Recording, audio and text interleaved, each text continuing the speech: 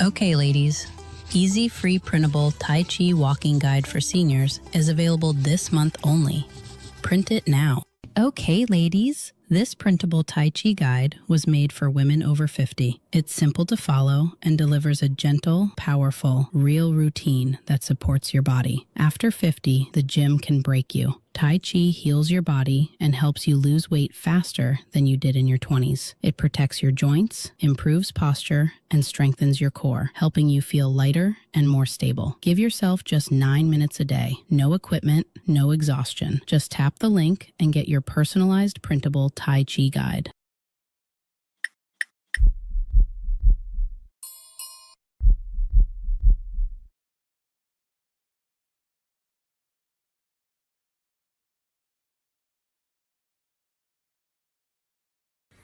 Hi, I'm Nicole Hockley from Sandy Hook Promise. I know this is hard to hear, but it's important. The shooter who murdered my son carried an AR-15 into an elementary school and killed 26 people in approximately 4 minutes. In those 4 minutes, he was able to shoot 154 rounds. 5 of those bullets hit my 6-year-old son, Dylan, and in an instant, my boy was gone. Right now, Congress is considering legislation to make purchasing assault weapons illegal. This is important and will save a lot of lives.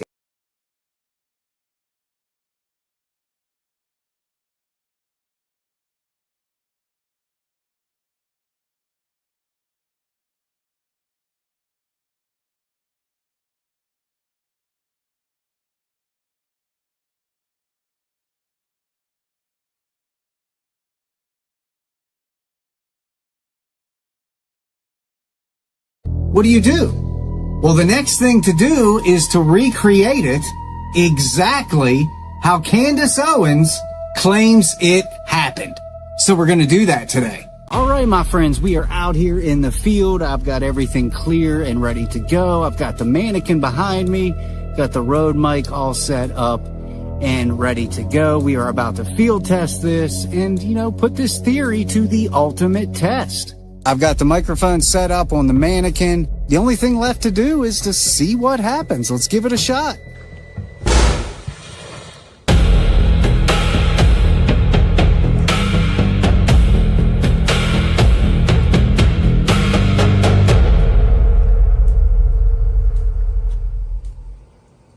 Well then. There you go, ladies and gentlemen.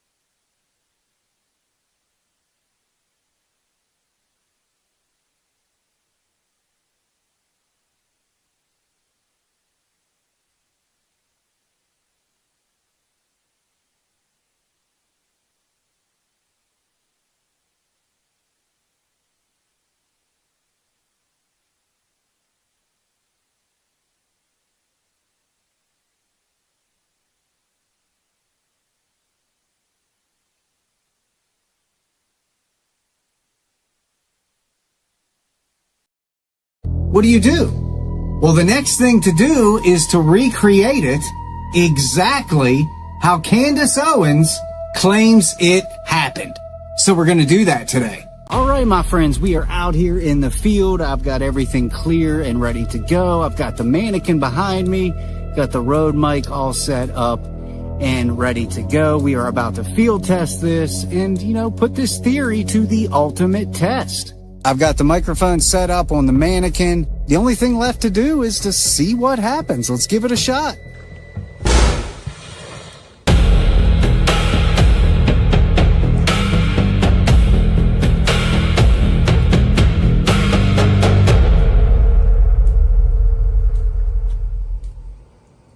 Well then, there you go, ladies and gentlemen.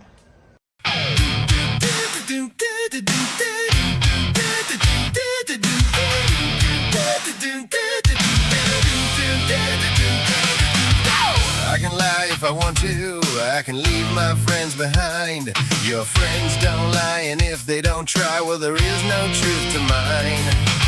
Say I attack who I want to, fake and gay actually. I act like a demon from out of this hell, leave fact check far from me.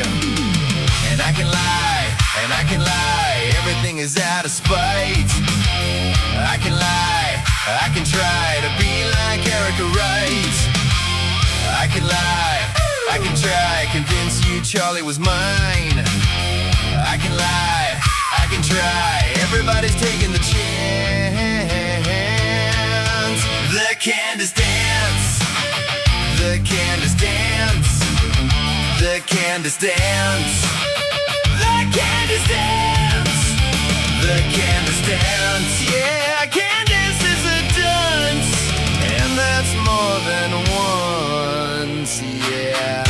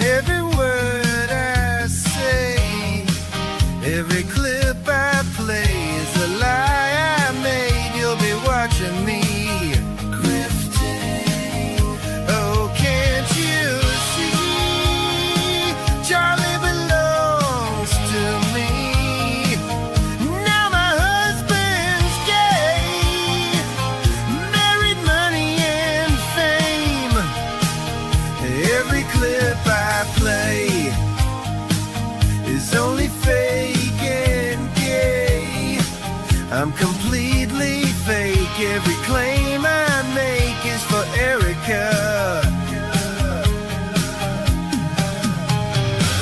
Since you've gone, I got rich using Charlie's name. I dream at night, I can only see his face. I look around, but it's Erica I blame. I'm so bold and I lie about the case.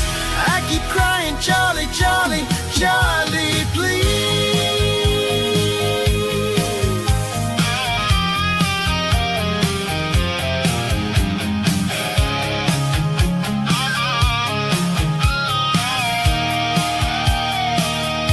Every lie I speak, my grammar is weak. I'm black, not white, turning point is right. You'll be watching me grifting, fake and gay.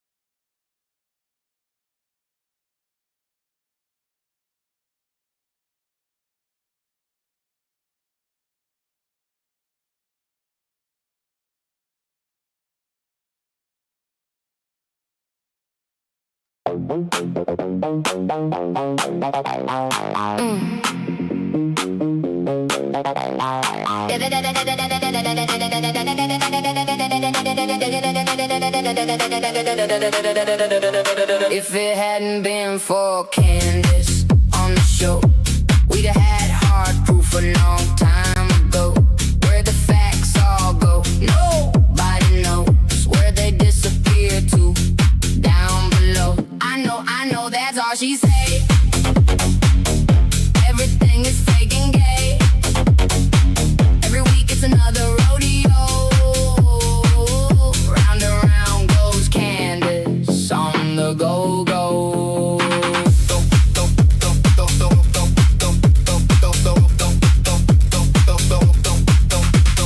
Came to town with the live stream glow, talking real fast on the radio. Big dramatic pause, a scary little charts, but the timeline's falling all apart. I know, trust me friend, and the theories twist and bend again. Everybody tapping wow and rose while the evidence quietly tiptoes.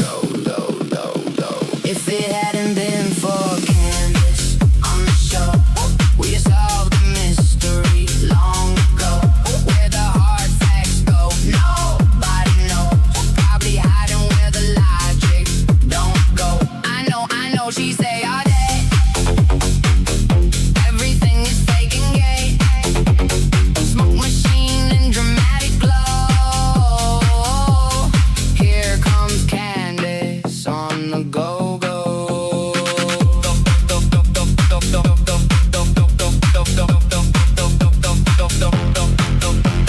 She brought confusion everywhere she went. Every clip became a giant event. Followers dancing like a county fair. Meanwhile, proof just wasn't there. Big bold claims and a camera stare. Every live stream turned theatrical flair. Question marks flying coast to coast, but certainty showed up the most. Fiddle playing, comments blazing. Everybody online debating. One side yelling, show receipts. Other side dancing to the beat, beat, beat, beat, beat, beat, beat, beat, beat, beat.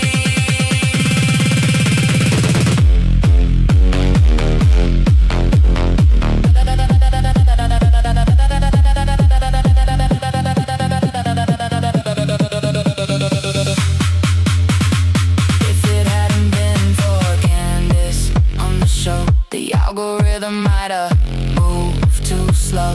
Where the reason go, nobody knows, but the super chats continue to flow. I know, she say with sway. Everything is fake and gay. Round and round the theories blow. Long live Candace on the go-go.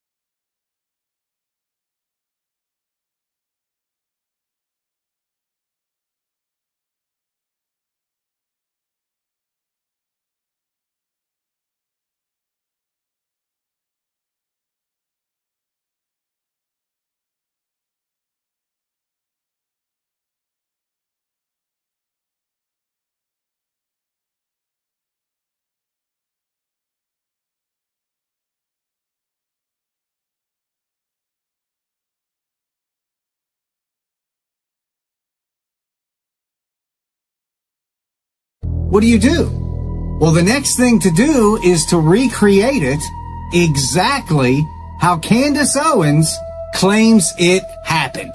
So we're going to do that today. All right, my friends, we are out here in the field. I've got everything clear and ready to go. I've got the mannequin behind me, got the Rode mic all set up and ready to go. We are about to field test this and, put this theory to the ultimate test. I've got the microphone set up on the mannequin. The only thing left to do is to see what happens. Let's give it a shot.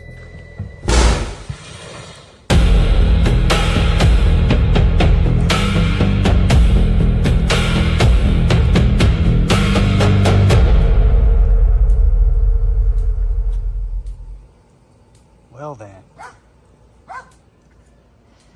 There you go, ladies and gentlemen.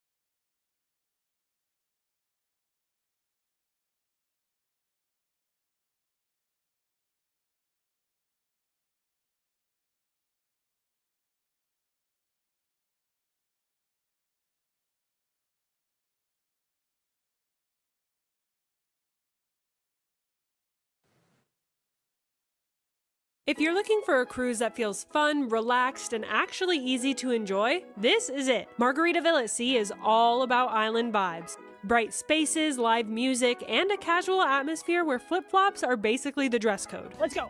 There's always something happening. People dancing, great music, and craft cocktails that make it feel like 5 o'clock all day long. And everyone's dancing and having a great time. And the food? Honestly, one of our favorite parts. The french fries are delicious. The tacos are super good. A cheeseburger in paradise, because we're officially in paradise now. What really made it stand out, though, is the atmosphere. The ships are smaller, so it never feels crowded, and the crew gets to know you by name. You can pack your day with activities, or just relax and enjoy the ocean. If you're looking for a getaway where it's always 5 o'clock somewhere, check out Margaritaville at Sea and book your sailing now.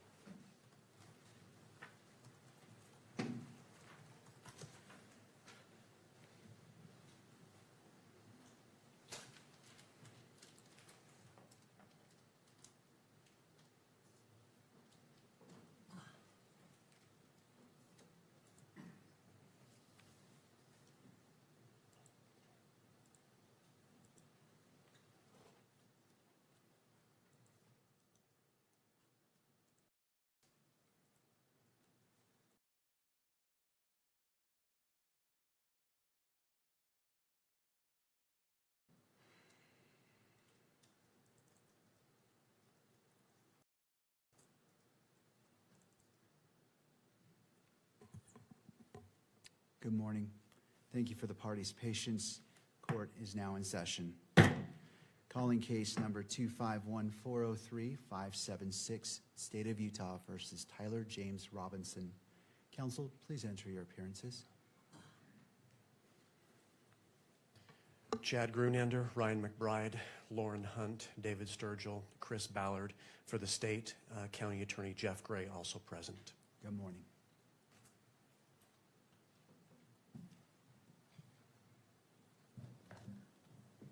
Good morning, Your Honor. Kathy Nestor, Richard Novak, Michael Burt, and Stacy Visser here for Mr. Robinson, who's seated at council table. Good morning. Good morning. Good morning, Mr. Robinson. And for the record, the court also recognizes the presence of Ms. Erica Kirk. Good morning, Ms. Kirk.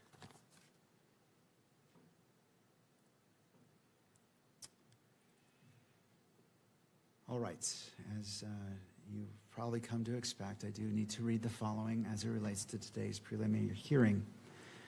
The court is mindful of the safety and well-being of all parties, counsel, witnesses, court staff, and members of the public who may be present. The court is also mindful of its duty to protect and uphold the constitutional rights of both Mr. Robinson and Ms. Kirk. To serve those important interests, the court reminds all persons who will be in attendance that portable electronic devices will not be permitted in the courtroom or on the fourth floor. And this prohibition does not apply to legal counsel and support staff for the defense or the state or the media in this manner, or the equipment permitted under any electronic controlling electronic media coverage order, and includes the counsel for victim representative Ms. Kirk. I do ask the parties, the attorneys, if you will join me in turning off your ringer to ensure that we do not have any interruptions. So I am turning off my ringer, and I invite you to do the same. Every person who is in attendance today and every day will be afforded the dignity and respect due to them, and pursuant to the standing decorum order by the court, all spectators shall be quiet, civil, and orderly. Spectators shall not engage in any distracting, disruptive, provocative, disrespectful, uncivil, or threatening behavior of any kind. Spectators shall not make any audible comments of any kind, shall not shake or nod their heads, shall not otherwise make any gestures during the hearing. Spectators shall not wear or display pins, buttons, signs, clothing, or photographs expressing support for or against any person related to this case or to the status of this case as a capital offense. All right. As we begin this morning, I wish to I've taken a lot of time to think about the comments made by the parties yesterday, and there were additional briefings and a motion filed last night, and the court took the necessary time to readdress it and look at it and be prepared for this morning's proceedings. While I recognize especially how precious our time is, I also recognize that I need to be prepared for everything that's before me. And I took the time this morning to review what was filed since we adjourned yesterday until we've came back on record. One of the motions filed last night was filed by Ms. Erica Kirk's attorney, and I wish to address that. And I realize that the parties may not have had a chance, for defense or prosecution had a chance to respond to that. And before I address that, I wish to turn the time to you if you need the benefit of the record as it relates to what was filed by the attorney for victim representative Erica Kirk to the state.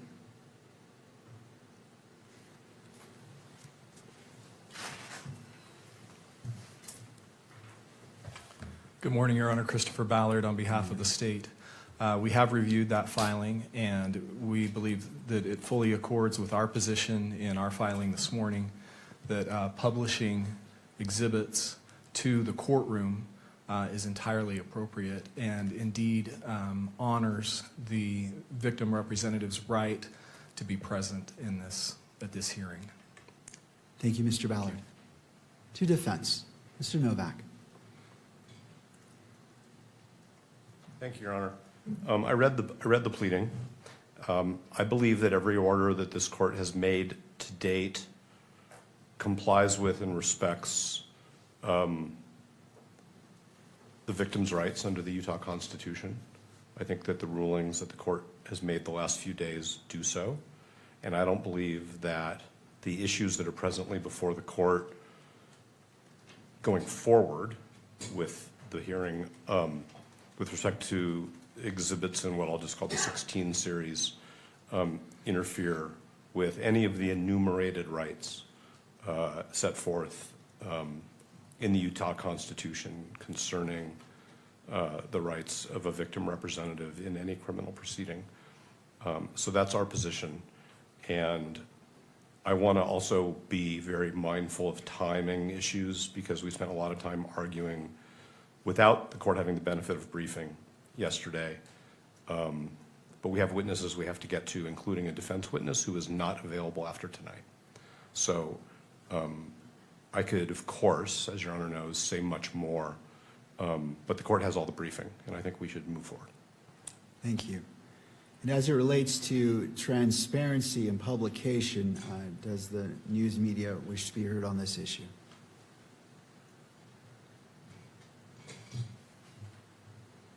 Only briefly, Your Honor. I've also reviewed the submission from yesterday. The court has always set this three-step process, and I think taking each of those stages, admissibility, publication to the courtroom, and coverage by the in-court cameras are three separate inquiries. Of course, the media believes, the media will be the party who stands here at this lectern and says, we believe we should see as much as possible. We're maximalist in that way, while recognizing the importance of protecting all the rights, including fair trial rights. But the idea of publishing something, of keeping something off of the cameras at the rear of the courtroom, but publishing it to those who are present here also is a meaningful step towards transparency. And to the extent that the court is not comfortable with placing something on the video feed, the media does believe that allowing the media representatives who are here and the members of the public who are here to view that, even if those watching on the live stream cannot, is a meaningful victory for transparency, and we of course support that. Thank you. All right. Your Honor, the state would like to be heard on the briefing, briefly. For? The briefing that was submitted last night. All right, so I want to address the motion filed by the attorney for the victim representative, and then we'll transition to that. I'm just trying to do it incrementally so we can get it all addressed. So in regards to that, and I appreciate the position of the parties, it is important for me to hear all sides. Article 1, Section 28 of the Utah Constitution recognizes important rights afforded to victims and victims' representatives, including the right to be treated with fairness, respect, and dignity, and the right to be present and heard at critical stages of the proceedings. The court acknowledges the concerns raised in the motion regarding transparency and the ability to meaningfully observe the evidence presented during this hearing. At the same time, the court has an independent obligation to manage these proceedings in a manner that safeguards the rights of all parties. That includes honoring the rights of victims and victims' representatives while preserving the defendant's constitutional rights, including the right to a fair and impartial process. The court has considered the request that exhibits be displayed in real time to the courtroom. After careful consideration, the court determines that not all exhibits will be visually displayed to the gallery, and notes that it will use a tiered method as described. First, whether it will be admitted to the court for consideration as it relates to probable cause.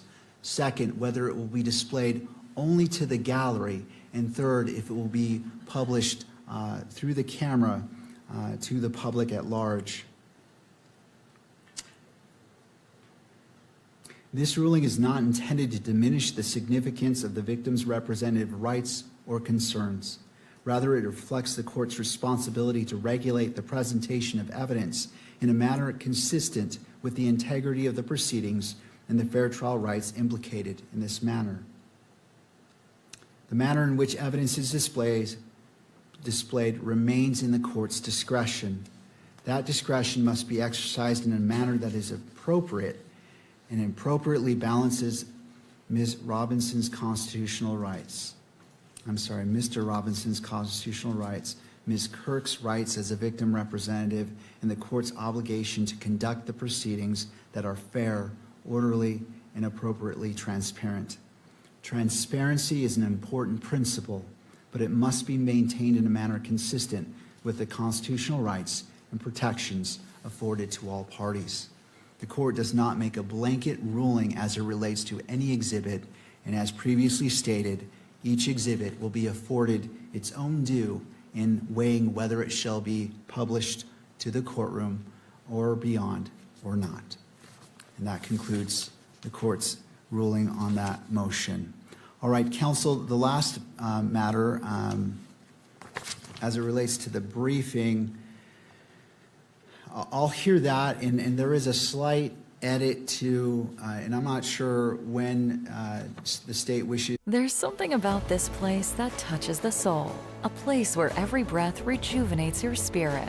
Every meal tastes as incredible as it looks. And the only thing more memorable than the day's adventures is seeing the joy in the faces of those you shared it with. With so much to see, hear, smell, taste, and feel, this is more than just vacation perfection. This is paradise in every sense. Naples, Marco Island, and the Everglades, Florida's Paradise Coast. I do, and there might be value in hearing that, so that may or may not change your positions. So let me just put that on the record, and then I'll hear from you. I just want to make sure you're able to be afforded everything. So as it relates to the edits, last night, I believe it was between 6 minutes and 57 seconds and 20 minutes and 29 seconds, which is not to be played, and then 32 minutes and 55 seconds to 35 minutes and 47 seconds, which is not to be played. And I believe that what I received reflects that. And is that the understanding of the parties? All right, the state has said yes to the defense. I'm not saying if you agree with it, I'm just saying does it reflect the timestamps? May I have a moment? Absolutely.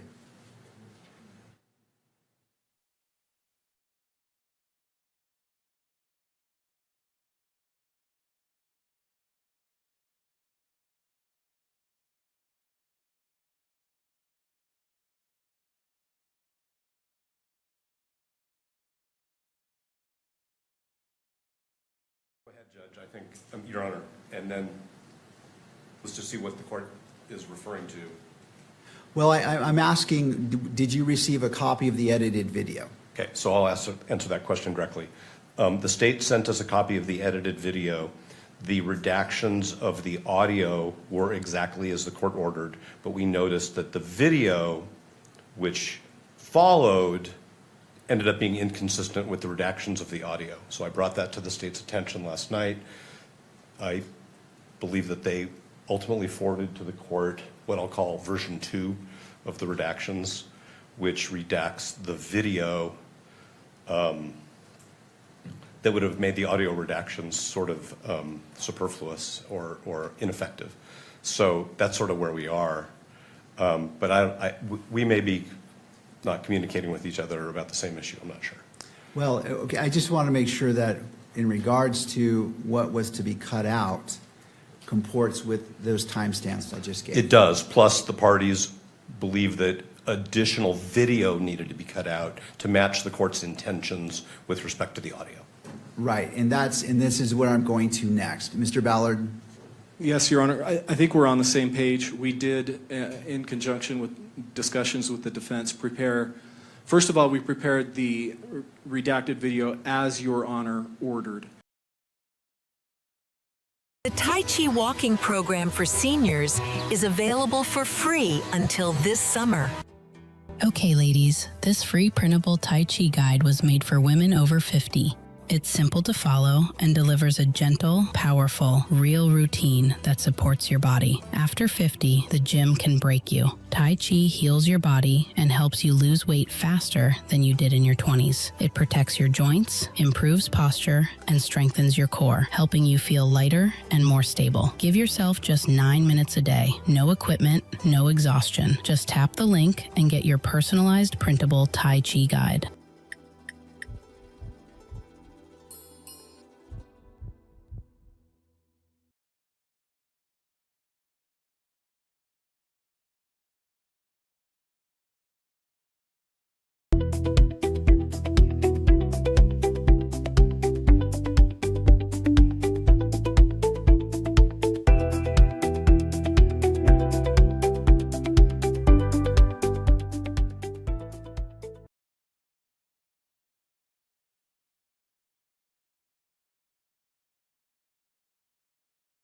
We are literally on the same page. I'm glad that within 1 second we are all in agreement about this. So that the court, and it sounds like you're one step ahead of the court. I was just going to say that if you had it, you simply turn off the monitor for that section. But if you've already made that change, then all the better.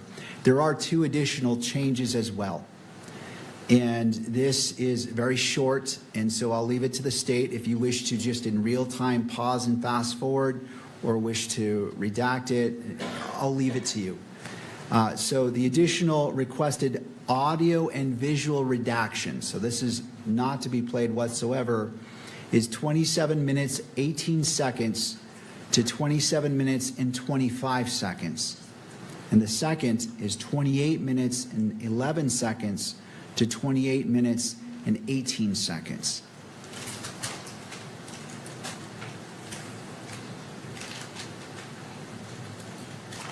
Your Honor, just to make sure that we've got that correct, the additional redactions would be 27 minutes and 18 seconds to 27 minutes and 25 seconds. Correct for the first one. And then 28 minutes and 11 seconds to 28 minutes and 18 seconds? Yes. And Your Honor, while we're talking about additional redactions, let me approach.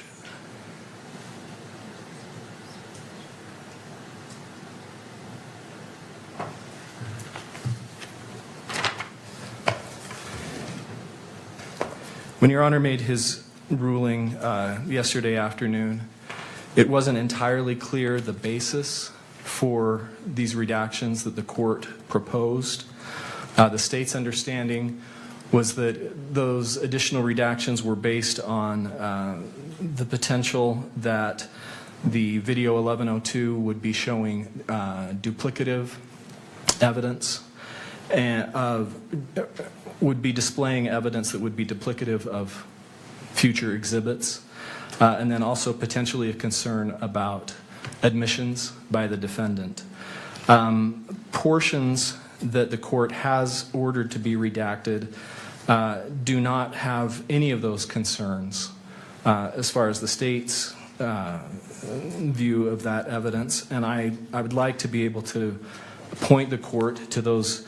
We've got 2 brief portions that we believe don't implicate those concerns and should not be redacted. All right. Does Your Honor have the transcript? I do. In front of you? Okay.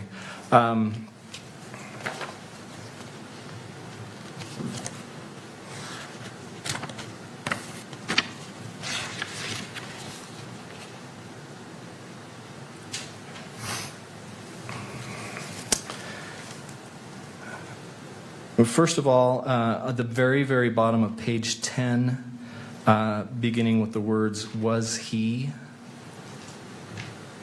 And then over to page 11, down to timestamp 1646. That portion is not cumulative of additional exhibits, and it contains nothing that could be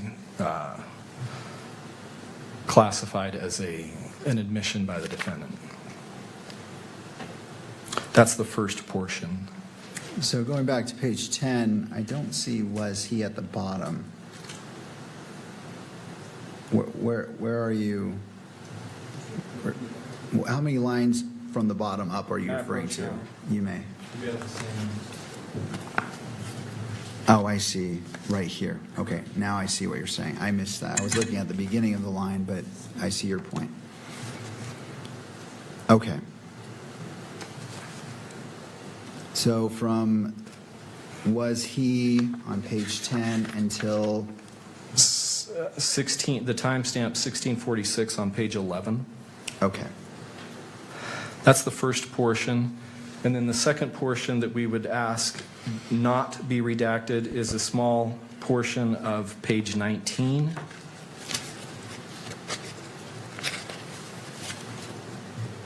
And it begins, let's see. It would be the fifth paragraph down, Mr. McBride stating okay,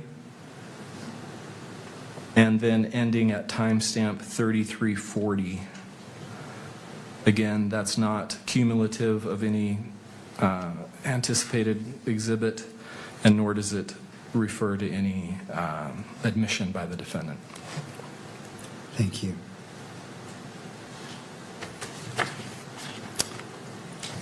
Have you heard? Yes, you may.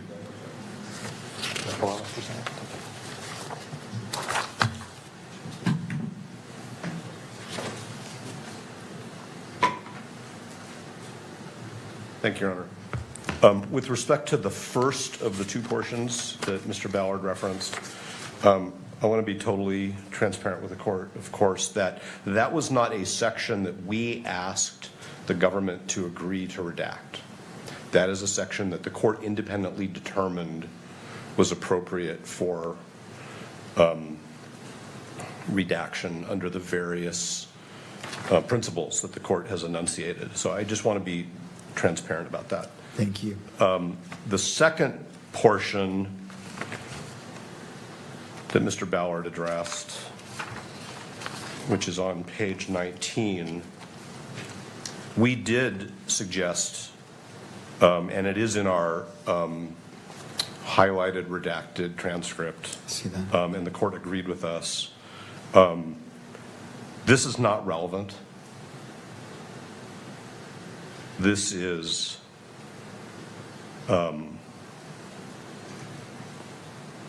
not admissible under 403. I don't understand how this questioning by Mr. McBride and the answers to these questions by Mr. Twiggs, and now I'm going to quote the Utah Rule of Evidence, has any tendency and reason to make a fact of consequence more or less true. That's the relevance question. So I understand that the court has said, I can make determinations of which portions of this transcript to rely upon, but from my perspective, what the state is asking the court to do is to broadcast a portion of the transcript which we are saying is not relevant, and to the extent it has any relevance, is significantly outweighed by undue prejudice. All right. I am not Mr. Twiggs' representative, but I Make your browser fast. Make your browser safe. Make your browser Chrome. Choose Google Chrome for your computer.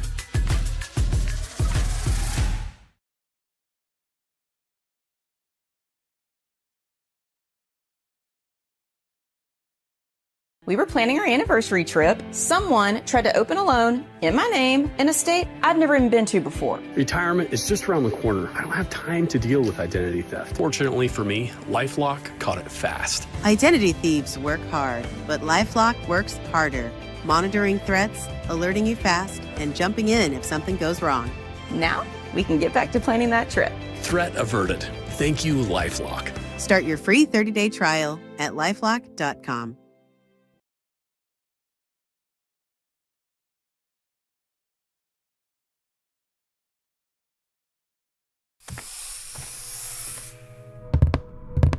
Perfect timing. Coming home to a Goose Creek plugin is sensational.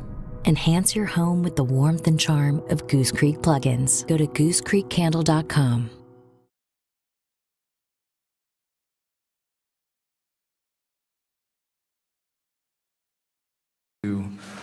The enhancement that we have charged.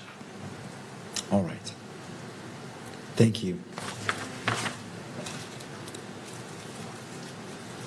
Anything further before the court rules on these two requests? All right.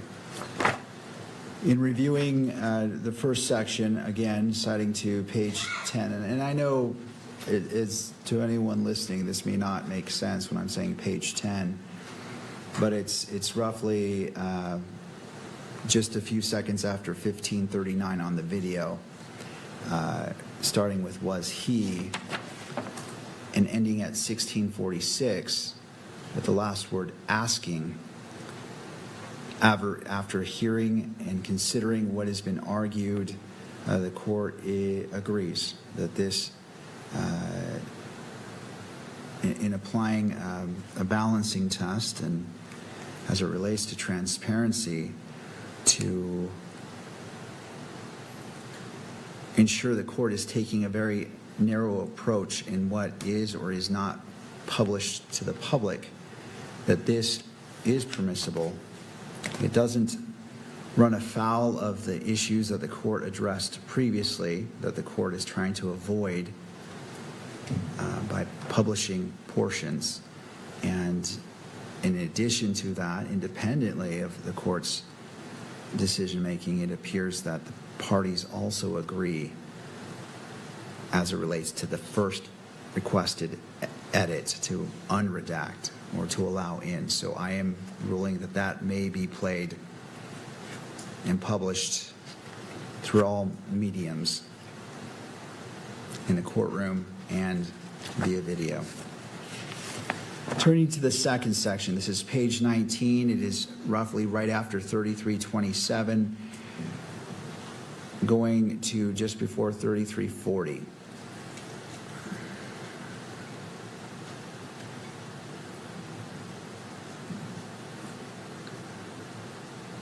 Sorry, Your Honor, just to clarify, what we asked was just before 3307. 3307? Correct, yeah. Yes. Right after 3255, where right. Mr. McBride states, okay. I see, thank you. Let me just take a quick second to review this.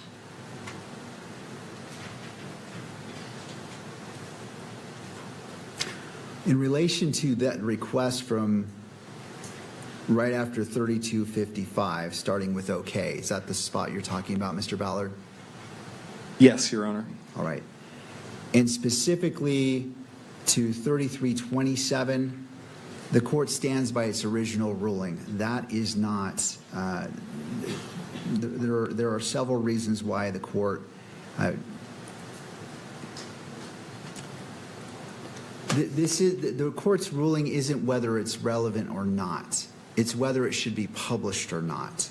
And again, as previously stated, the entirety of Exhibit 16, the court is receiving without any redactions or edits. The court is considering it as it weighs probable cause. However, for publication, the court finds that the requested section from roughly after 3255, starting with okay, ending at 3327 is, the court finds that there are interests served by not publishing this to the courtroom or to be broadcast. I note the, and I recognize Mr. Novak's statement as it relates to what Mr. Twiggs' counsel may or may not assert, but the court finds independently that this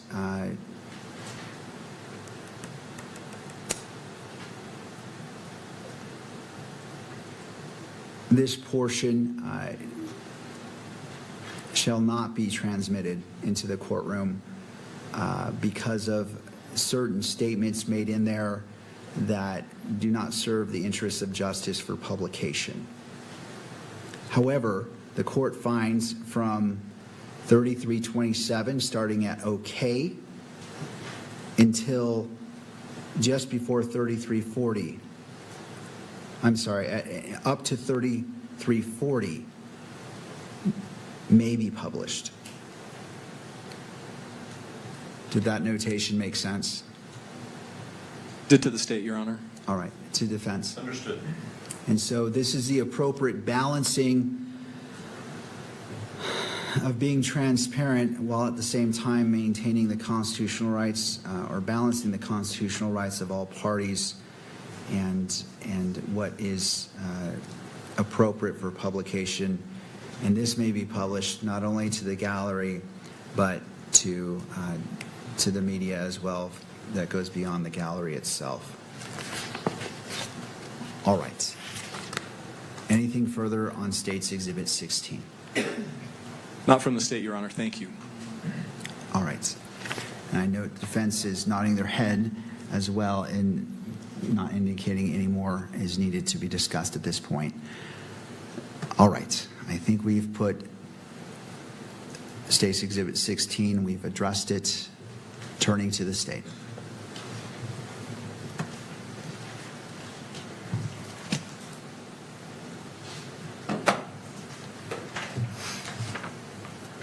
Thank you, Your Honor. We would just like to briefly emphasize a few points in the briefing that we filed early this morning. Last night, the defense raised the issue of publishing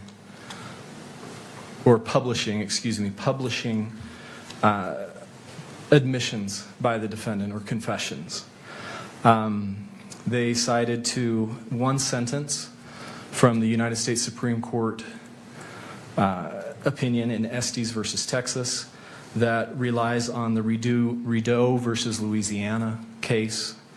And that one sentence in Estes has no precedential value on the issue that's before the court today. Estes cited to the dissenting opinion in Rideau, which is very curious because that dissenting opinion, Rideau was a change of venue case. And what the dissenting opinion held is that the court properly refused to change venue in that case, even though the defendant's confession had been televised multiple times. So it's puzzling that that's what the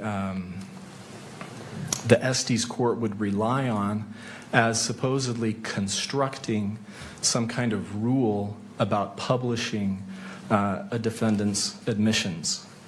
In addition to that, Estes has no analysis of that point from Rideau. Again, it's just one sentence. And Estes itself was a case about televising a trial. It wasn't about pretrial publicity of a defendant's admission or confession. And as we noted in the brief, subsequently, the Supreme Court has limited, although it hasn't expressly overruled Estes, it's limited that case to its very narrow facts. So it's difficult to see what precedential value that one sentence from Rideau could have on this issue before the court. Even if it could have some applicability here, the circumstances in Rideau are starkly different from the circumstances here, the statements, the types of statements from defendant that we're talking about. In Rideau, what the police did was orchestrated a recording of an uncounseled, unmirandized police interrogation. The police recorded that interrogation. It was leading questions. They recorded the defendant answering those leading questions. And then they immediately, it was the police that immediately released that recording to the press who then publicized and televised that. The defendant confessing to police, answering the police's questions. That's not the types of statements that we're dealing with in this case. What we're dealing with are statements that defendant voluntarily made to close friends and associates of him and his roommate.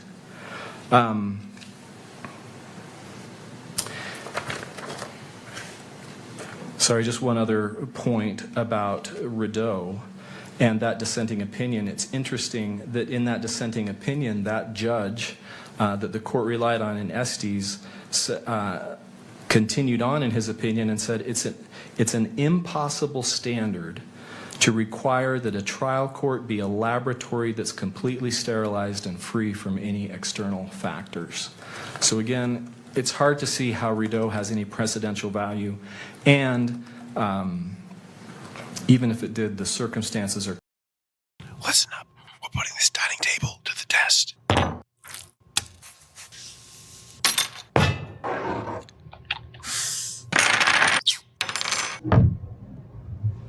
That sounds verified.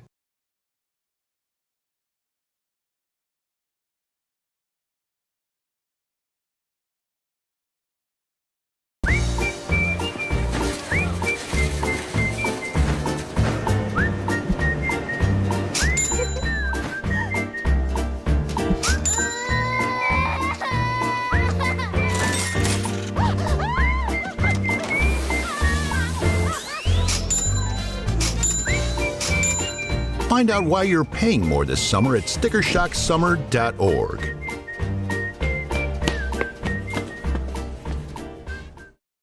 Prayer, discipline, and my collagen powder. The Black Girl Vitamins collagen powder. It keeps my bones in perfect shape. My ankle is no longer bothering me. My shoulder is no longer bothering me. I love taking my Black Girl collagen powder. I use it every day. I am on my 3rd container. Consistency is the key.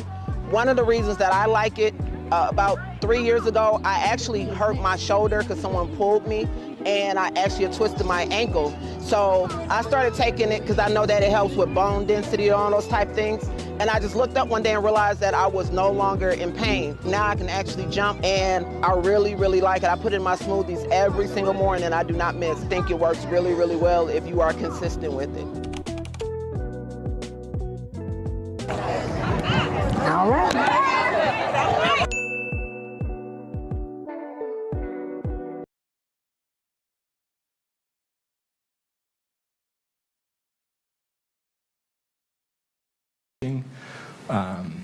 A defendant's admissions, and also that Rideau is easily distinguishable. And the court, because the court can deal with those pretrial publicity issues in the way that we've discussed several times already through the tools that the court has available in selecting the jury. I think it's also important to point out that transparency is critical in this case.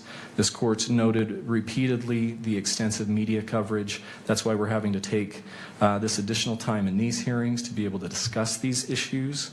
And transparency is critical to the state's right and the people's right to a fair trial. Where there's a vacuum in the evidence, it just fuels speculation. And then finally, as has already been argued, it's critical to the victim's right to be able to attend the hearing. That's a hollow promise. If the victim representative is only able to be here physically, but then is shielded from some of the evidence. Does the court have any questions? No, not Thank you. Not this time.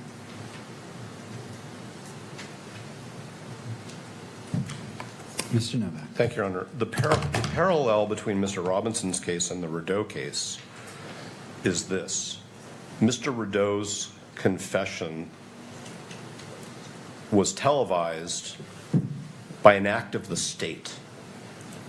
It wasn't a confession broadcast through a courtroom. It was a confession made to law enforcement and then broadcast by action of the state. And that's what gives rise to the constitutional problem, which is its state action, which violated Mr. Rideau's right to a fair trial. This court has granted the media's request to electronically publish this entire proceeding. That's state action. And the state has supported the media's request over Mr. Robinson's objection. So that is also state action. So that's the parallel. If there were no cameras in this courtroom, we would not have a problem. And in fact, Ms. Kirk's attorney's briefing seeks a remedy which has nothing to do with the cameras in the courtroom. What Ms. Kirk's counsel seeks is the opportunity for people in the courtroom to see the evidence. So the state is going even further than Ms. Kirk's counsel. The state wants to publish what it calls confessions in the same way, essentially, that the state published Mr. Rideau's confession.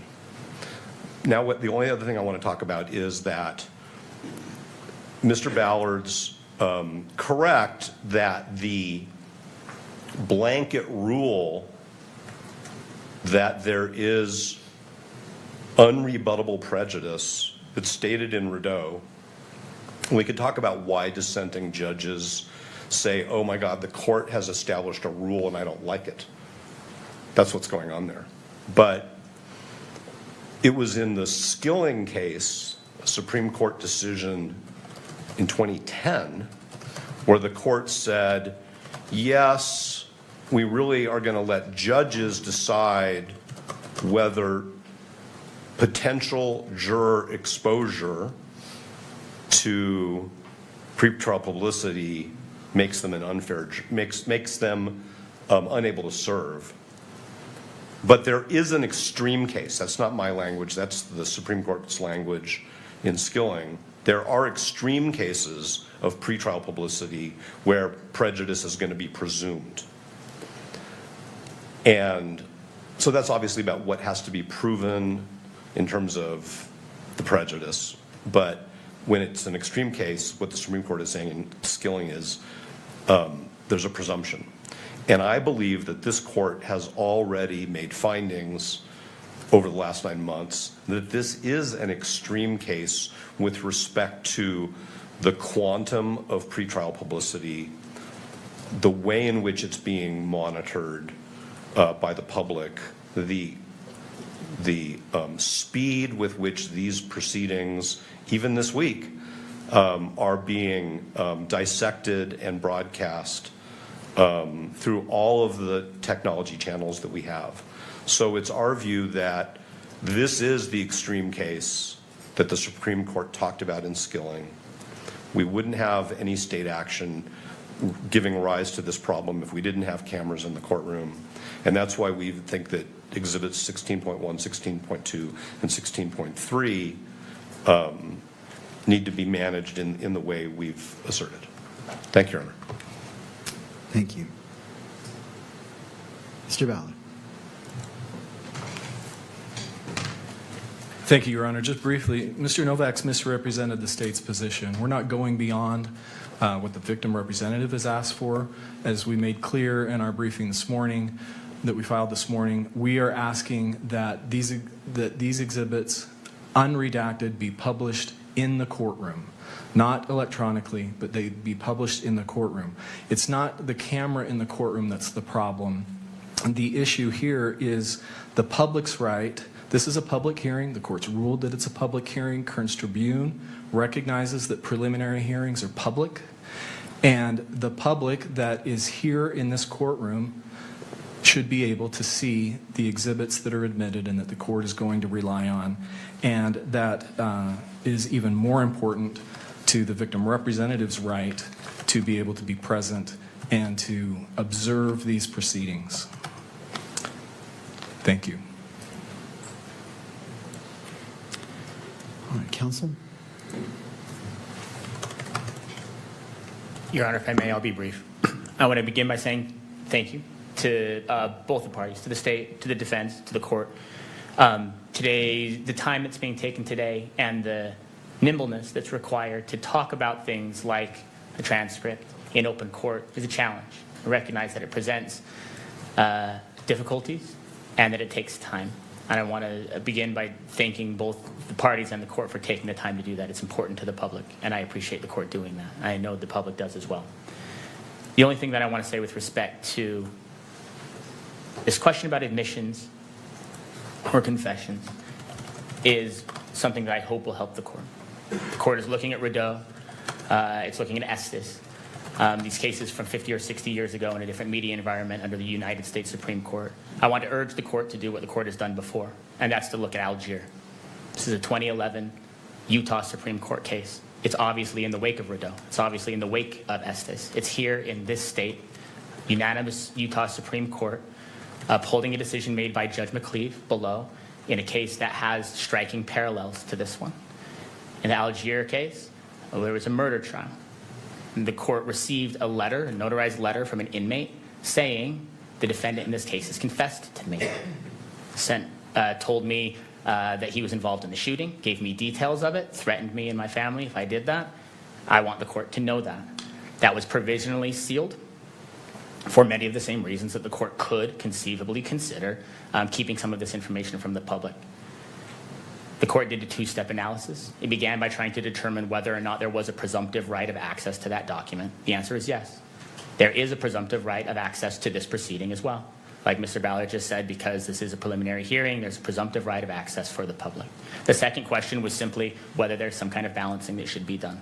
Notably, in paragraph 17 of that Algier case, it stressed something that we have said over and over again, which is much of the information that would be revealed through that letter had already become public at that point. And the idea of sealing a document that contained allegations or details that were already in the public sphere would only create the impression that information was being kept from the public when it was not. We stressed what we did yesterday, that as we understand it, much of the information that is now under consideration for the court is already in the public sphere. The right case to analyze this under is Algier. Algier would dictate in this case that the court recognized there's a presumptive right of access to this material, and that the presumption, the balancing test that would be needed to overcome that presumption of access has not been satisfied here, particularly because so much of that information is already in the public sphere. That must be an animating factor here, and we ask the court for that reason to grant access, both publication to the courtroom and, in our view, publication on the cameras as well. But we again do recognize that middle step is a meaningful one, and if the court were to decide that information be shared in the courtroom but not on the general feed, we would recognize that as well as a meaningful step towards transparency in this case.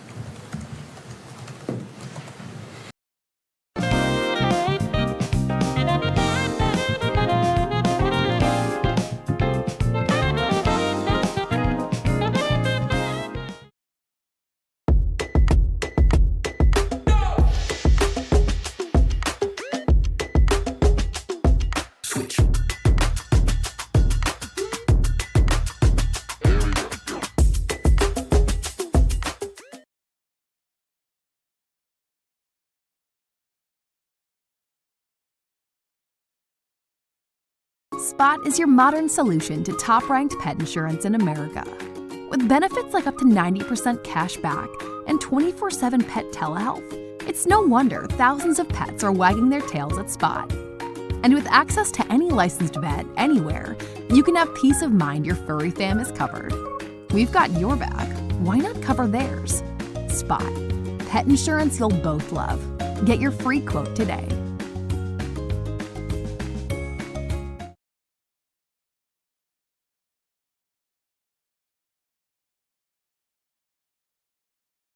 Issues this ruling? No, thank you. Not from the state, Your Honor. Thank you. All right. And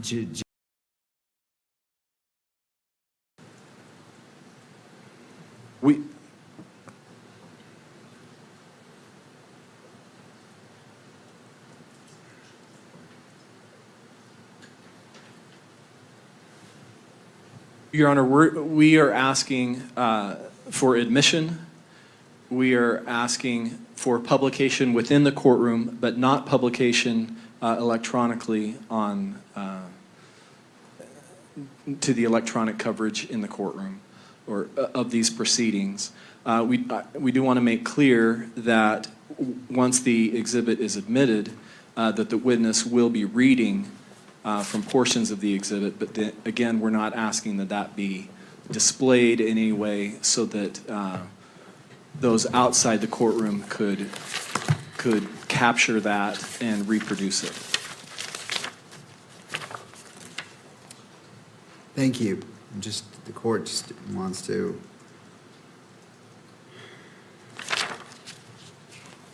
And just for clarification, 16.1 is the text messages, 16.2 is Discord chats, and 16.3 is photograph of notes. That's correct, Your Honor. All right.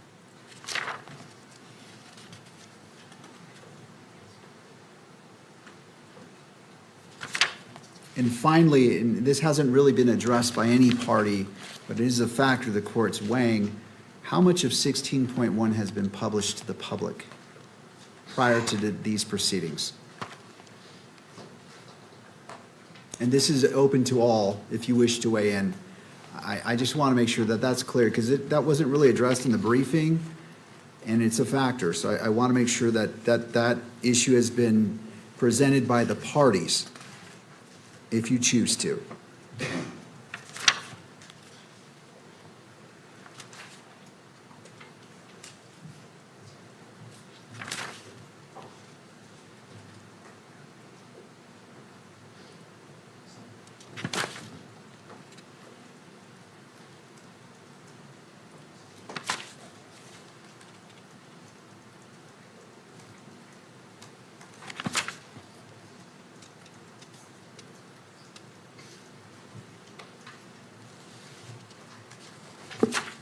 Your Honor, with respect to Exhibit 16.1, some of those text messages do appear. Everyone, everywhere is building software, but the more people build, the harder it is to keep things secure. So, we reimagined app building in Retool, bringing visibility and control to everything your team ships, no matter where they built it. Build anywhere, ship in Retool. Information. Again, I'm just trying to create a record of what is out there from your perspective, so the court can consider that in its analysis.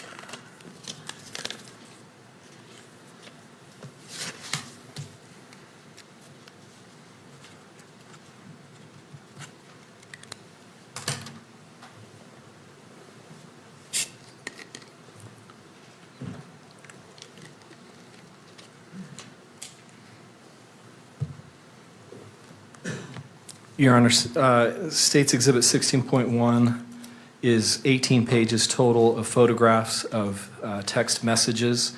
It's approximately 5.5 pages of those 18 pages that are reproduced in the information. Thank you for your patience. Thank you, Mr. Ballard. I appreciate you doing that on the fly. Anything further from any party?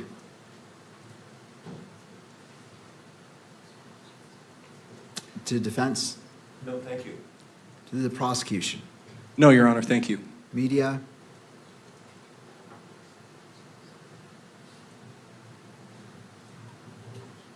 I'll just point out for the court that in addition to the text messages, I believe, I haven't seen the other exhibits, but I believe that at least the note itself, which is another one of the exhibits, is also described in the information. Thank you.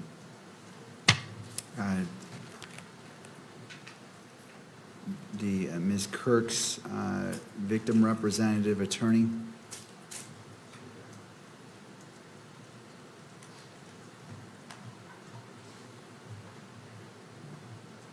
This has not been easy, as you can imagine. And I think the family deserves to see the evidence that's been gathered in this investigation. They deserve to know what happened to Charlie. So we urge the court to please, again, display the evidence here in the courtroom. Thank you. Thank you to all parties. I appreciate the diligence and hard work that you've put in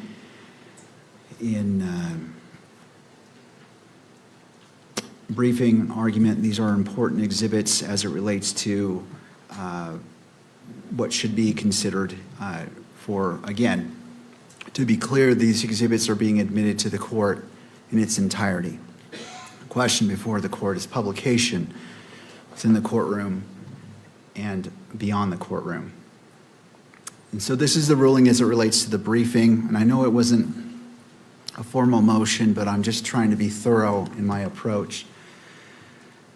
This matter comes before the court on the state's request to publish Exhibits 16.1, 16.2, and 16.3 during the preliminary hearing and defendant's objection to that request. The exhibits consist of text messages between Mr. Robinson and a witness, Discord messages between Mr. Robinson and others, and a written note the state attributes to Mr. Robinson. Attorneys for Mr. Robinson argue the publication of the exhibits during the proceedings subject to electronic media coverage would create a substantial risk of prejudice and impair his rights to due process under the 14th Amendment. The defendant relies on Rideau versus Louisiana, Estes, and Skilling, and asks the court to consider any admissible exhibit for the purposes of the preliminary hearing while limiting their public display or broadcast. The state responds that Rideau and Estes do not require a categorical restriction here. The state argues that the exhibits are materially different from the televised custodial interrogation at issue in Rideau because they are written communications allegedly made outside law enforcement custody. The state also argues that the potential prejudice can be addressed through trial management measures, including voir dire, and that the victim representative has an interest in being present for and able to follow important criminal proceedings. The court has considered the parties' arguments, the nature of the exhibits, and the procedural posture of this preliminary hearing, the defendant's due process interests, the public nature of the criminal proceedings, and the interests asserted by the state and victim representative. On the present record, the court is not persuaded that the publication of Exhibits 16.1, 16.2, and 16.3 during the preliminary hearing creates the type of inherent or presumed prejudice that requires categorical restrictions under Rideau, Estes, and Skilling. Unlike the broadcast interrogation in Rideau, the exhibits at issue are written communications allegedly made outside police custody and are being offered in the ordinary course of a judicial proceeding. That distinction does not eliminate the possibility of prejudice, but it weighs against treating publication of the exhibits as presumptively unconstitutional. The court further finds that any potential prejudice arising from media coverage may be addressed, if necessary, through the appropriate trial procedures, including voir dire and any other measures warranted before trial. This ruling is limited to publication of the exhibits during the preliminary hearing and does not determine their admissibility at trial, and I insert if one occurs, or foreclose any later request for relief based on a more developed record. Accordingly, the defendant's objection is overruled.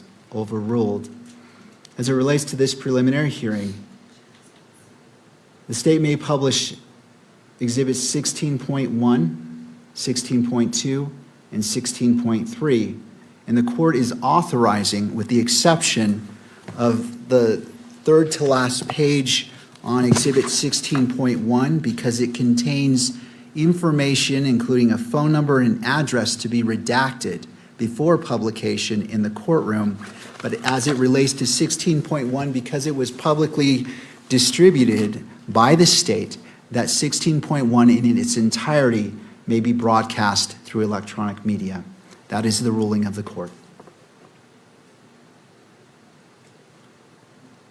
Counsel, how would we like to proceed?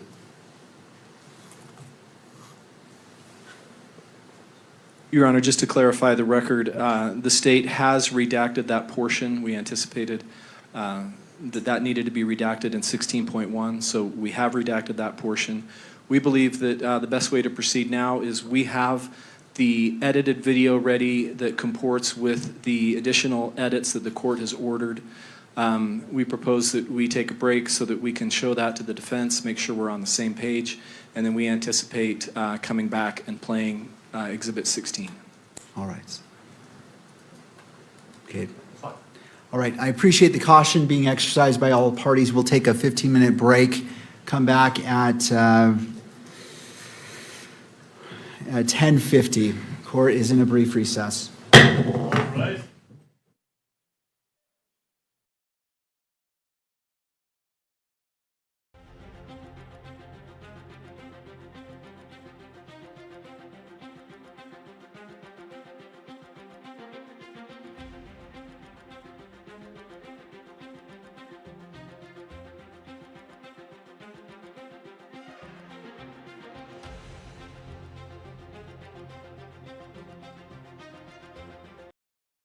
What do?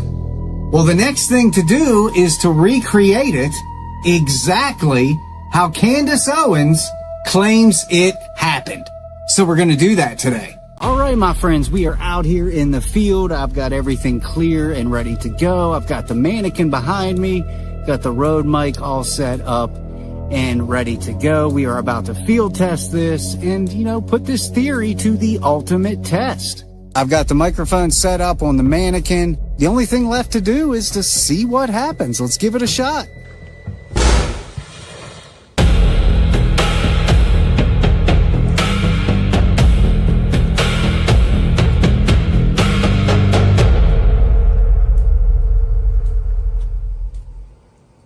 Well then.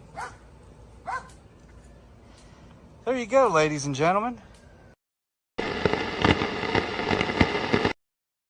Candace discovered at a very early age she had a natural talent for figuring things out. Even as a toddler, something she never grew out of, she knew what she wanted to be.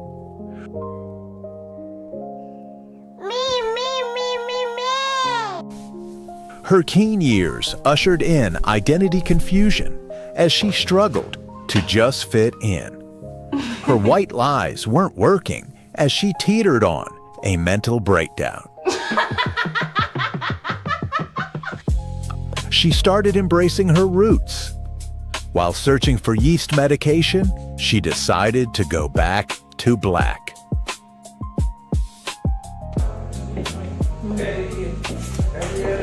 But they knew, like she knows.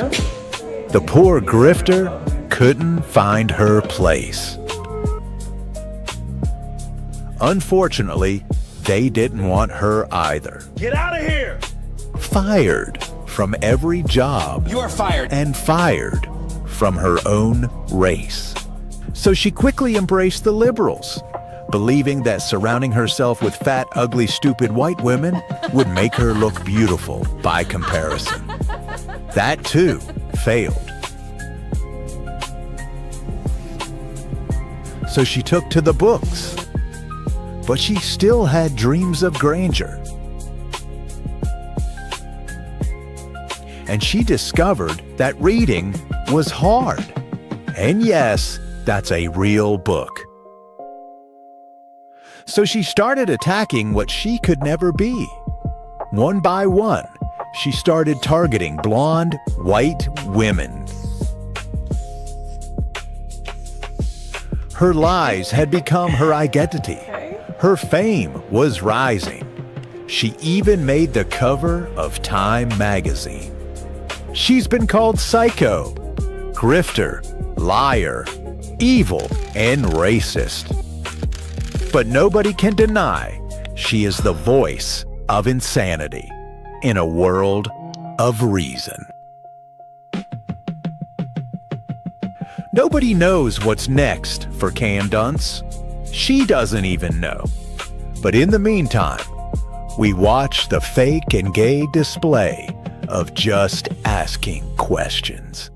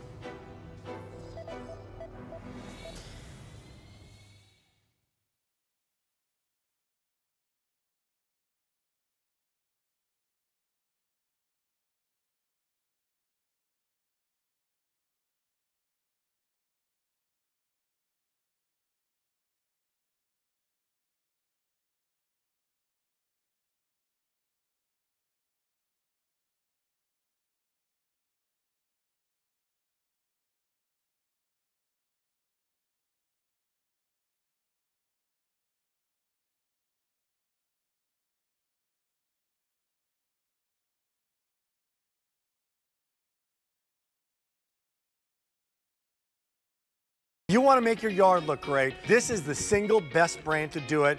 It's Energizer. We've got true glass and the metal on beautiful. top. The solar crystalline panel to most importantly that Energizer battery inside, Rick. We've all been disappointed with solar in the past.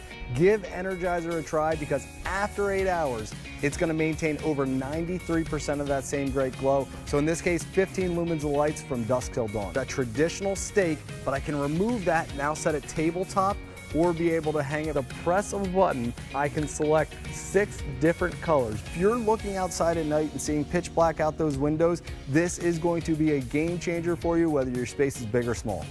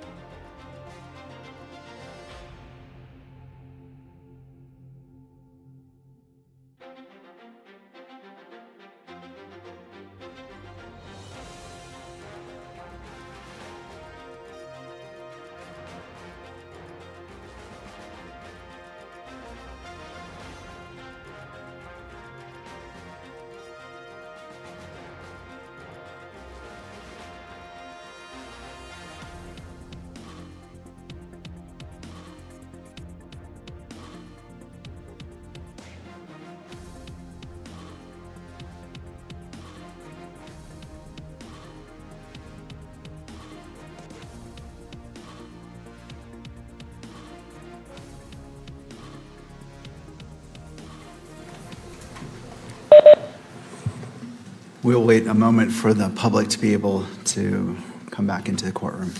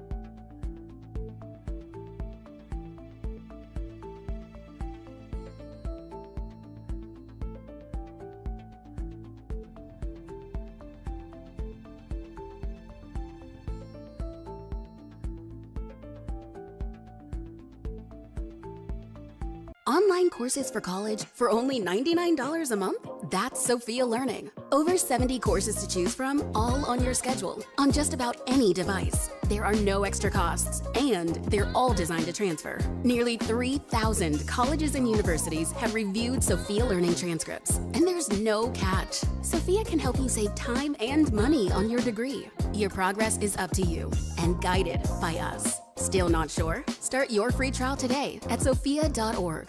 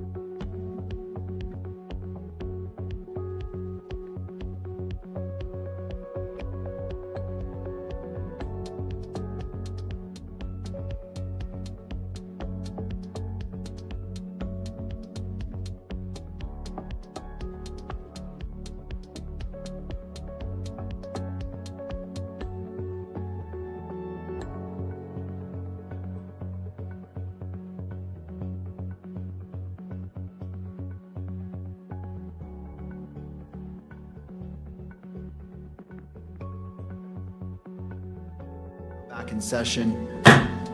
Welcome back. Turning to the state. I apologize, Judge. We were having computer technology issues, and we believe those have been sorted out, but we have not yet had the opportunity to show the final edited versions to the defense. All right. Well, how much time do you need? Just as long as it takes to show the video, so maybe 10 minutes. All right. Well, we'll go into, well, I want to make sure sufficient time is done to do that. I'm sorry, I didn't realize that we were at this point. We'll be in recess for 10 more minutes.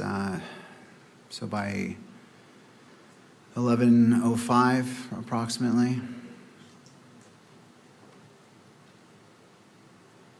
That should work, and also we can inform the bailiff as soon as we're done if it's ahead of that time. All right. So ladies and gentlemen, I apologize. I thought we were ready to proceed. I want to be respectful of everyone's time, but all at the same time keep this hearing moving forward. So court is in a brief recess. All right.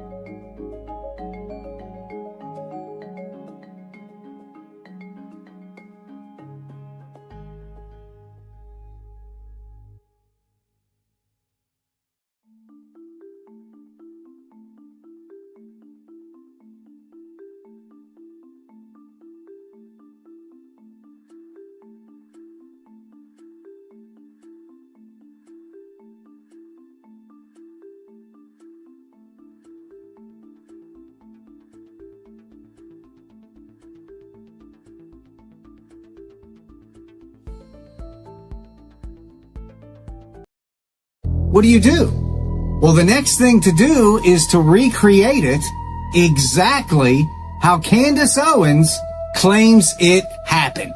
So we're going to do that today. All right, my friends, we are out here in the field. I've got everything clear and ready to go. I've got the mannequin behind me, got the Rode mic all set up and ready to go. We are about to field test this and, put this theory to the ultimate test.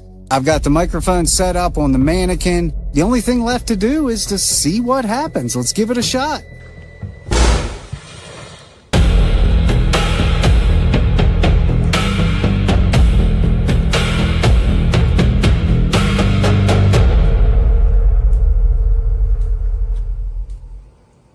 Well then. There you go, ladies and gentlemen.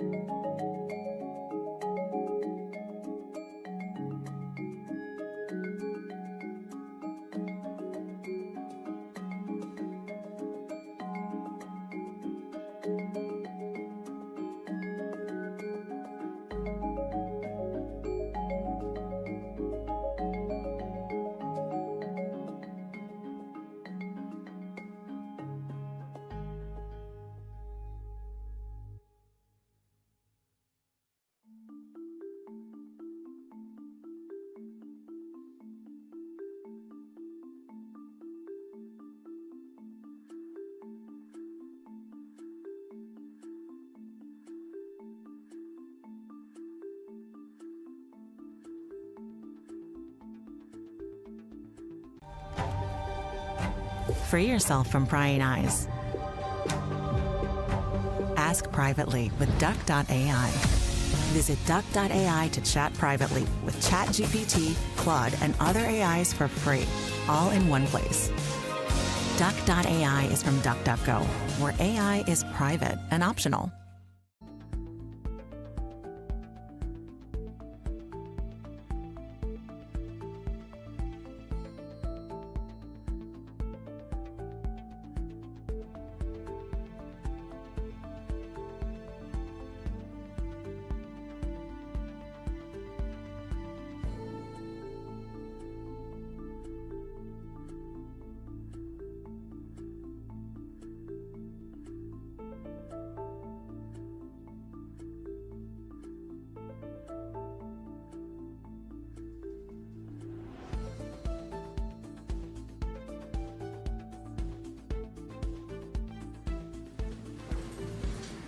Court is back in session, noting the presence of the parties, all being present.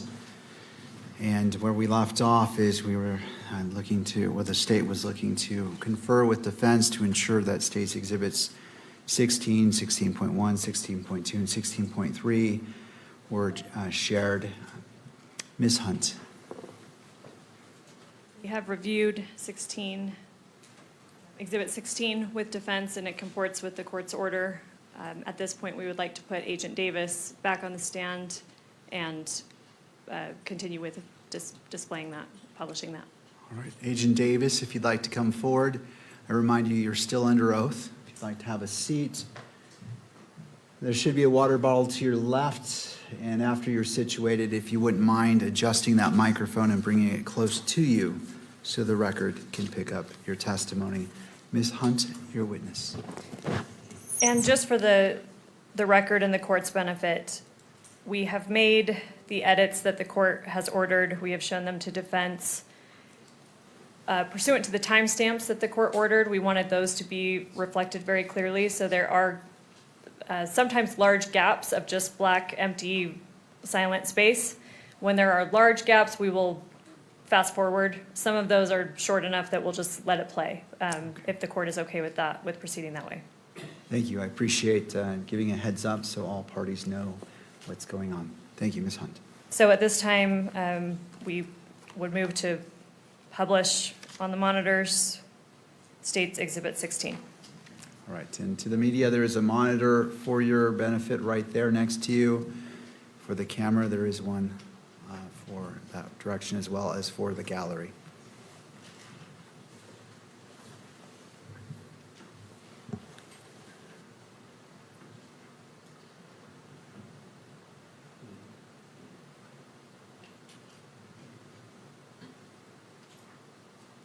This meeting is to use your statement here instead of your testimony at a preliminary hearing. Understand that? Mm-hmm. Okay, so in order to do that, I need to place you under oath and also give you an admonition about false statements, okay? First, you do solemnly swear or affirm that the evidence you shall give in this issue shall be the truth, the whole truth, and nothing but the truth, so help you God? Yes. I also need to notify you that you are notified that statements you are about to make may be presented to a magistrate or a judge in lieu of your sworn testimony at a preliminary examination. Any false statement you make and that you do not believe to be true may subject you to criminal punishment as a Class A misdemeanor. You understand that? Yes. It potentially could be used as for punishment as a higher offense as obstruction of justice. In addition, I just want to make sure that our recording here is clear that you've also been given a federal agreement and a state agreement granting you immunity from prosecution for materials that you discuss now. Do you understand that? Mm-hmm. Okay. First, we're going to cover some of the things that you've already talked about, but to make it as part of this record. First, what's your name? Full name with middle name or just first and last? First and last is fine. Okay, my name is Lance Twiggs. And do you know Tyler Robinson? Yes, I do. Well, yeah, I do. And this is the same Tyler Robinson that's been charged with the shooting of Charlie Kirk? Yes. And would you say when you first met Tyler? I think it was 2023. I've known him longer than that, though. That was, I think, the first time I met him in person. Okay. And will you describe your relationship with Tyler when you first met him anyway? When I first met him, I didn't know him super well. He was just a new roommate, so I knew he knew my friend group, and I knew he liked playing games, but that's about it when we first, when he first moved in. Okay. Before we go on, I realized my mic was muted at the outset. Was yours on, your microphone? Okay. I'm going to repeat those admonitions just to make sure we got it recorded. Okay, so again, I placed you under oath. Just to make a record, I'm going to do it again. You do solemnly swear that the evidence you shall give in this issue shall be the truth, the whole truth, and nothing but the truth, so help you God. Yes. And again, I'm going to give you the false statement admonition. Sorry, hold on. They're saying that it's echoing, so I think this one's mic is on. Okay, sorry. Okay, you're not on my mic. That's fine. Okay. Okay, so we should be good. All right.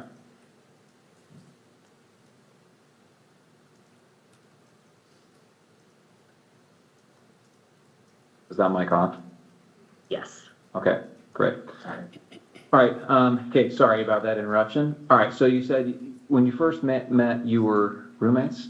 Yeah. Okay. And then at some point, your relationship progressed to something more than just roommates, is that right? Mm-hmm. When was that? I think we started dating 2 or 3 months after he moved in. Okay. And where did you live at that time? St. George, in an apartment complex.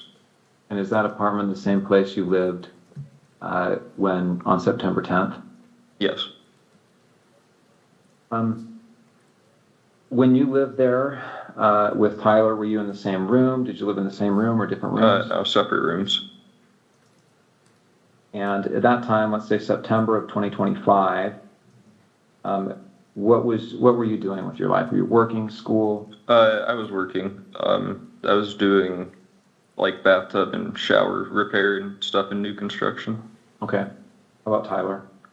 I think he was both working. I think he was working for an electrician company then, and he was also in a trade school for being I don't know, higher ranking electrician. I'm not sure how the trade system works for that.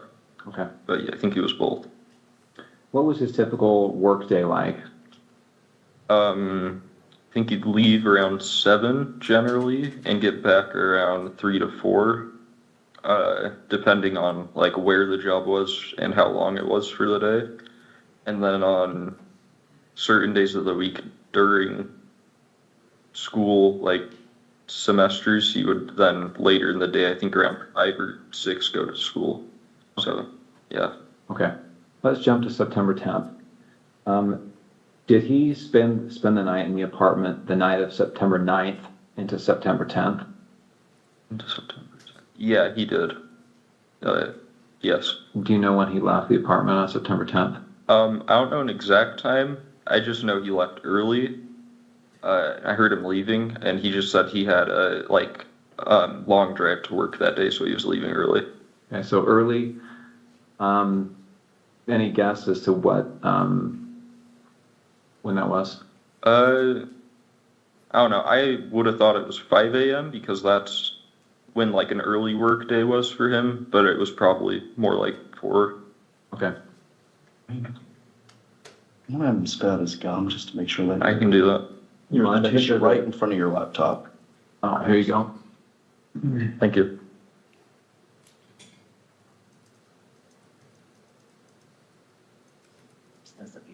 Thank you.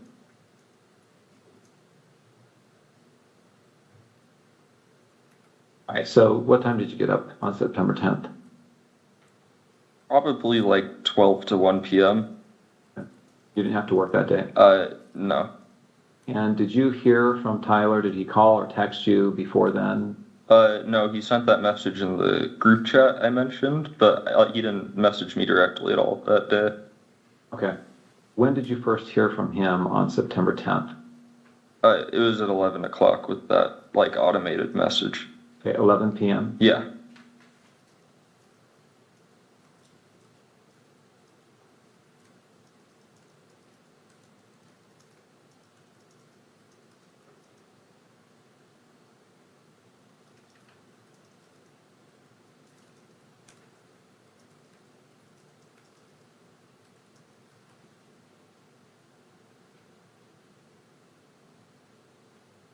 What about, he asks you here, remember how I was engraving bullets? Was he engraving bullets before this? Yeah, I don't remember exactly when, but he had said he was planning to go hunting with his family. And he asked me for if we had a Dremel because he said he wanted to engrave messages on bullets. And I just told him where our Dremel was, and I told him to make sure he doesn't set off a bullet on accident in the house. But I didn't really think about it until then. How long before September 10th was this that he asked about the Dremel? I don't remember, because he'd been talking about the hunting/camping trip for a couple months, but I don't remember when he was specifically asking to engrave the bullets. So are we talking like a year before? Oh no, not that long. It would have been, I'd say at most a month before this was when he was asking. Okay.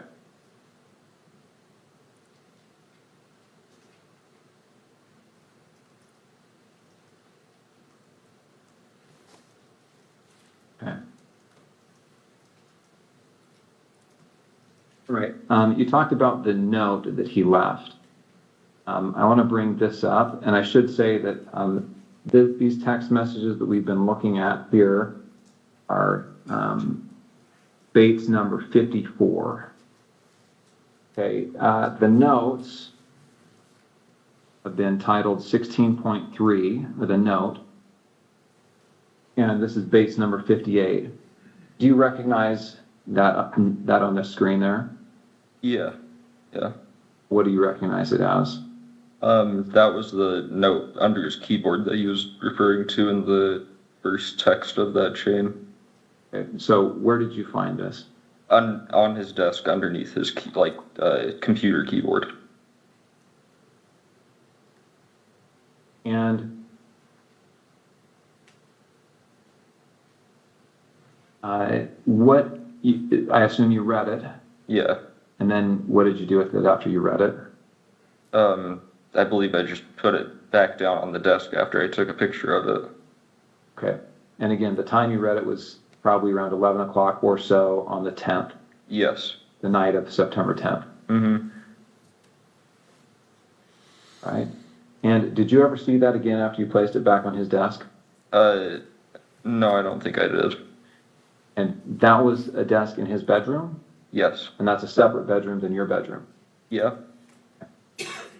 I now want to go to what's been titled 16.2. And do you recognize this series of messages here?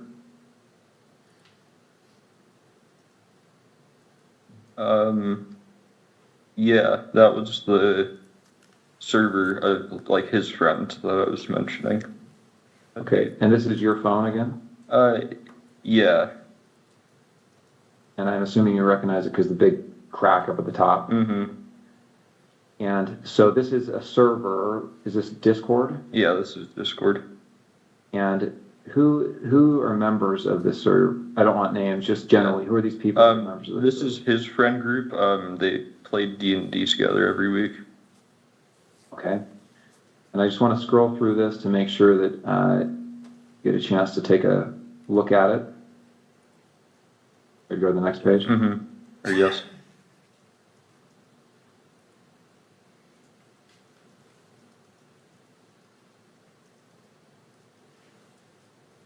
So Tyler Icom, who's that?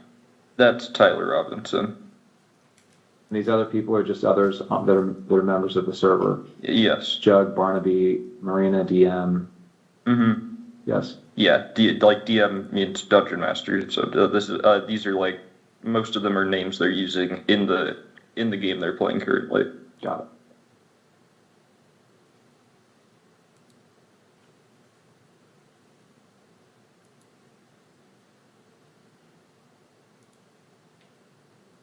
Yeah, it looks like the last text from Tyler, looks like it's 8 p.m. And do you know what day this would have been, 8 p.m. on the 10th or the 11th? I would think that would be the 11th. Because at least I think so, because I don't think on the 10th that he messaged anyone before me at like 11, so. And he turned himself in on the 11th, right? I thought so, yeah. So again, we're just going to go through this so that we have a record of the messages.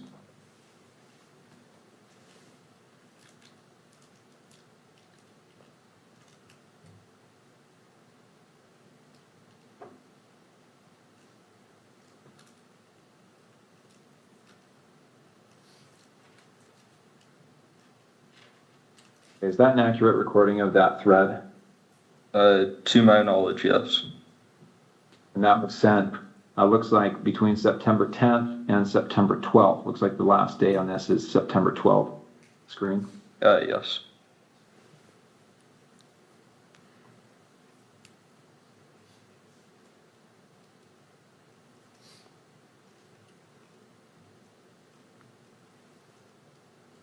Okay.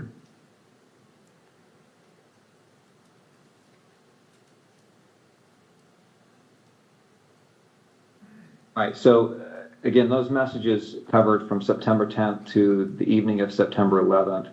Now, September 11th, what time did you see Tyler on September 11th? Yes. When did you first see him on September 11th? So this is the day after the shooting? Yeah, I saw him when I woke up. Like I said, he was up and around doing a lot of stuff around the house. And then I think I saw him after that message where I said I'll come home and say I'm doing laundry, because I didn't want him going to my parents' house right then when he said there was probably cops outside. So I went back home, and it was just him there, and I said bye to him, and then he drove off. So I just went back to my parents' house.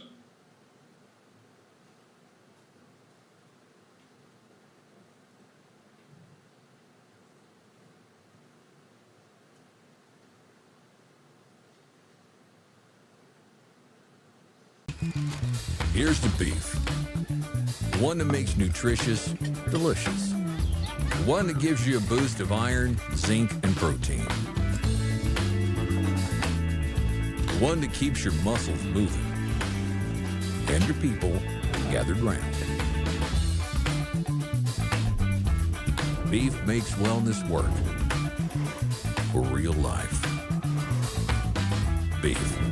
It's what's for dinner. Didn't go into detail. I just asked him in person if what he said was true the night before, and he said it was. I started crying a little bit and said he wishes he hadn't done it, and then kept going around and just doing stuff, I think, to keep himself busy or distracted or something. Okay. Did he talk about what he was going to do next?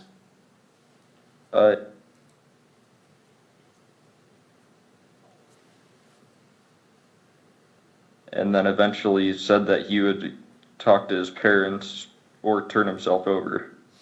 Okay. And when you left, was that how you left, understanding that he was going to turn himself in or go to his parents' house? Yeah, and I didn't really want to be at our apartment while any of that was happening, regardless of what went down. Okay.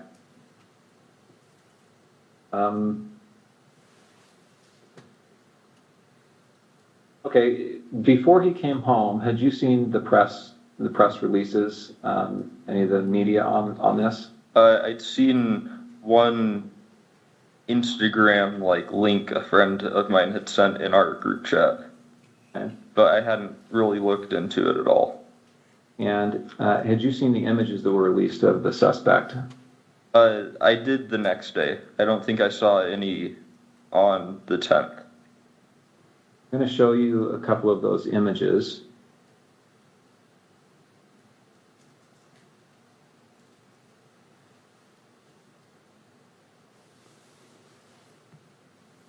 Okay, I'm on the FBI's website. You can see the URL there at the top. This is some press release about this event. And here on the screen, you see these, looks like there's 2 rows of 3 images. Mm-hmm. Do you recognize the person in these images? I wouldn't say with 100% certainty just because of camera quality, but that looks like him in terms of the shoes he's wearing, the sunglasses. I don't think I'd specifically seen him wearing that hat, but he was usually wearing a hat, and then jeans. So it definitely, especially the bottom, the last 2, definitely do look like him. Oh, they do look like Tyler Robinson. And you talked about that with your friends, right? This looks like him. Yeah, his friends. Yeah, I don't know if I don't remember if I talked about it with any of my friends. And then since I didn't have my phone after that for a while, and I still am not using social media, I don't know on my friends' end. Okay. All right, I want to back up a little bit now. We've talked about September 10th, but let me get a little bit of context here. So, did you game with Tyler? Yeah. What kind of games? We played some just kind of party games together, like anything that would be multiplayer with a group of friends. There was one game he really liked called Sea of Thieves, where you play as like a pirate, and you can fight against people, but most of it's just like fishing, fighting sharks, skeletons kind of stuff. We played some co-op games where it's like you both have to work together to win in whatever way. Way back when I was just out of high school, when I first knew him online, we played some like shooting games together, but I didn't know him very well, so that was just when we had like a whole friend group on to play, and he was someone that my friends invited. Okay. Did you and he ever talk about politics? He did more than me. I don't really keep up with politics very much. He'd usually talk about stuff he heard on the radio on his drive to work in like their work car, since it sounds like their whole crew went in the same car most of the time. But I wouldn't say super consistently, because it wasn't a topic I really contributed much on. What about Charlie Kirk? Did you ever talk about Charlie Kirk? I personally had never heard him talk about Charlie Kirk before specifically. Okay. How about political issues? So did you ever talk about gender identity issues and LGBTQ rights? No, not really. Usually if he did talk about politics stuff, it was relating to Trump or current like policies being like issued or voted on, I think. But yeah.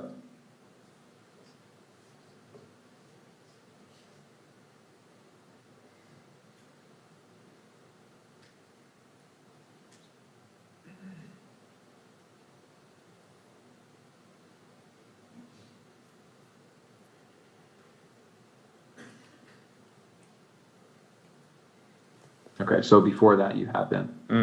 For a short time, yes. Okay. And I understand you're going by Luna at some point? To some people, yeah, but not as an overall thing.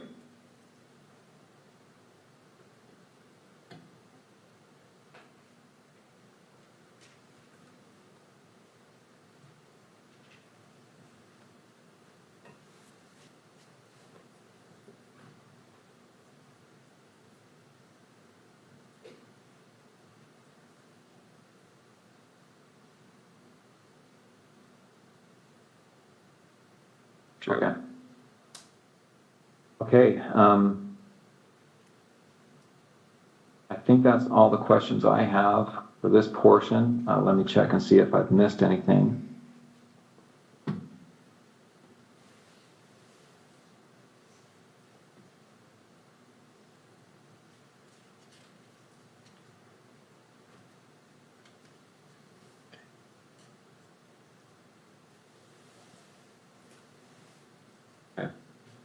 The Dremel that you talked about, you said he had asked for that, is that right? Mm-hmm.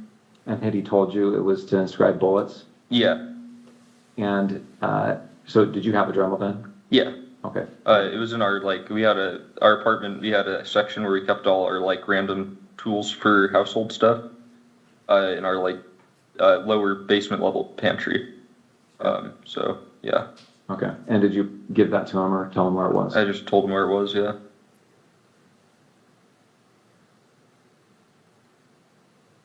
Okay, I'm going to go ahead and end the recording for the 1102 purposes.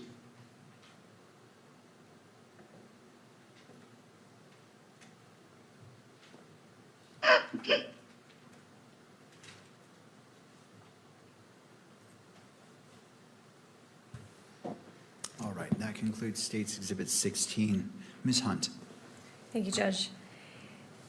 Agent Davis, I asked you yesterday, but I want to remind the court and those present. Were you physically present at the interview we just watched in State's Exhibit 16? Yes, I was there. And aside from the court-ordered redactions, did it appear to you to be fair and accurate about what you remember that interview that day? Yes, yes, I do. During that interview, did Mr. Twiggs, was he shown or referenced certain items of evidence? Yes, he was. What types of items of evidence was he shown? It was the text messages between himself and Tyler Robinson, a Discord chat messages, and a handwritten note. And then we also saw in the video, he was also shown the FBI press release photos of the potential suspect. That's correct, yes. Have you reviewed all of those items as part of the investigation? Yes, I have. You're familiar with them? Yes. All right, I want to put just on the witness's screen what's been marked for identification as State's Exhibit 16.1. And for the record, this includes the edit that the one edit that the court has previously ordered. Thank you. Let me know when you see that on your screen.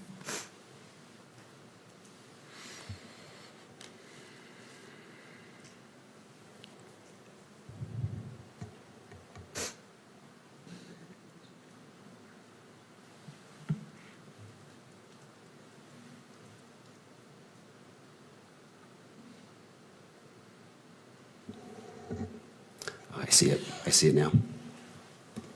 Do you recognize this? Yes, I do. What is it? This is a photograph of screenshots of text messages between Tyler Robinson and Lance Twiggs. This is a photograph of Lance's phone. So sorry, you said photograph, you also said screenshot. Can you differentiate or clarify there? Sorry. These are photographs directly from Lance's phone. How do you know that? In Lance's first interview, he's showing the FBI agents these text messages. Describes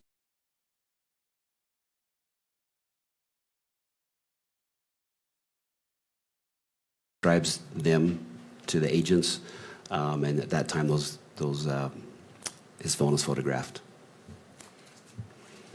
And you testified, I believe yesterday, that Mr. Twiggs' first interview was the morning of September 12th, 2025. Is that correct? That's correct, yes.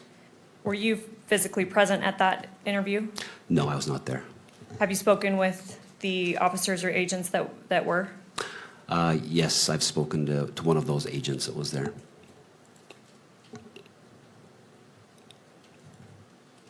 And you stated that first September 12th interview of Mr. Twiggs was recorded? Yes, audio, video recorded. Have you reviewed that recording? Yes, I have. So you stated that we're looking in State's Exhibit 16.1 at a picture of Mr. Twiggs' phone. Yes. Do you know who took these photos? Yes, it was Agent Larson with FBI. Did you speak with Agent Larson and confirm that? I did. And you kind of made reference to this already, but how did Mr. Twiggs initially show law enforcement the relevant text messages? Yeah, during that first interview on September 12th, he physically, he shows them the phone and then allows them to photograph the phone. And does he identify it as his phone in that interview? Yes, he does.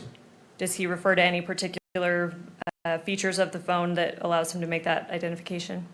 I believe the second interview, he refers to the large crack in the upper left screen. That so he identifies that from his second interview that was given on April 20th. And according to your review of the recording of his first interview and in speaking with the agents that were there, did he have his personal phone with him at the time of the September 12th interview? Yes, he did. And was this same text thread that we're seeing in State's Exhibit 16.1 shown to him during his second interview sorry, let me get the date right, April 20th, 2026 at the Utah County Attorney's Office that we just observed part of in State's Exhibit 16? Yes, it was shown to him.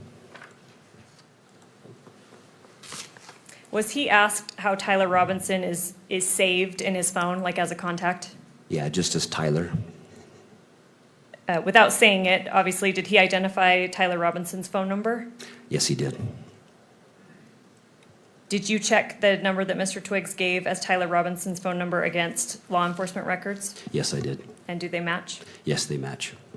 Is State's Exhibit 16.1 a fair and accurate representation of the text thread between, or the relevant text thread between Mr. Twiggs and Mr. Robinson? Yes, it is. As part of the investigation, was a Cellbrite extraction performed on Mr. Twiggs' phone? Yes, it was. Did you personally review that extraction? Yes, I have. And according to that extraction, did Mr. Robinson and Mr. Twiggs exchange text messages on September 10th through 11th, 2025? Yes, they did.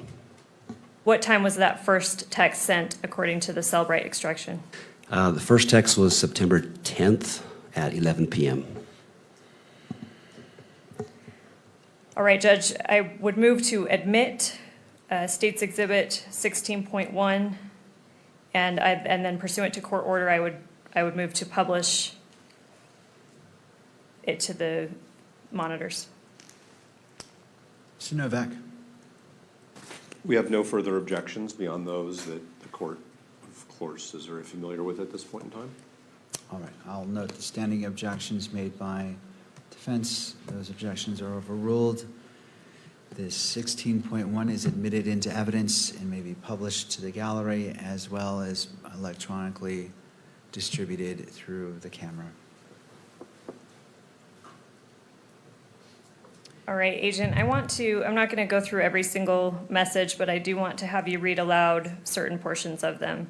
And I apologize to counsel, these are not actually given a page number. I have page numbers, but I'm happy to confer that we're on the same page as we go. So here we're looking at page 1 of State's Exhibit 16.1.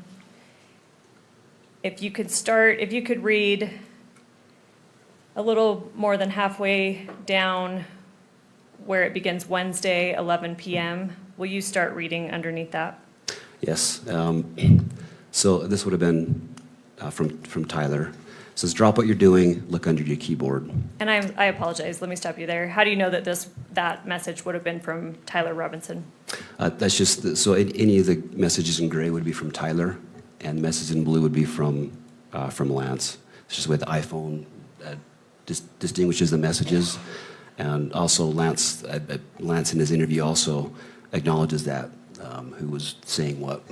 And up at the top, who do we see that this thread is between? Tyler.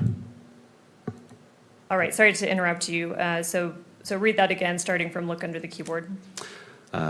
So after that, then Lance responds, he says, what? And then he says, "You're joking, right?" And then Tyler says, "Fuck, I tried to delete that." If we could scroll down to page 2. And if you can continue reading along. Okay. And Tyler says, "I'm still okay, my love, but I'm stuck in Orem for a little while longer yet. Shouldn't be long until I can come home, but gotta grab my rifle still. To be honest, I had hoped to keep this secret till I died of old age. I am sorry to involve you." And then Lance replies, "You weren't the one who did it, right?" And Tyler says, "I am, I'm sorry." Lance says, "I thought they caught the person." And then Tyler says, "No, they grabbed some crazy old dude and interrogated someone in similar clothing. I had planned to grab my rifle from the drop point shortly after, but most of that side of town got locked down. It's quiet, almost enough to get out, but there's one vehicle lingering." If we could scroll down to page 3. Continue reading. Lance says, "Why?" And Tyler says, "Why did I do it?" And Lance says, "Yeah." Tyler says, "I had enough of his hatred. Some hate can't be negotiated out. If I'm able to grab my rifle unseen, I will have left no evidence. Going to attempt to retrieve it again. Hopefully they have moved on. I haven't seen anything in the news about them finding it.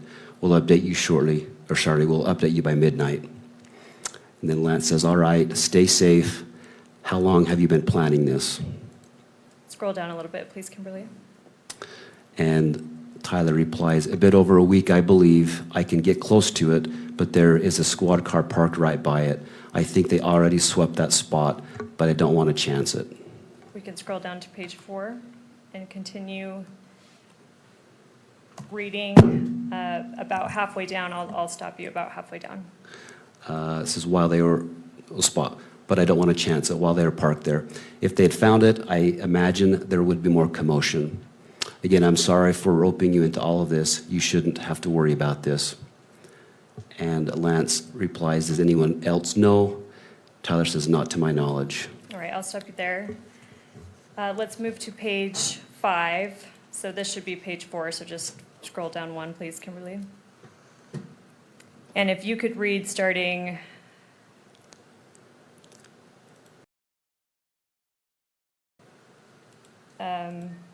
sorry, Kimberly, scroll a bit more down. If you could read, I don't know, about a 1/3 of the way up that starts with guess. Okay. Tyler says, guess I'm just sitting in my car watching reels for another hour, hoping this guy fucks off."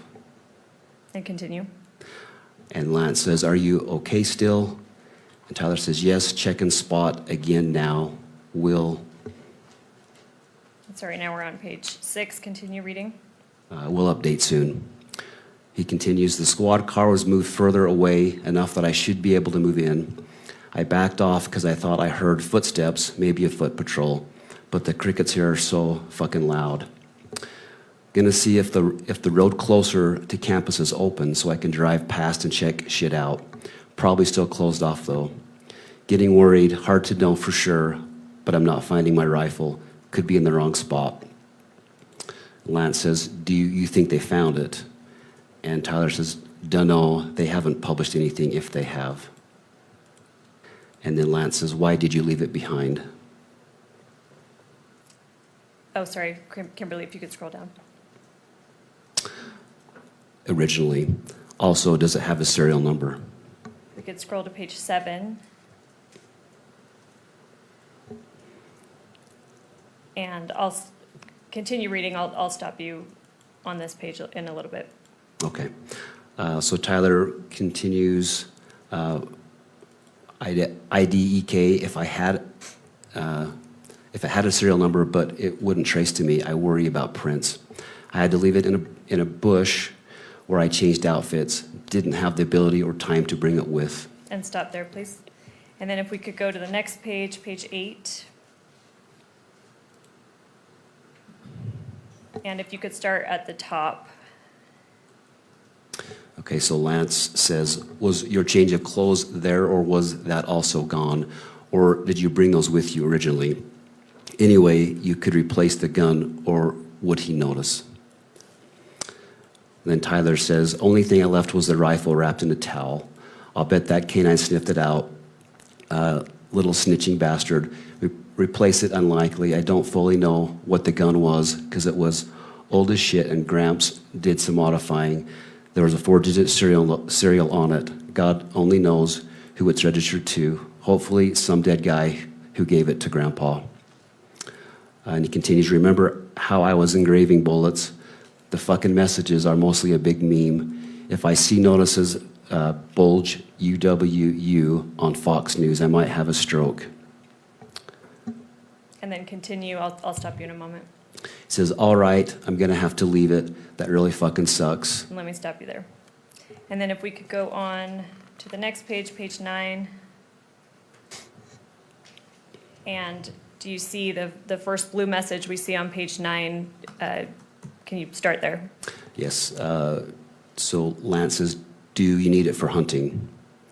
And Tyler says, no, my dad wanted to use a high caliber for the rifle hunt. Judging from today, I say Gramps' gun does just fine. IDK. I think that was a 2K scope. Lance says, geez. And then Tyler says, OMW home 3.5 hours. Lance says, drive safe. And then Tyler says, delete this exchange. And I'll stop you right there. And then, sorry, we're on page 9. If we can scroll to page 15.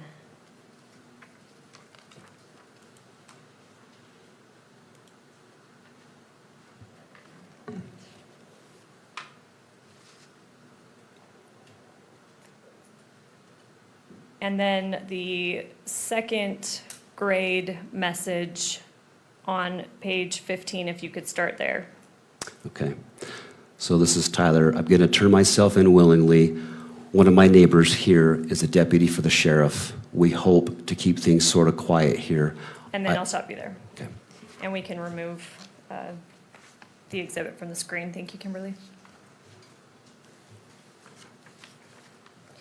We mentioned a Cellbrite extraction of Mr. Twiggs' phone. Do you know what time that last text was sent? Yeah, I recall it was just before 8 p.m. on September 11th. It was, I think, 7:42 p.m. is my recollection. I'm sorry, September 11th?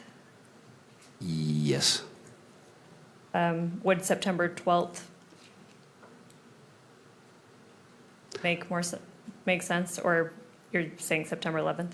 So September 11th was when he turned himself in. Okay. On September 11th, yeah. Okay, thank you. Yep. All right, I'm going to show just for the witness, States Exhibit 16.2.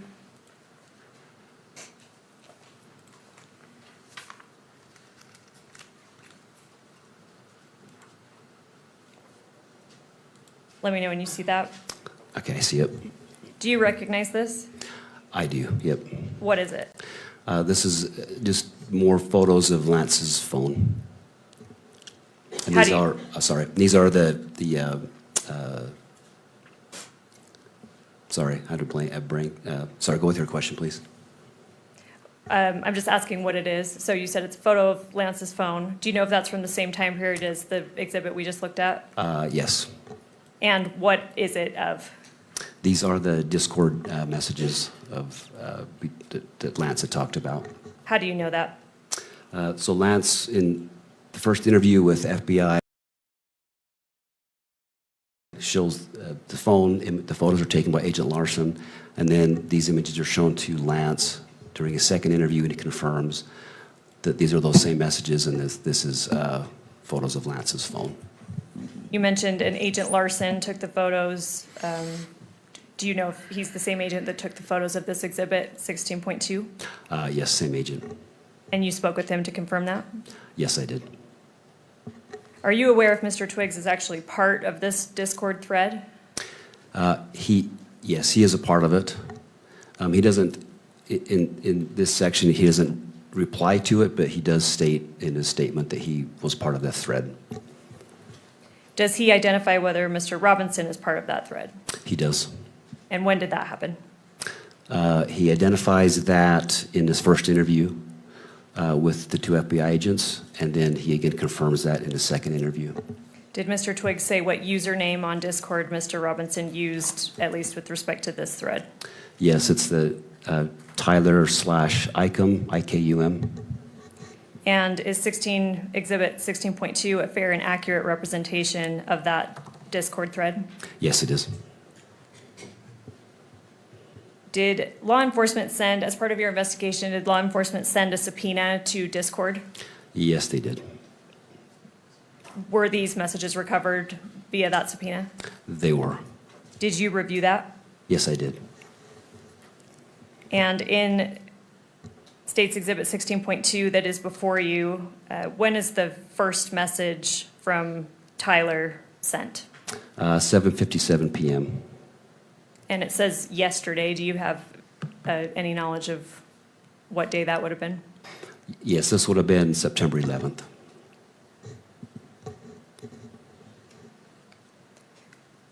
So Tyler sends the first message that you're seeing on Exhibit 16.2, September 11th at 7:57 p.m. Yes, that's correct. You testified earlier that Mr. Robinson arrived at the Washington County Sheriff's Office approximately at 9 p.m., is that right? Yes, that's correct. And although you weren't physically present there yet because you were flying down, how do you know that he arrived approximately around 9 p.m.? Just based on the police reports I reviewed and then go back and look at the video and such.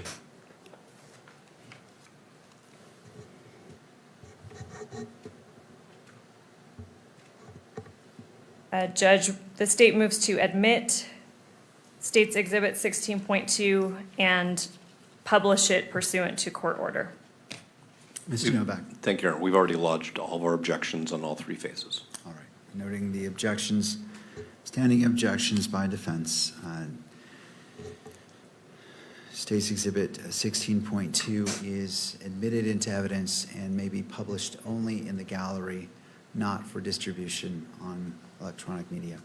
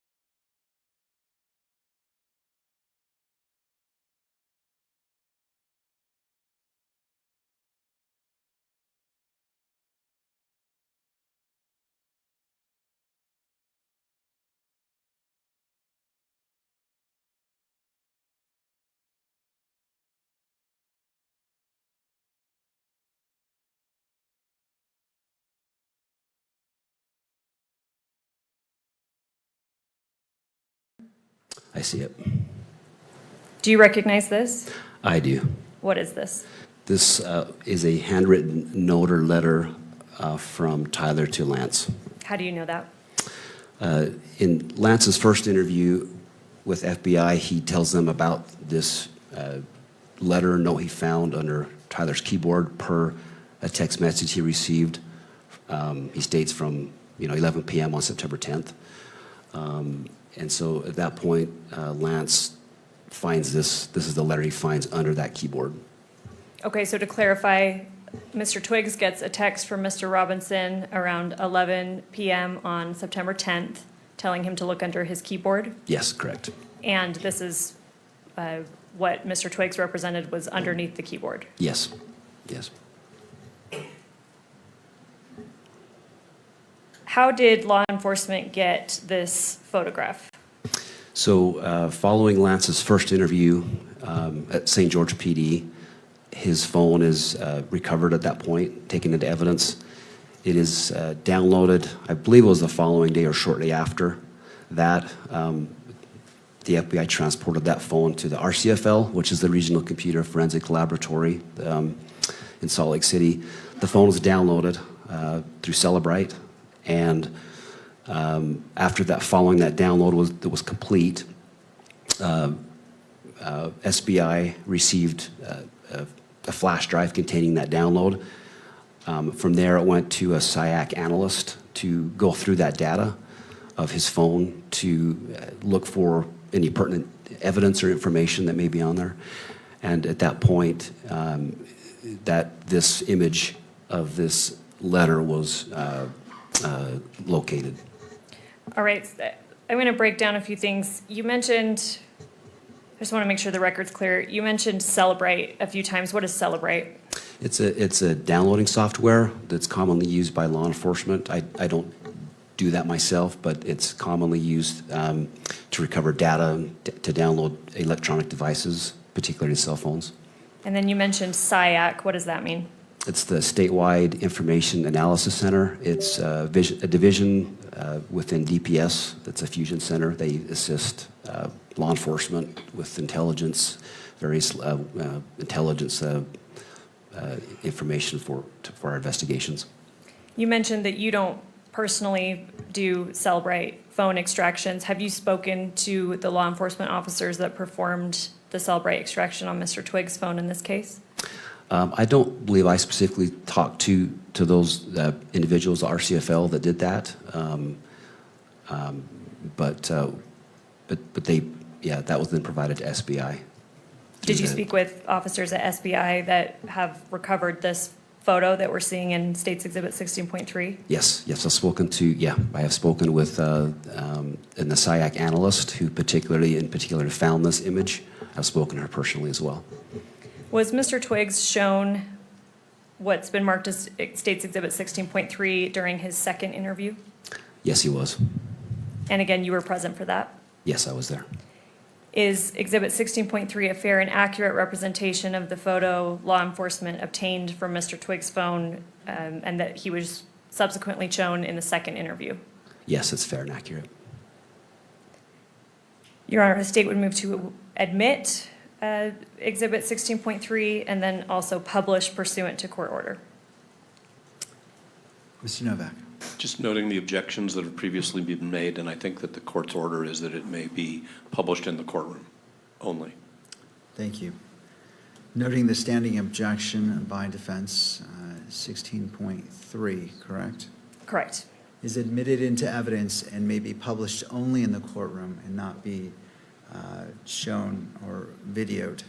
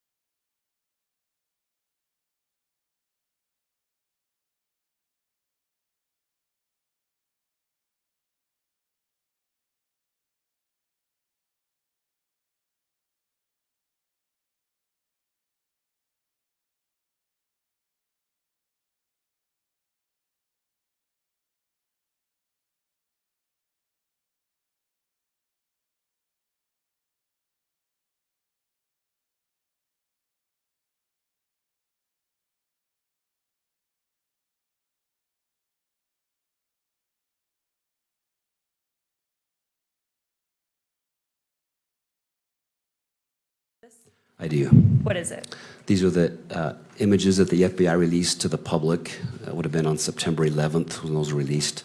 And this was, those were those images that went public of the suspected EVU shooting suspect. How do you know that?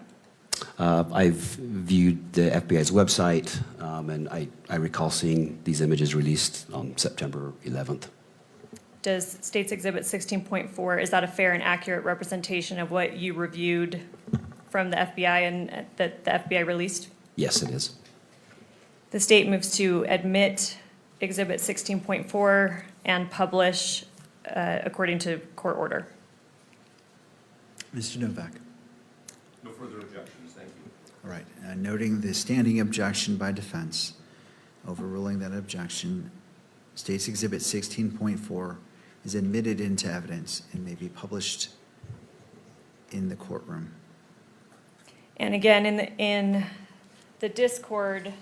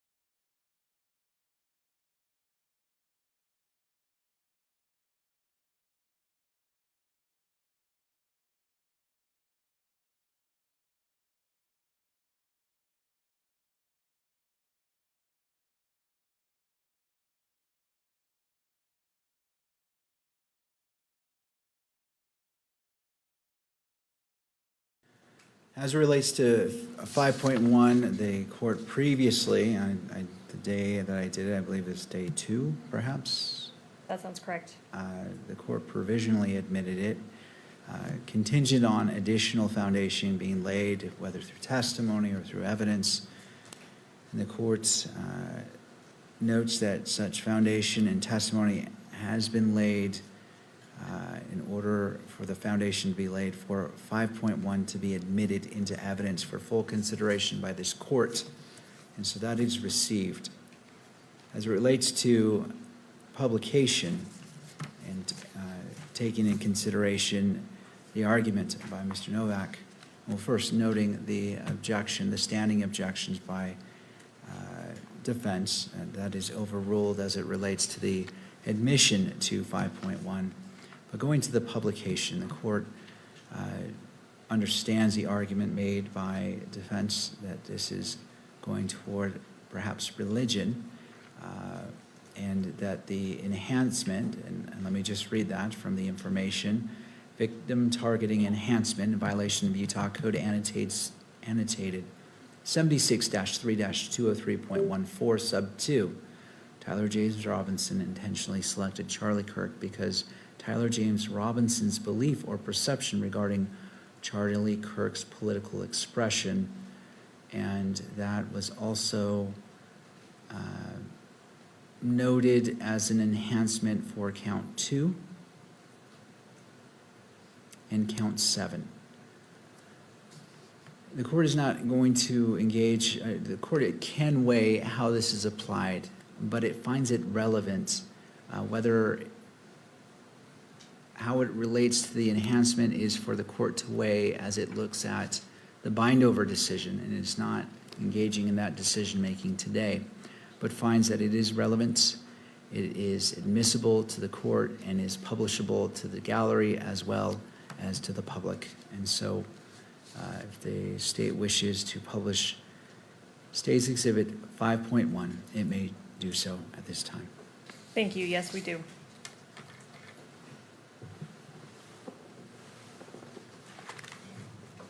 And Kimberly, I don't know if we want to use the same kind of slow scrolling.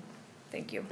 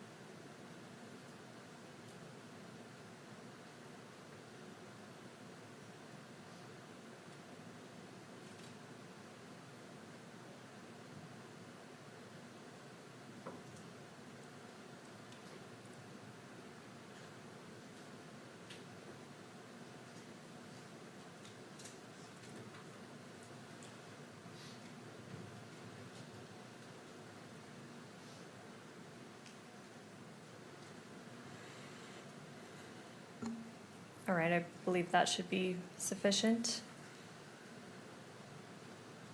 And Agent Davis, I apologize. I'm going to take you very briefly back to State's Exhibit 16.1, which is the text thread between Mr. Robinson and Mr. Twiggs. Kimberly, if you could turn to page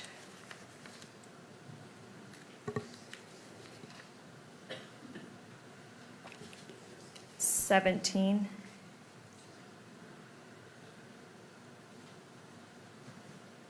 And because this has already been admitted and, court, correct me if I'm wrong, published not only to the gallery but to cameras at large, I'd ask that it be displayed in that fashion again.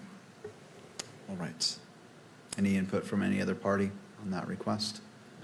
No. All right, thank you. It may be published, and the media may pick this up as well.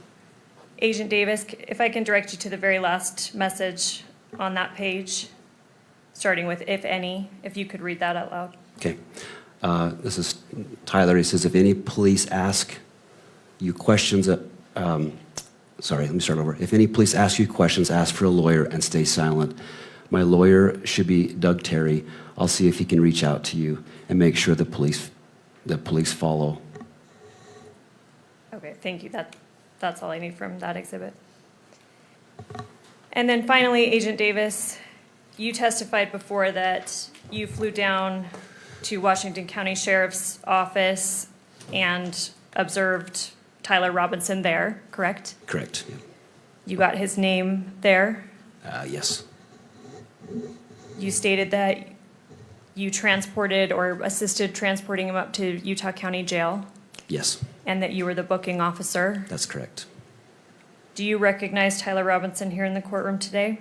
Yes, I do. If you could point him out and briefly describe something that he's wearing. He's an individual seated at the defendant's table in the center chair with a gray suit coat and a green tie. Your Honor, if record could reflect identification of the defendant. Counsel? No, Judge. All right. I'll note for the purposes of this hearing only that Agent Davis has identified Mr. Robinson in court. Thank you. And Judge, if I can just have a moment. You may. Ready to pass the witness, thank you. And I don't know if now would be a good time for lunch. All right. We'll go ahead and break right now for lunch for 1 hour, 1 hour and 5 minutes. Let's come back at 1:30. We'll resume. We'll pick up with defense for cross-examination if they choose for Agent Davis. Does either party need the benefit of the record before we go on our lunch break? Not the state. I have no cross-examination for Agent Davis, so I don't want him to wait here if he has other things to do. Thank you. Thank you, Mr. Novak. Thank you. No cross-examination. May this witness be excused. Yes. All right, Agent Davis, you may Thank you. step down, Thank you. and then we'll resume with the state on their next witness. Court is now in recess. All right.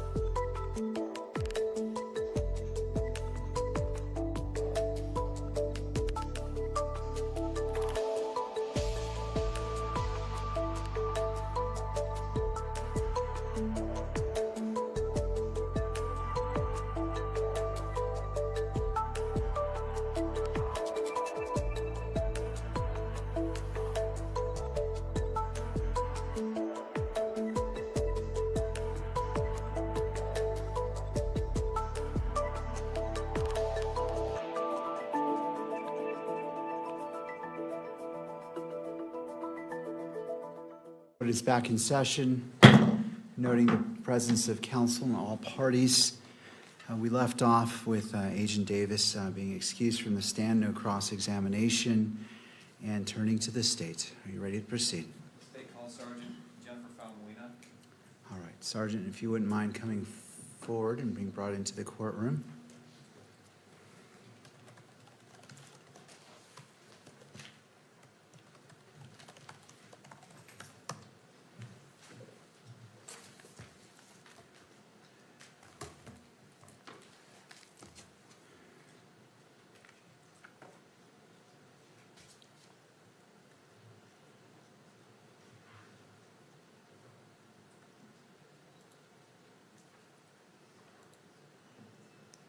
Right, Sergeant, if you'd like to come forward, you're still under oath from your previous testimony from the previous day. So if you'd just like to come up to the witness stand, be seated to your left. Behind the monitor should be a bottle of water. After you're situated, if you wouldn't mind just pulling that microphone toward you to ensure that the audio is picked up. Mr. McBride, your witness. Sergeant Falmuina, good afternoon. Good afternoon. We briefly covered some of your involvement in this case the other day. I want to return back to your initial assignment to this case. When were you first assigned to go to the campus of Utah Valley University? On September 10th of 2025. What time did you get that assignment? I believe it was approximately 1:30 p.m. And where were you when you received that assignment? I was at our headquarters office in Salt Lake. And did you go directly down to the campus? Yes, I did. And will you describe what you're seeing as you arrived there? Yes, when I arrived there, I actually arrived onto or near the south end of campus, and that's where I saw multiple police cars as well as multiple officers from various agencies. Then I was asked to respond to our command post, which was in the Fugel building there. And the Fugel building, we've had some testimony about this, but is that just to the south of the courtyard? Yes, that is. And were you there while officers were securing campus? Yes, I was. And do you know generally how that was done? I don't know the specifics, but I do know that officers were canvassing the area, trying to look for a suspect, but also trying to see if anyone else was injured, and then making sure that the scene was secure and that no unauthorized people were allowed in. And I think you testified earlier. What was your primary assignment? My primary assignment at the campus as well as throughout the case was to oversee the crime scenes as well as the physical evidence. Before you could do your work on the crime scenes, did the campus have to become secure? Yes, it did. And did that involve making sure there was no active shooter on campus? Yes. And did that involve officers searching buildings and clearing buildings throughout campus? Yes. You mentioned that were there multiple areas that were processed by you and other crime scene analysts in this case? Yes, there was. Would you like me to go over them? Let me direct you to a few of them. Well, yes, please mention the scenes. Yes, so one scene was a courtyard area, or I guess what we could also refer to as the amphitheater where the event took place. The other scene would have been the Fulton Library, where there were two bus stops. And then another would have been the wooded area, and then the last one would have been the Lolosi Center building as well as the ground below. All right, let's start with the rooftop. What was who was assigned to process the rooftop area? The team that was assigned to process that was the Utah Bureau of Forensic Services, or also known as our state crime lab. And generally, what does processing an area involve? Processing includes documentation, sketching, as well as taking photographs, marking as well as labeling evidence, and then determining how to package them properly, as well as also just trying to ID anything probative. On the rooftop was evidence found. Yes. What types of evidence were found on the rooftop? One item of evidence that was found was a screwdriver. Another one would have been what we believe was the shooter's perch. That was determined that was easy to see at night. Using oblique lighting, we could see disturbances in the gravel on the rooftop. And then on the northeast edge, our team also found some swipes on the ledge of that rooftop that was also collected. Okay, so northeast ledge, and is this the dropping off point? Yes, it is. You said swipes. What does that mean, swipes? Swipes is, I would describe it as kind of hand marks or any type of marks that is left by something that causes some type of disturbance. Okay. And where on the ledge were those located? Those were located right on the edge of that right on the edge of that rooftop. And then right below, we also had some other swipes as well as some other impressions. And then below that was a glass window where we also located some latent prints. Okay. I want to return to what you've referred to as the perch, the sniper position. Were measurements taken from that sniper position to the tent where Charlie Kirk was seated? Yes. Do you know the distance? Yeah, so the distance from the perch area directly to the tent where Mr. Kirk was sitting was approximately 415 feet. If you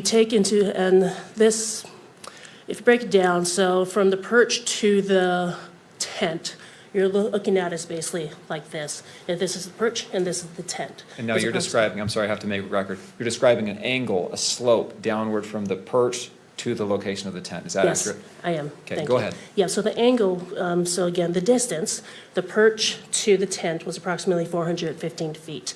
If you think about it, or without taking into account the elevation drop, it was actually 410 feet, so just horizontal straight across. And then the elevation difference between that is approximately 68 feet. Okay, 410 feet from the perch to the tent with a 68-foot vertical drop. Is Yes. that right? On the rooftop, were shoe impressions found on the rooftop? Yes, there was. Did those who processed that area of the crime scene collect the latent prints and the shoe impressions that you've talked about? Yes, they did. And this is a good point to read a stipulation into the record. All right. The language of this has been agreed upon by the parties. The parties stipulate that investigators at the crime scene observed latent fingerprints and a palm print on a glass window near the area where the individual landed when the individual jumped from the rooftop of the Low C Center at UVU. SBI fingerprint examiner Elisa Farmer examined images of these latent fingerprints and the palm print and determined that only 3 of the latent prints, 11B, 11C, and 11D, were of comparable or of poor comparable value. She excluded Tyler Robinson as the source of any of these 3 latent prints. Ms. Farmer reviewed other prints on the window and found that they did not have adequate value for comparison. Subsequent examinations of these 3 latent or actual latent prints by the FBI were inconclusive. That area that was described in that stipulation, is that the area in the glass window that you're talking about? Yes, that is. That's on the northeast corner of the Low C Center? Yes. And that's the area where we see in a video an individual drop from the roof? Yes. I want to move on to another area, the courtyard. First, will you describe what that area of the crime scene looked like? Yeah, so when I arrived on scene, you have different steps. I believe there were maybe like 5 or 6 covered in grass. When I was there, there were personal belongings spread throughout. There was a tent towards the west end of that courtyard area, as well as some banners and some barriers as well. Was that area processed for evidence as well? Yes, it was.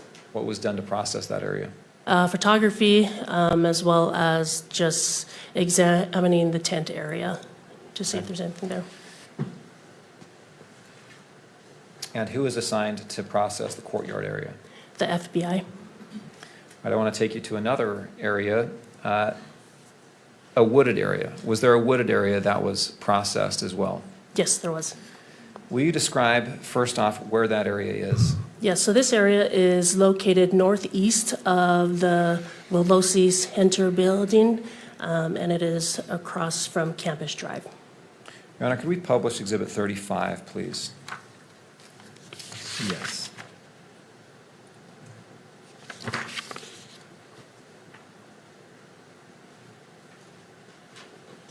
And if I may approach the witness, I'll put up the hard copy of this exhibit as well. All right.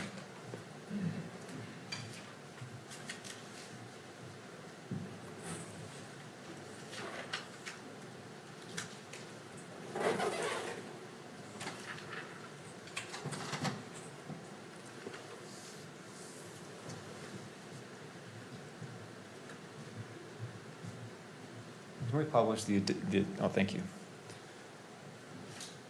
All right, on the screen in front of you, will you take a look at Exhibit 35? Yes. Do you recognize that? Yes, I do. Will you take a moment to orient yourself on that map and tell me when you've found the relevant points that help you understand what this map is of? Yes. Do you see the courtyard on that map? Yes, I do. Kimberly, can you zoom in to the courtyard area, kind of the center of the... There's a pointer on the screen. Is that the courtyard? Yes, that is. All right, now, the Low-C Center, will you describe... well, let's jump to the wooded area. Where is the wooded area that you're talking about, seeing that was processed? Yep, the wooded area, if you go from the courtyard and you go northeast, you're going to come across this big parking lot. And then if you just go directly north to that. Okay, this is, at this point, it might be easiest for you to actually indicate on the physical map. If you don't mind just standing up, is... I'll give you a handheld mic here.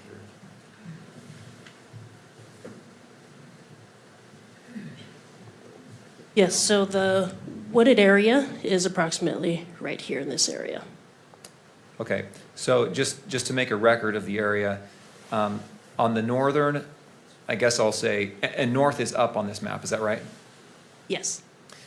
Do you know where Campus Drive is? Yes, Campus Drive is this road that winds right along here. Okay, and so that's kind of the windy road that begins in the upper left-hand corner of the exhibit and winds down through the center of the map and kind of exits to the middle right side of the map, is that right? Yes. And the wooded area, where is it in relation to the Campus Drive? It is north of Campus Drive. Okay, kind of in that, probably the center right of the map, is that right? Yes, that's correct. Will you describe, first off, what is on the south side across the street from the wooded area? Yeah, so on the south side of the south side of the wooded area, we have the computer science building, which is to, I guess, east. And then we have a parking structure, and we have a walkway along here in between that connects the computer science building and the Lolosi Center building. And then right onto the southwest of the parking lot area is going to be the Lolosi Center building. Okay. Now, you referred to the area across the street from the wooded area as a parking structure. That's a parking lot, right? I'm sorry. And there is a parking structure on campus, correct? Yes, there is. But that's different than the parking lot you just mentioned? Yes. Okay. All right. Back to the wooded area. What was found? Was anything found in the wooded area of evidentiary value? You can sit down. Thank you. You can take that.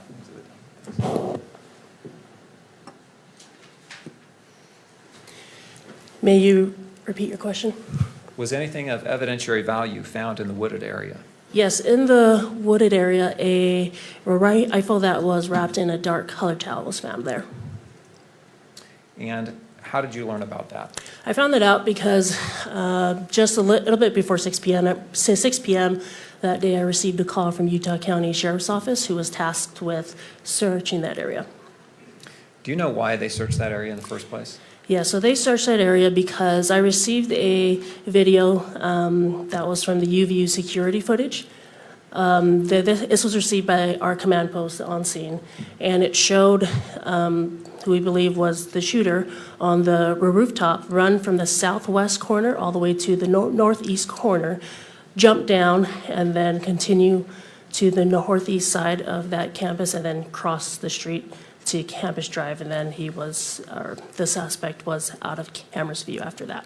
Okay, so he ran basically toward and into that wooded area. Yes. Right. What were you told from the sheriff's office?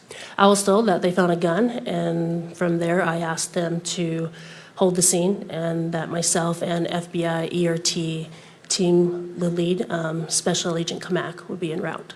Okay. FBI ERT, FBI Evidence Response Team, right? Yes. All right. Did you go to that area? Yes, I did. Did you observe the weapon? Yes. Will you describe what you saw? Yeah, what I saw was a rifle that was, or at the time before even having removed it, we found, or in the bushes, we found all you could really see was just a dark towel there. So pictures were taken of that, and then eventually the gun or the towel was removed, and then once we removed the towel from the bushes is when we uncovered that the towel was actually used to wrap the gun in. Have you reviewed State's Exhibits 10, 10.1, 10.2, and 10.3? Do you remember reviewing these? Yes. And are they accurate photographs of the weapon when it was recovered and shortly thereafter? Yes. I move the admission of State's Exhibits 10, 10.1, 10.2, and 10.3. Defense? No additional objections, Your Honor. All right, and as it relates to publication, if any? Yes, I would ask that these be published at all three levels. All right, any input, Mr. Burt? Same objections. All right, I'll note the standing objections from defense. Those are overruled. And 10.10, 10.1, 10.2, 10.3 are admitted into evidence and may be published both in the courtroom and through the use of the camera. If we can please publish number 10, thank you. You have in front of you on the screen Plaintiff's Exhibit 10. Will you describe what we're looking at here? Yes, what we are looking at here is actually the bushes where the dark colored towel and the gun were found. You can kind of see the dark colored towel towards the right-hand side of the screen in the middle, right middle. Kimberly, can you zoom into that area, please? All right, is this a better view of the towel? Yes, it is. If we can go to Exhibit 10.1.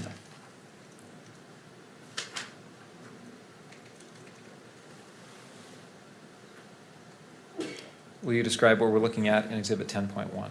Yes, this is a mid-range shot of, again, the towel that was used, or of the towel and within the bushes. All right. When this was found and you arrived on scene, what happened with that weapon? We moved it from the bushes, or say FBI Special Agent Kamak removed it from the bushes. We then placed it on a cardboard box, took pictures of it, and then we removed the towel, packaged the towel separately, took additional pictures of the gun, and then rendered it safe on scene. Okay, I'll ask you about that more in a minute, but let's go to number 10.2.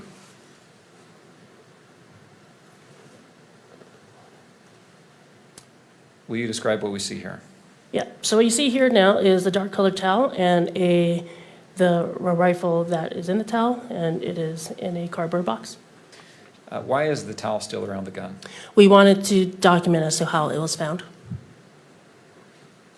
All right, let's go to 10.3.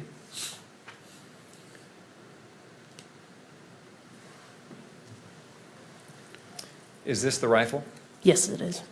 You described making the rifle safe. Will you describe what that is? Yep, so what that is that we ensure that there isn't anything in the chamber and that there's no other cartridges in the gun that would have it go off. So to do that, because it is a bolt action gun, we would have to manipulate the bolt or the lever back, and then from there see if anything was in the chamber, and then I'll say carefully remove anything that was in the chamber and below it. All right, what is the difference between a bolt action and an auto ejecting gun? Yep. A bolt action is one where the user actually has to manipulate the bolt. So they would actually have to turn, or they would actually have to pull it back and forward to, whether it be to load it, lock it, as well as extract anything that's in it. Unlike a semi-auto gun, that is one, every single time you pull the trigger, a bullet will be fired, and then from there, a casing will be extracted out, as well as a new cartridge will then be automatically fed into the chamber. So if you shoot a bolt action rifle, does that spent shell casing automatically exit the gun? No, it does not. It will stay in there until the person that is handling the gun actually removes the bolt, or actually pulls the bolt back, and then the casing will be extracted out. Were you present when this weapon was made safe? Yes, I was. Will you describe what was found when that happened? Yeah, so when we rendered the gun safe, we found in it, when we removed the bolt back, we found one 30-06 cartridge case, or I should say a fired cartridge case, and we also found 3 unfired cartridges, all with engravings on them. Okay. I want to make sure we understand the language you're using. When you say cartridge case and you say cartridge, what do you mean? Yeah. So a cartridge is basically the round itself, right, the whole round. And the round consists of the cartridge case, and then the powder, and then the bullet on top. So the cartridge case, the term is used for something that has been fired already. A cartridge is an unfired round. Okay. Cartridge is the unfired round that still has the bullet, the powder, and all that. Yes. Cartridge case is the fired, is a round that has been fired, and it's just the empty brass casing, is that right? Yes. Okay. Was there any, so there was, I just want to make sure I understand, a fired cartridge case and 3 unfired cartridges? Yes. Was there anything distinctive about these items? All 4 of them had engravings on them. Did you observe those engravings? Yes, I did. Did you observe them right there on scene? Yes, I did. And what was done with, let's talk about each of those things.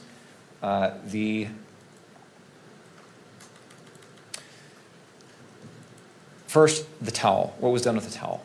The towel was packaged and then it was eventually provided to the FBI. What was done with the firearm? The firearm was also packaged and then provided to the FBI as well. Did the firearm go to the FBI or the ATF? Oh, sorry, correction. It went to the FBI, and then to be in their custody, and then it was then sent to the ATF lab. Okay. And the rounds, the cartridge and cartridge cases, the cartridges and cartridge case. Yes. All those were packaged, originally provided to the FBI, then was sent to the ATF lab. Right. And were each of those items tested? Yes, they were. And in the testing, were they photographed? Yes.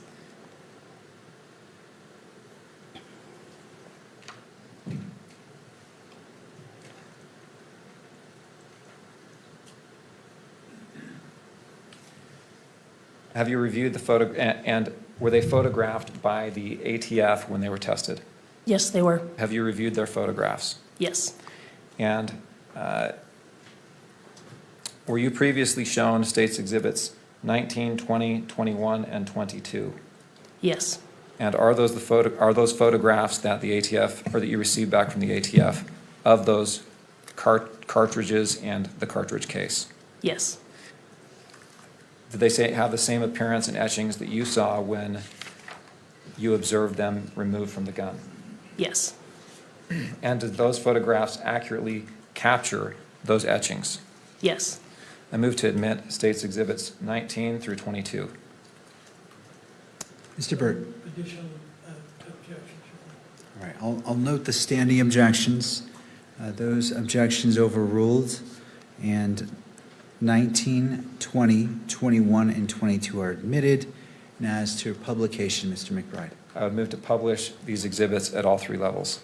All right, any further objection from? No further objections. Thank you. Again, I note the standing objections as are overruled. They may be published both in the courtroom and captured by the media camera. Let us start with Exhibit 19, please.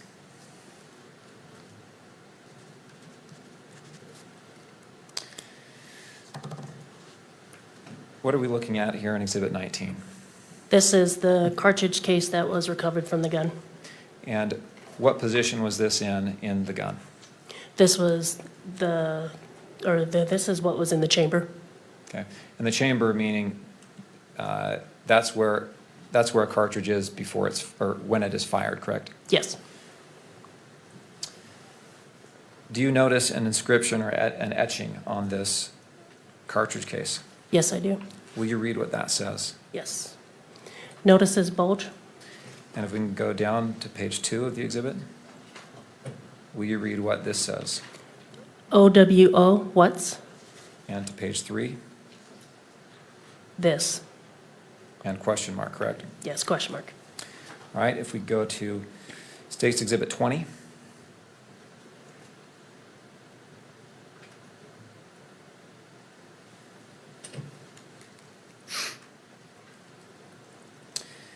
Is this a photograph of one of the cartridges that was found in the gun? Yes, it is. And what are we looking at here in this view of page 1 on Exhibit 20? This is the head stamp of it, and it says it is according to the head stamp, it is a Remington 30-06 Springfield. Is that a different caliber than a .223 round? Yes, it is. Will you look at page 2 of Exhibit 20? Will you read the markings here? Hey, fascist. And page 3? Catch. And page 4? Up arrow, right arrow, down arrow, down arrow, down arrow. All right, let's go to Exhibit 21.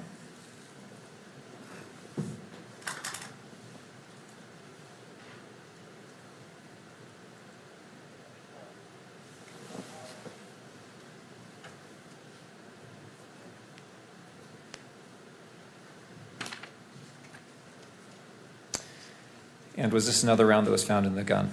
Yes. Will you read the inscription here? Oh, Bella Chow. Page 2. Chow, chow. All right, let's go to Exhibit 22.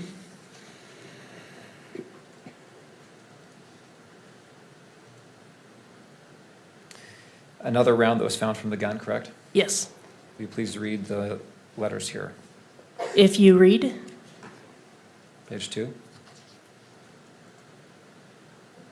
This, comma, your, or correction, this, comma, you are. Page 3. Gay. And page 4. LMAO.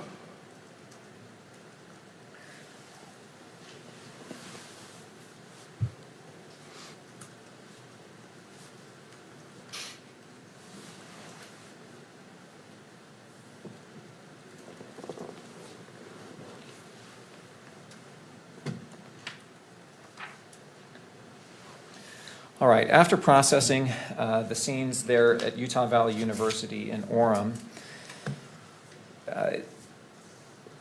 did you go to St. George? Yes, I did. And what was your role in St. George? My role was overseeing the execution of the search warrants at both Mr. Robinson's residence as well as his parents' residence. And we've had testimony that Mr. Robinson was arrested there. Was he fingerprinted and his DNA taken? They were actually taken at the Utah County Sheriff's Office jail. After he was transported to Yes. Utah County? Okay, you said that there was, were items of evidence collected from him after he was arrested? Yes, there was. From his person. What were those things? They were his clothing that he was wearing at the time of his arrest, to include shirts, pants, underwear, as well as shoes and anything that were in his pockets. Do you remember what tops he had on? I believe it was a maroon top. And was there any other top layer that was collected that you recall? I don't recall. Okay. Let's go to, you said there were a couple of homes that were searched there, is that right? Yes. Whose homes was that? One of them was where Mr. Robinson and Mr. Twiggs resided, and the other was Robinson's parents' residence. I want to ask you about the defendant's home. What items will you describe some of the items that were collected from that home? Yep. Some items collected in that home were a Dremel tool and its bits container, as well as two Remington boxes of 30-06 ammunition, as well as some 30-06 cartridge cases, and a handful of long guns or rifles, a revolver, as well as a burned paper. All right, I want to ask you about clothing as well. Was any clothing collected from the townhome? Yes, there was. How about shoes? Yes. What kind of shoes? 2 shoes were collected from the home. One was a Converse shoes, gray in color with white laces, I believe a size 10.5. And then another Converse shoes that were also gray, but had gray laces instead, but were of a different size that I can't remember. I think you said that you collected boxes of ammunition. Do you remember what caliber that ammunition was? Yes, there are a handful, but the one that I recall was 30-06. And you also said you found some cartridge cases. Do you remember what caliber those cartridge cases were? Yes, those were also 30-06. If we can display just to the witness Exhibit 23.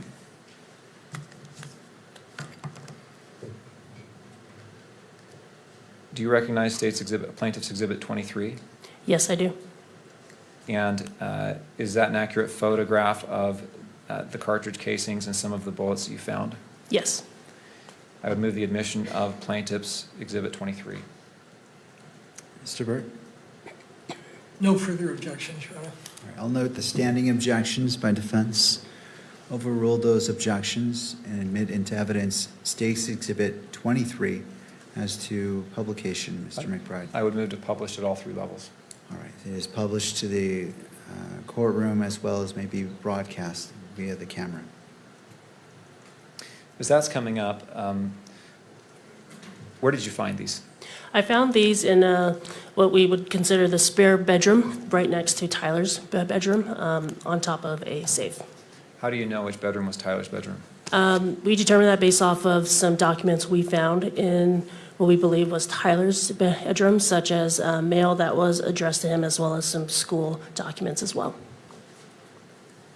And again, in relation to, will you describe the layout of the house in that area? Yep, so this was on the second floor. As you're coming up the stairs, if you turn the left up the stairs, you're going to run into 2 bedrooms, and that is on the south end of that residence. The southeast bedroom would be Tyler's, and then the southwest would be the spare bedroom.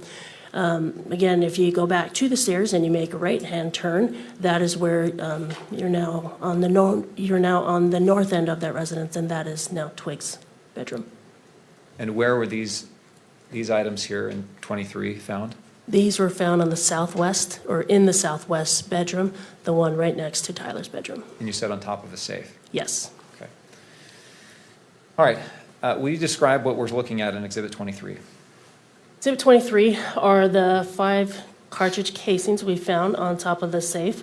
All were 30-06 Springfield caliber, and one of them had an engraving that said "test shot" on it.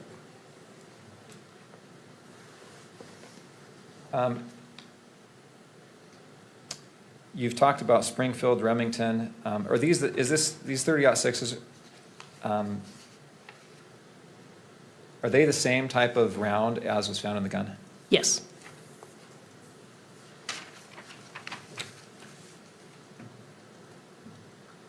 All right. Did you find any 30-06 weapons in that house? No, we did not. All right. Did you search the closet on the first floor? Yes, I did. What did you find in the closet? In the closet, we found on the ground some shooting targets with perforations in it, as well as on the shelf, we found a Dremel tool with bits container.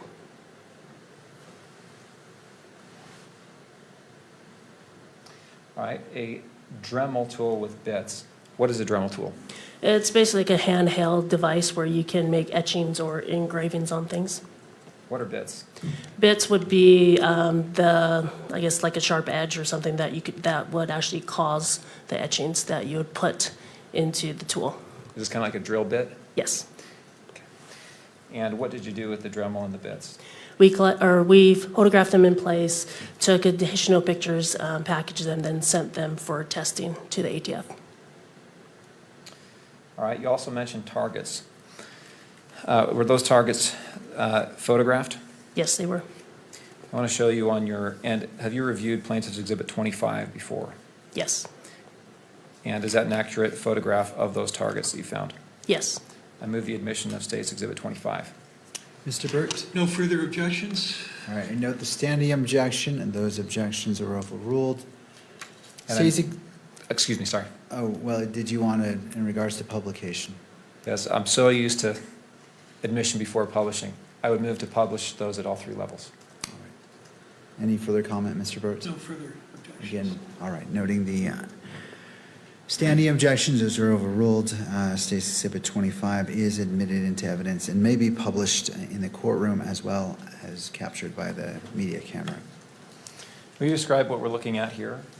Yes, so these were shooting targets we found in the closet, and each of them have have perforations in them. When you say perforations, what do you mean? Holes in them. Those holes consistent with? Objection.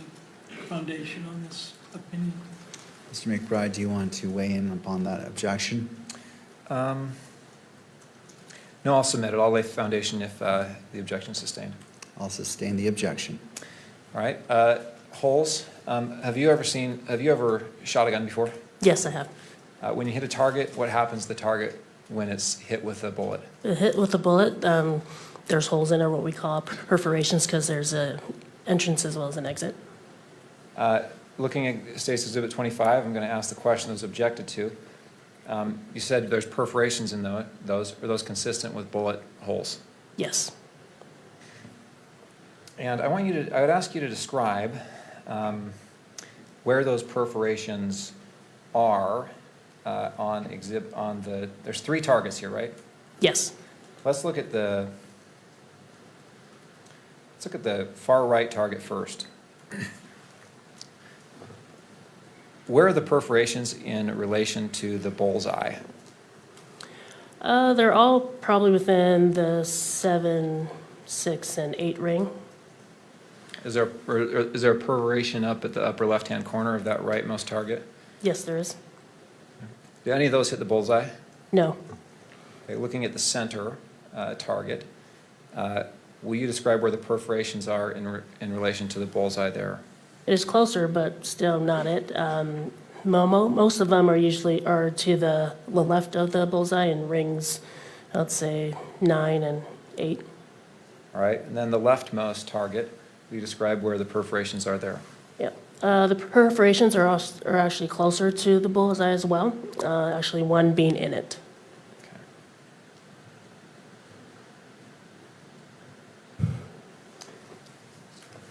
All right, you described also collecting a burnt note. We can take down 25. Thank you.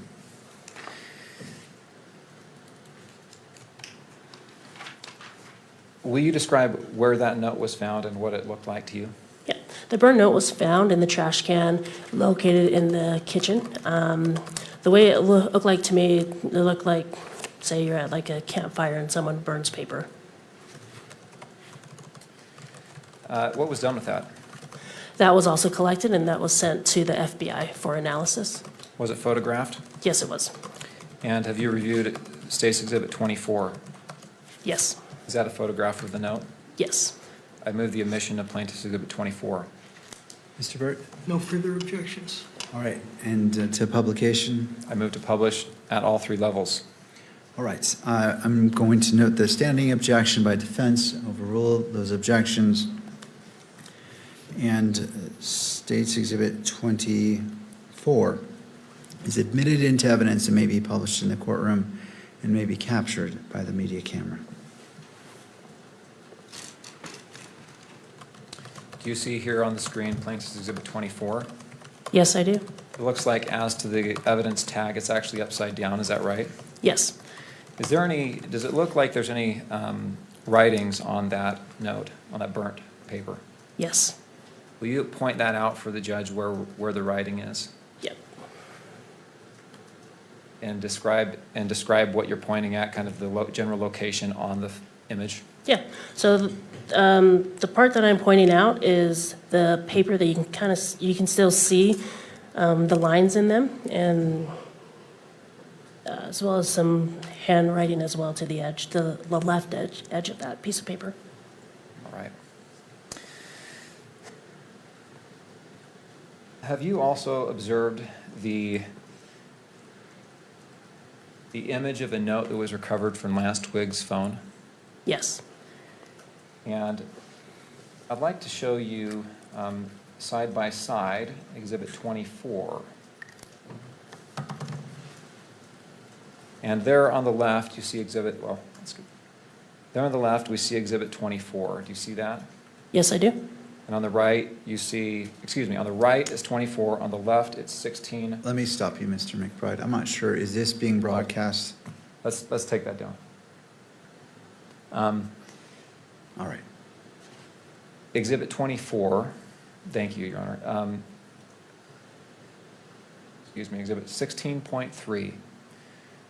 I would move to publish Exhibit 16.3 and 24 side by side. I think they're currently on the council monitors. So 16.3 has already been admitted. Without electrical. And I don't remember the court's order if this was to be captured by electronic media or not. No, it was not. Okay. Is that does that comport with defense's memory as well? It does. All right, so 16.3 was published to the courtroom, but not to be captured by the media. So Very well. as it's, and what is your request? To comply with the court's order. All right, so 16.3 and Exhibit 24 may be published side by side only to the courtroom itself, but not on to be captured by the camera.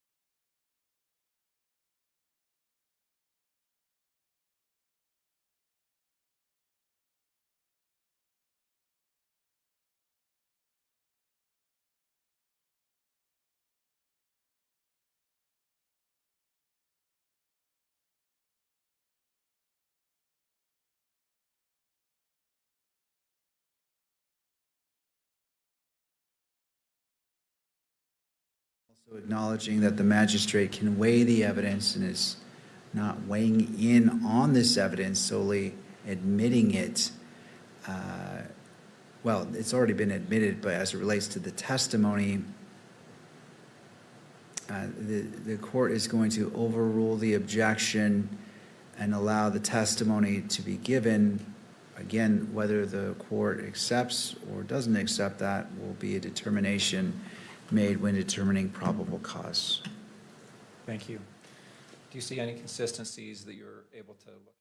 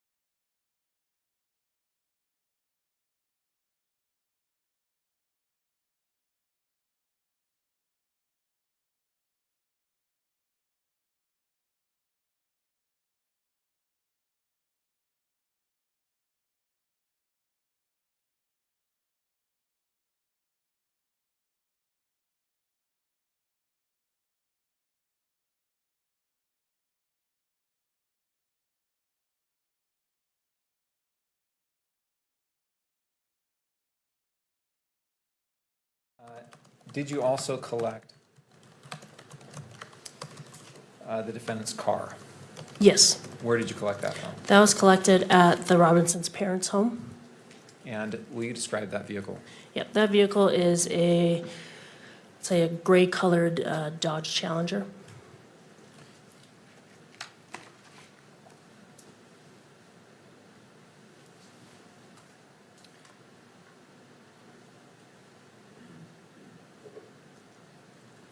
All right, you've mentioned that you sent several items to the ATF and the FBI for testing. And did you receive reports back from both of those entities with results of their testing? Yes, I did. I'd like to show you on the witness's screen only right now, or counsel's screens, Exhibit 30. All right, while you're doing that, Mr. McBride, and also, could we go ahead and take down State's Exhibit 35? I know it's just in the background, but just to be consistent on displaying of exhibits.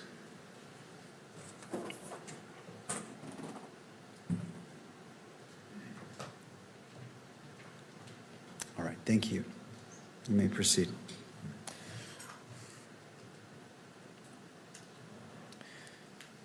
Plaintiff's Exhibit 30. Do you know what this is? Yes, this is the ATF report that I received regarding the DNA testing on the gun and cartridge casings. Or sorry, correction, cartridge case and cartridges. Thank you. And is this in the same condition as it was when you received it? Yes. Your Honor, I'd move the admission of Exhibit 30. No further objections, Your Honor. All right, I note the standing objections, and as to publication, Mr. McBride. Yes, Your Honor. This exhibit deals with DNA testing on the rifle and the cartridges. We would move to have it published at all three levels. All right, so noting the standing objection by defense, I'm going to overrule that objection pursuant to Utah Rule of Evidence 1102. State's exhibits, and this is 30? 30. State's Exhibit 30 is admitted into evidence and may be published on screen in the courtroom and for the media camera.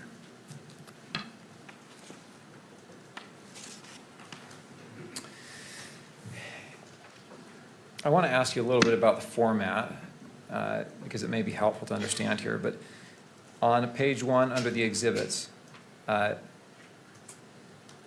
we have here a list of items that were sent in for testing and comparison. Is that right? Yes.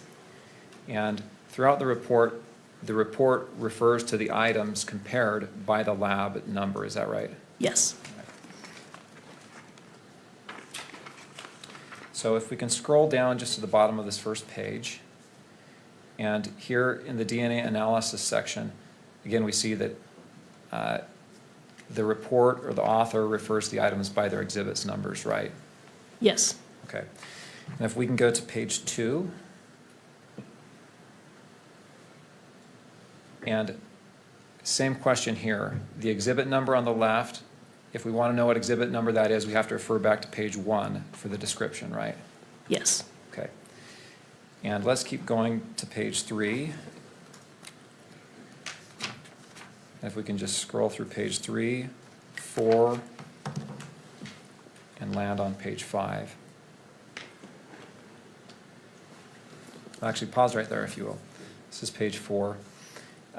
There's a description section here as well. And that description talks about where the swabbing that's used to compare what was swabbed for the comparison. Is that right? Yes. Okay. Let's go to page 5. So as we look at this first paragraph here under statistical analysis, let's see if you have this notated or no. Exhibits 1.1 and 1.4. Do you know what that is referring to? Yep, they're referring to 1.1 is swabs of the stock and grips of the rifle, and then 1.4 is swabs of the bolt of the rifle with possible ridge detail and or smudging. Okay. Will you read paragraph D? Yes. The DNA profiles are at least 1 trillion times more likely if they originated from Tyler Robinson, Exhibit 7.1, as a contributor to the major components and 3 unrelated unknown individuals than if they originated from 4 unrelated unknown individuals. And again, that's swabs of the grips and the bolt. Stock and grips and bolt, is that right? Yes. Okay. Number 2, calculation number 2. Where is this swab taken from? Exhibit 1.2 would be swabs of the butt plate of the rifle. And will you read paragraph D here? The DNA profile is at least 1 trillion times more likely if it originated from Tyler Robinson as a major component and 4 unrelated unknown individuals than if it originated from 5 unrelated unknown individuals. Looking at calculation number 3, exhibit 1.3, what areas were swabbed for this comparison? 1.3 is swabs of the trigger and trigger guard of the rifle with possible ridge detail and or smudging. Will you read paragraph D? The DNA profile is at least 1 trillion times more likely if it originated from Tyler Robinson as a major component and 3 unrelated unknown individuals than if it originated from 4 unrelated unknown individuals. If we can go to page 6. Calculation number 4, exhibits 1.5 and 5.1. What are those? 1.5 are swabs of the forend of the rifle, and 5.1 is swabs of one 30-06 cartridge. And again, that cartridge came from where? From the firearm. Will you read paragraph D? The DNA profiles are at least 1 trillion times more likely if they originated from Tyler Robinson as the major components and 2 unrelated unknown individuals than if they originated from 3 unrelated unknown individuals. All right, let's look at calculation number 5, 1.6 and 3.1. What are those? 1.6 is swabs of the barrel of the rifle with possible ridge detail and or smudging, and 3.1 is swabs of one 30-06 cartridge. And that 30-06 cartridge came from where? From the firearm.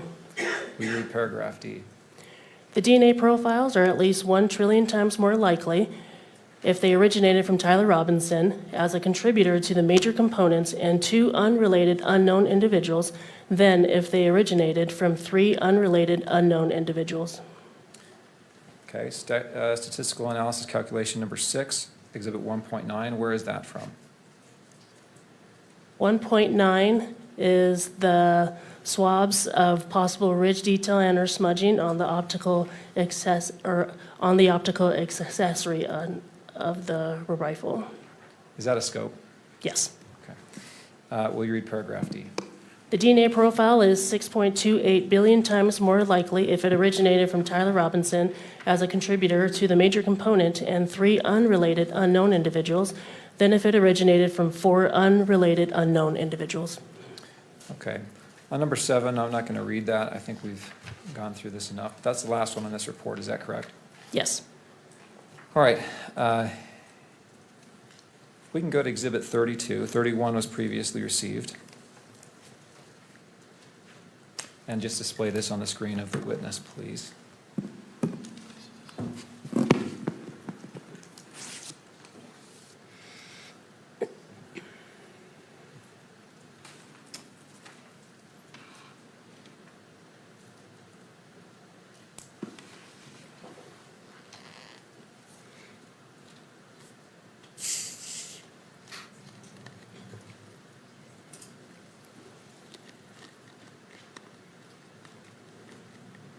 I think it might display on the gallery video, okay. All right, thank you. Can you see Exhibit 32 on your screen, Agent Felmy? Yes. What is this? This is an ATF report that I received in relation to the gun as well as cartridge case and cartridges. And is this report in the same condition as it was when you received it? Yes. I move the admission of State's Exhibit 32. So question for you, was this the report that was previously disclosed in one of the early motions? Yes. All right.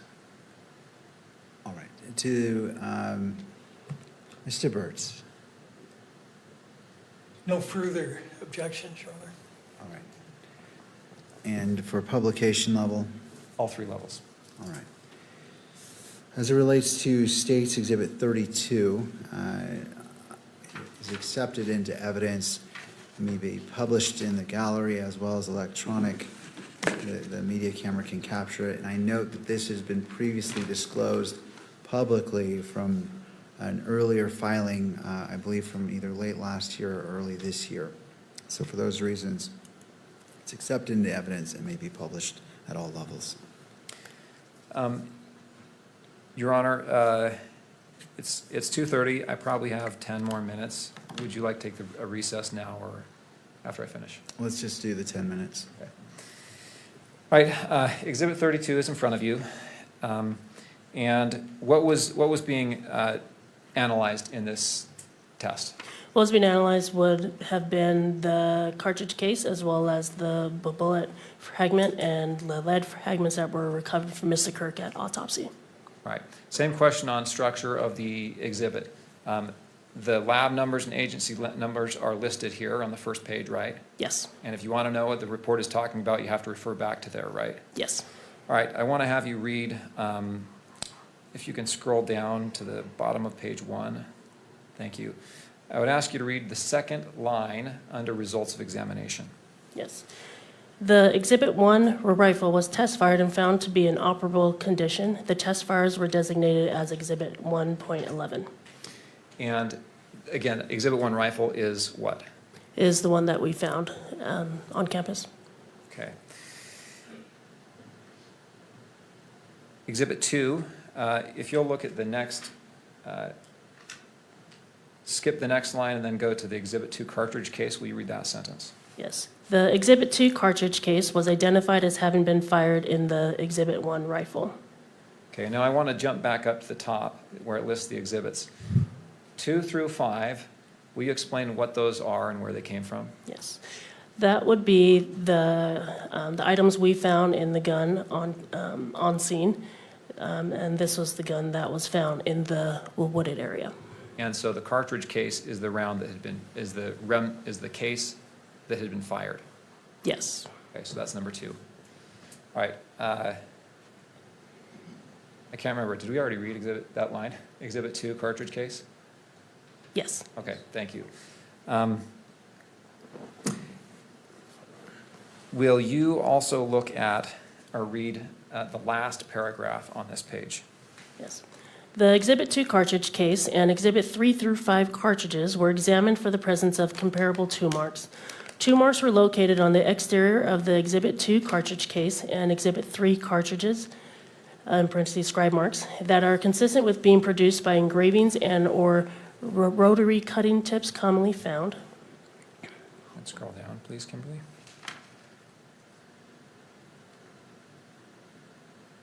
Installed in handheld rotary tools, such as a Dremel tool. These tool marks contain marks of value for comparison if a suspect tool is located. Okay. I'd ask to scroll back up to show the exhibit list. Number 6. What is Exhibit 6? Exhibit 6 is the bullet fragment, the bullet jacket fragment, as well as some other fragments that were recovered from Mr. Kirk at the time of autopsy. Thank you. Going back to page 2, will you read the first full paragraph there, beginning with Exhibit 6? Yes. Exhibit 6 consists of one .30 caliber class deformed damaged bullet jacket fragment and 4 lead fragments. Will you read the next paragraph as well? The Exhibit 6A bullet jacket fragment cannot be identified or excluded as having been fired from the Exhibit 1 rifle based on an agreement of all discernible class characteristics and neither sufficient agreement nor sufficient disagreement of individual characteristics. The results of the comparison was inconclusive.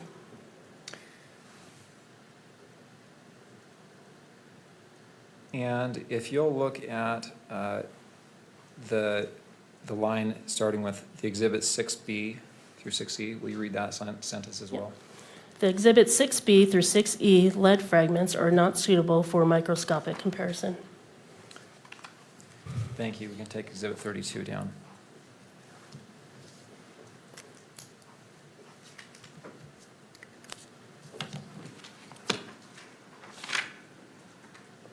Exhibit 33, if we can show that just to the witness, please.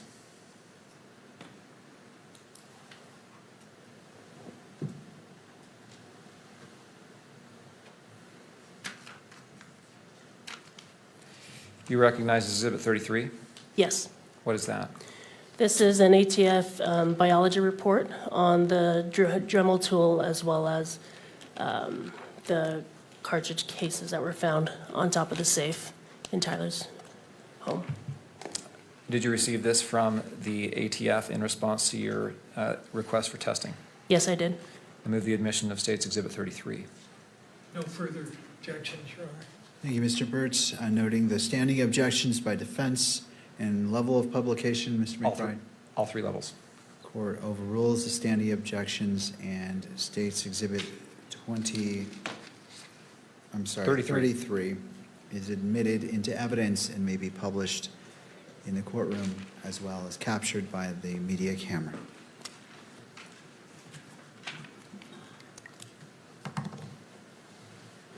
What was being tested here? The Dremel tool, the bits container, as well as the cartridges and cartridge casings we found in Tyler's home. And up in the top right, it says forensic biology. Is this DNA testing? Yes, it is. Okay, format of this is the same as the other report that we already looked at, right? Yes. Let's jump to page 4. Calculation number 1.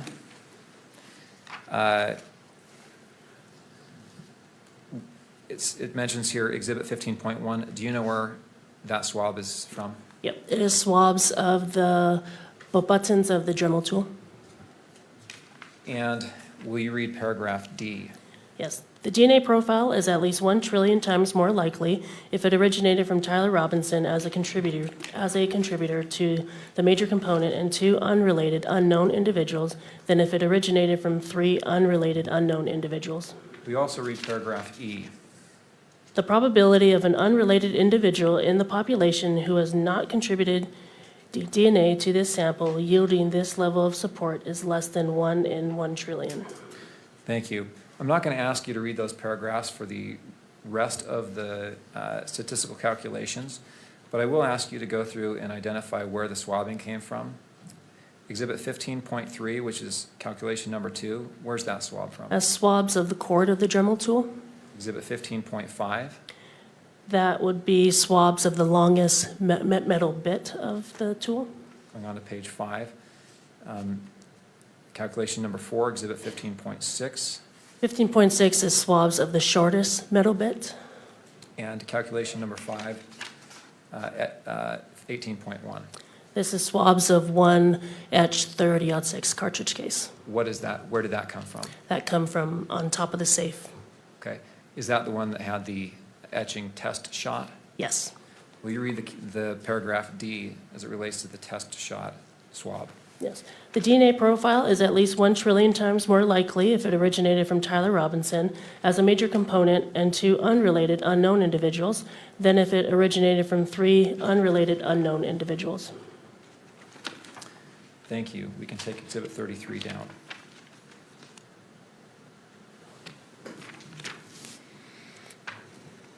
final report is 34, if we can publish that just to the witness.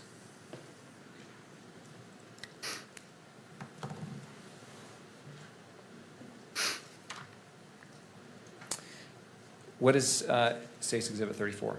This is an ATF report I received that was comparing tool marks.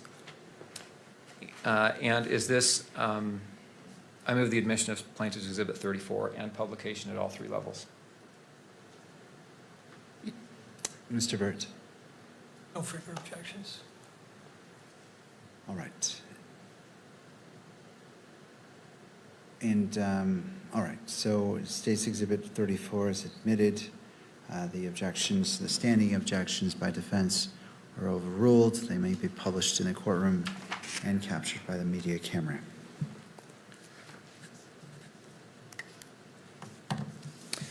Okay, looking at the exhibits, might have to go back and forth here, but let's go to page 2. And will you read the paragraph that starts with Exhibit 18 consists? Yes. Exhibit 18 consists of 5 30-06 Springfield caliber fired cartridge cases, designated Exhibits 18A through 18E, and 15 45 auto caliber unfired cartridges, designated Exhibits 18F through 18T. Okay. 18A, do you know what 18A is? Yes, this would have been the 30-06 cartridge case with the engravings test shot on it. Okay. Will you read the paragraph beginning with the Exhibit 18A? The Exhibit 18A cartridge case was examined for the presence of comparable tool marks. Numerous sets of tool marks were located on the exterior of the Exhibit 18A cartridge case that are consistent with being produced by engravings and/or rotary cutting tips commonly found installed in handheld rotary tools, such as a Dremel tool. These tool marks contain marks of value for comparison. Okay. The next paragraph I asked you to read is the one that starts with Exhibit 16. But first I want to ask you, do you know what Exhibit 16 is? I do not, off the top of my head. Okay. 18, it also says Exhibit 18A through 18E. Do you know what those are? 18A through 18E would be the cartridge cases that were found on top of the safe. Okay. If you'll read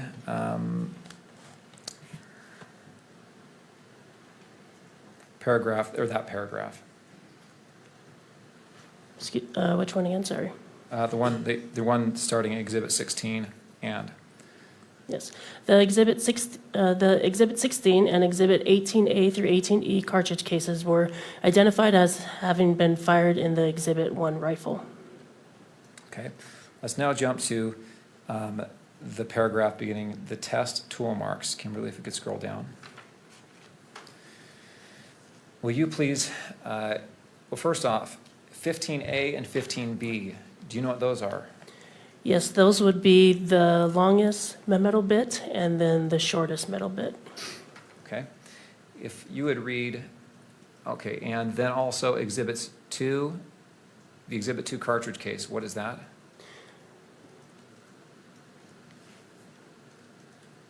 This would have been the cartridge case that was found in the gun. And Exhibits 3, 4, and 5 cartridges? They were the ones also found in the gun. And Exhibit 18A? Is the one that was found on the safe. Okay. If you'll read the first bullet point there, the Exhibit 15A. Yes. The Exhibit 15A engraving cutter was identified as having made tool marks located on the Exhibit 2 cartridge case, Exhibit 3 through 5 cartridges, and Exhibit 18A cartridge case. And will you, let's see. Okay. We can go ahead and take that down.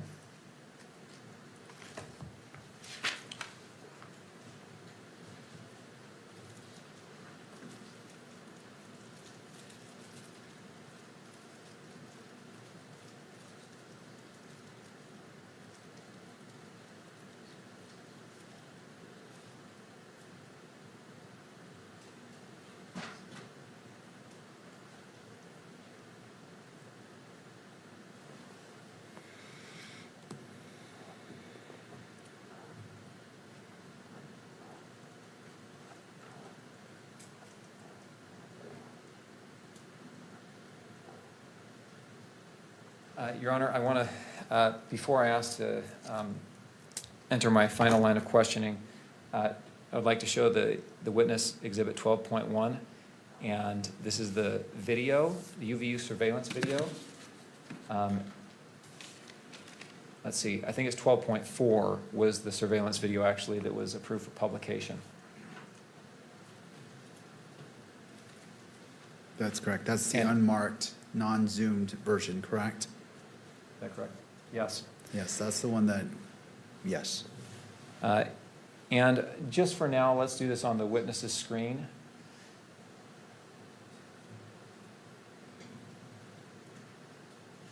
.4, and I'll ask you to jump to the 804 mark.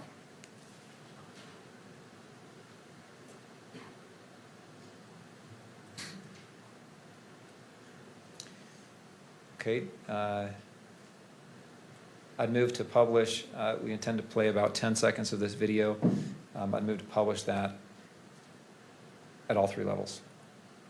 Mr. Burt? I'm not sure what the relevance is at this point, so it's hard to object or not. I would ask for a proffer as to what it's showing, because it's not apparent from the exhibit. Understood. Proffer is, there's been testimony about about prints being found on the glass window of this building. This exhibit demonstrates the suspect's behavior in that area. All right. Anything further? With that, I don't have any further objections. All right. So it may be published. This is already admitted, and it may be published at all levels.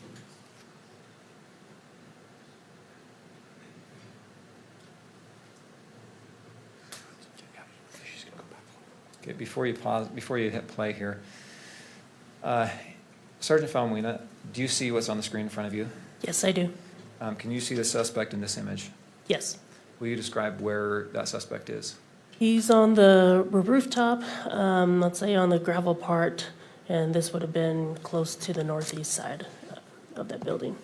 Timestamp is 12:23:47 p.m., is that right? Yes. And that portion of the image that we see there, the video, is the top portion of the image slightly to the left of center, is that right? Yes. Okay, we're at 8:01. Kimberly, will you please hit play there?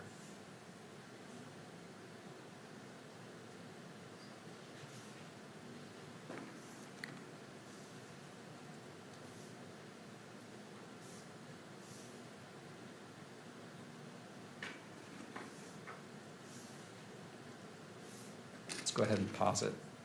Pausing it at 8:20. Were you able to determine if the suspect touched the glass when he dropped from the roof? Not at the time when we first saw the video, no. Okay. Were you later able to make any determination on that? Yes, because the video we had was pretty grainy at the time at the command post, and it wasn't until we're actually able to get the footage directly from UVU. And when you actually got that footage, could you zoom in and get a better picture? Yes. And were you able to determine at that time whether the suspect touched the window? Yes. What was your determination? We determined that he was not, or he did not touch it. Thank you. Nothing else. All right. Let's go to a break. To defense, I realize that you began talking about your concerns. You have a witness that needs to leave today. 10, 15 minutes, what's your request? I want to maximize your ability to have time with your witnesses as well as cross if you choose to. Thank you. Just 10 minutes would be fine. All right, let's break for 10 minutes and then come back and cross-examination. Court is in recess.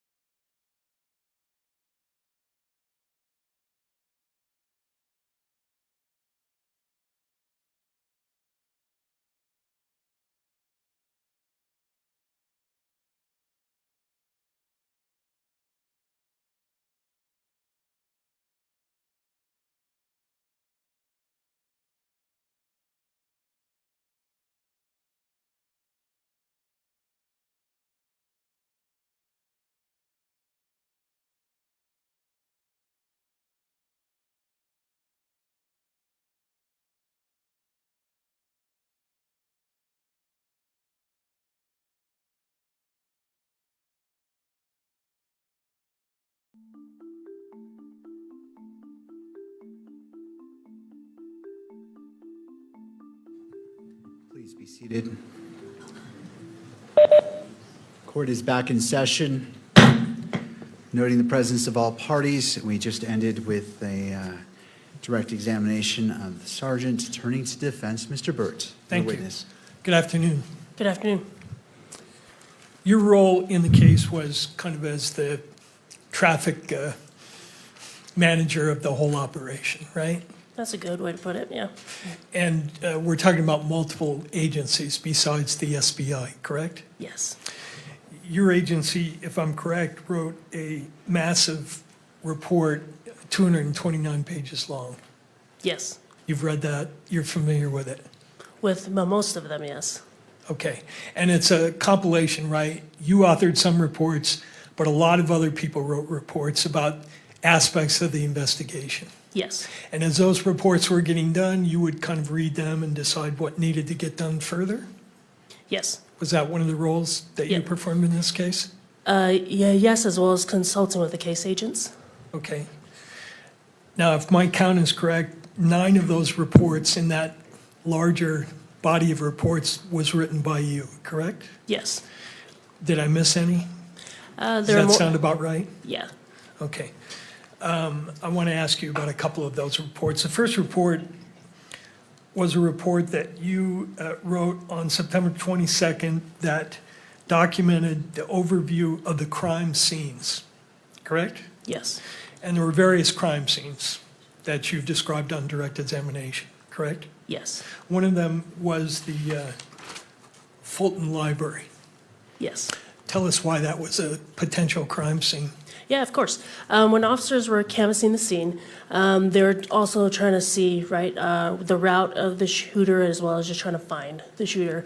And they determined that the Fulton Library stood out because there were unattended items there at the bus stops that were away from the courtyard area, and so to them, they thought it was suspicious.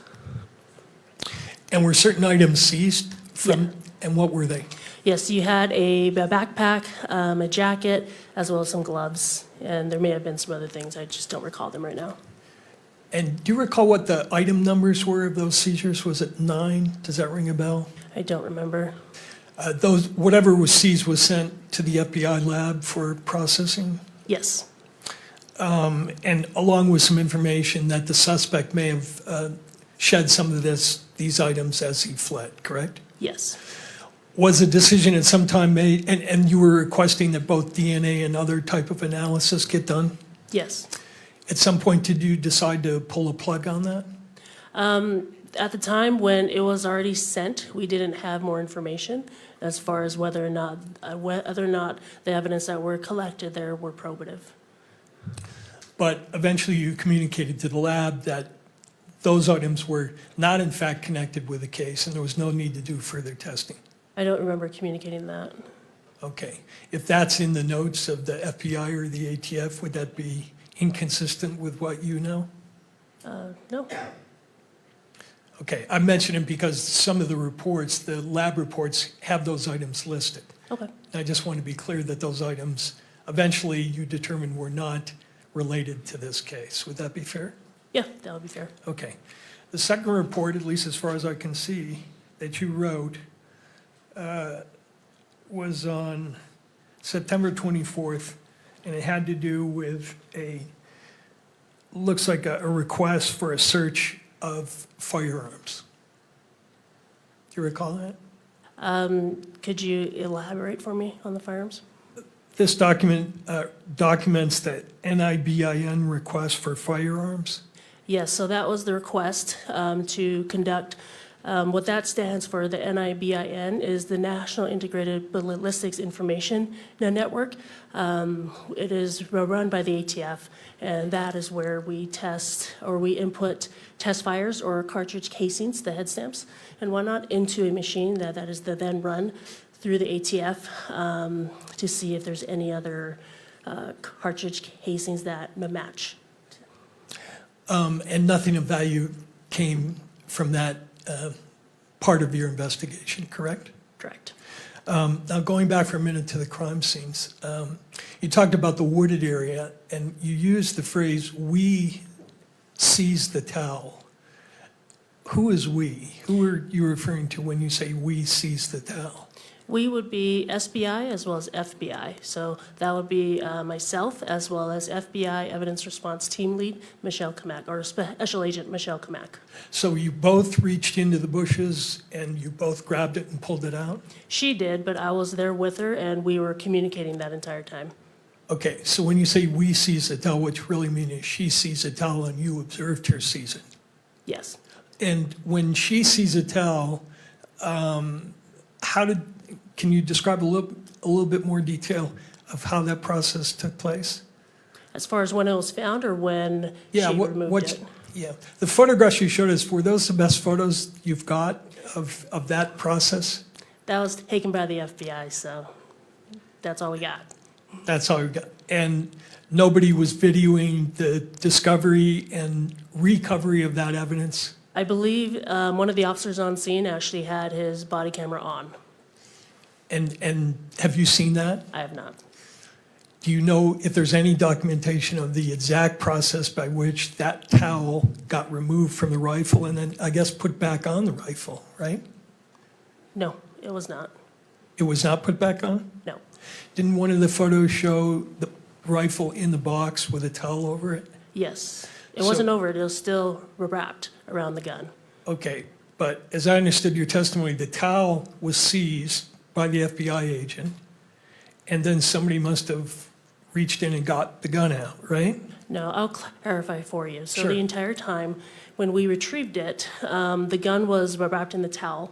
So when Special Agent Kamak reached in, she grabbed not only the towel but also the gun, and it remained. And the towel and the gun remained basically intact, lack of a better word, and then was placed onto the cardboard box, which is one of the photos that was shown earlier. Once we documented that, and then the towel was removed from the gun.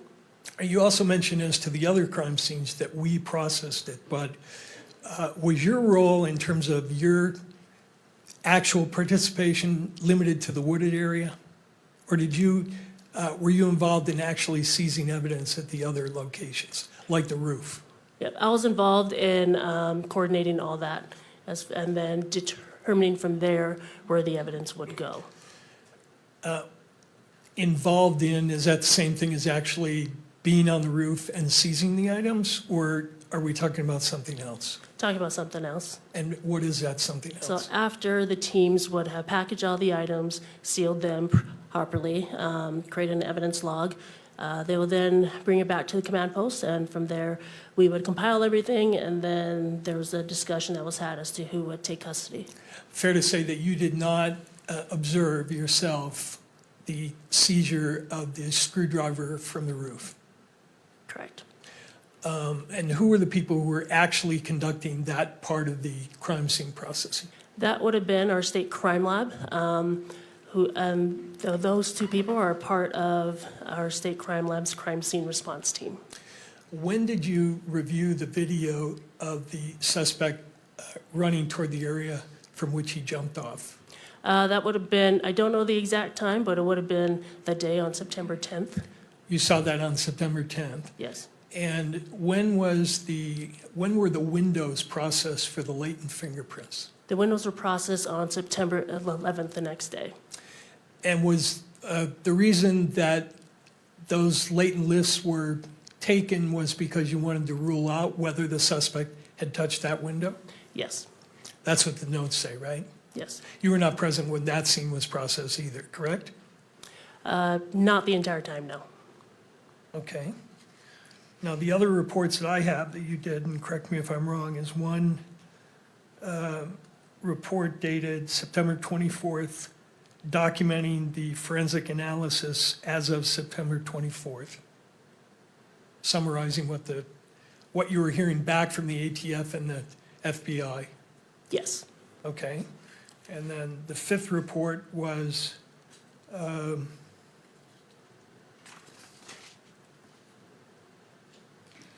again about the crime scene progress of the forensic testing, right? Yes. All right. And then you have a report here which documents a firearm trace and a firearm seized at River River Street. Yes, Nothing of value came of that, correct? correct. You have a report that has to do with the latent print report from your people, SBI. Yes, or it's not SBI, it's actually the State Crime Lab, but yes, same department. Same department. Just detailing the results of that examination, which the stipulation addressed, Yes, right? You have a report documenting the transfer of evidence from the FBI to your department. yes, And then the last one that I have that you personally wrote has to do with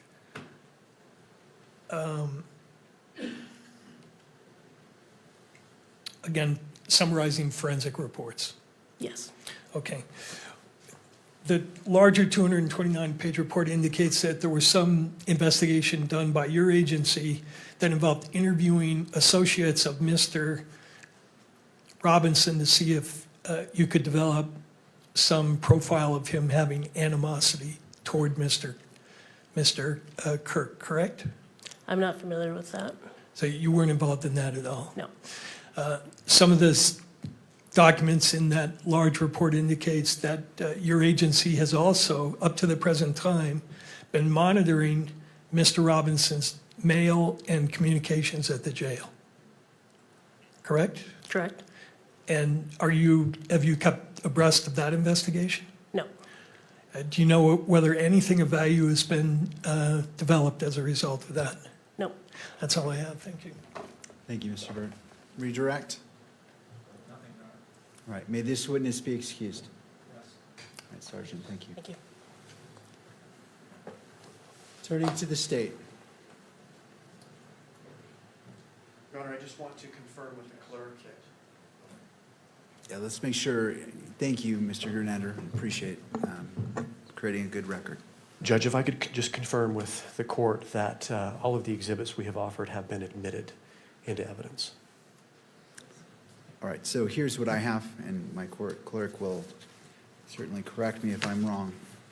I have State's Exhibit 1, 2, 3, 3.1, 3.2, 4, 5, 5.16, 6.17, 7.18, 8.19, 10, 10.1, 10.2, 10.3, 11, 12.1, 12.2, 12.3, and I believe 12.4, 13, 14,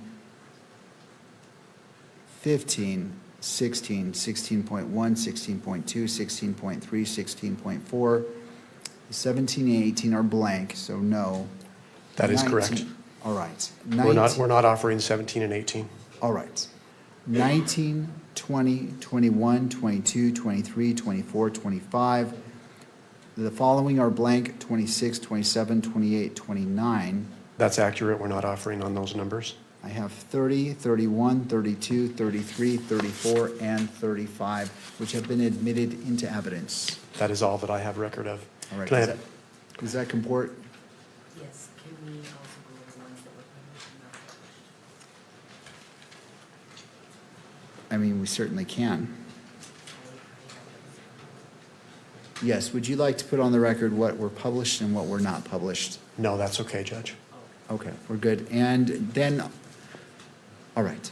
Can I have just a moment? Yes.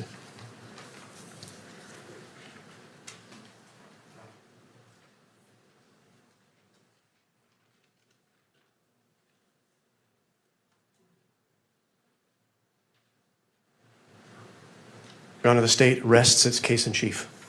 Thank you. Turning to defense. Approach the bench, please.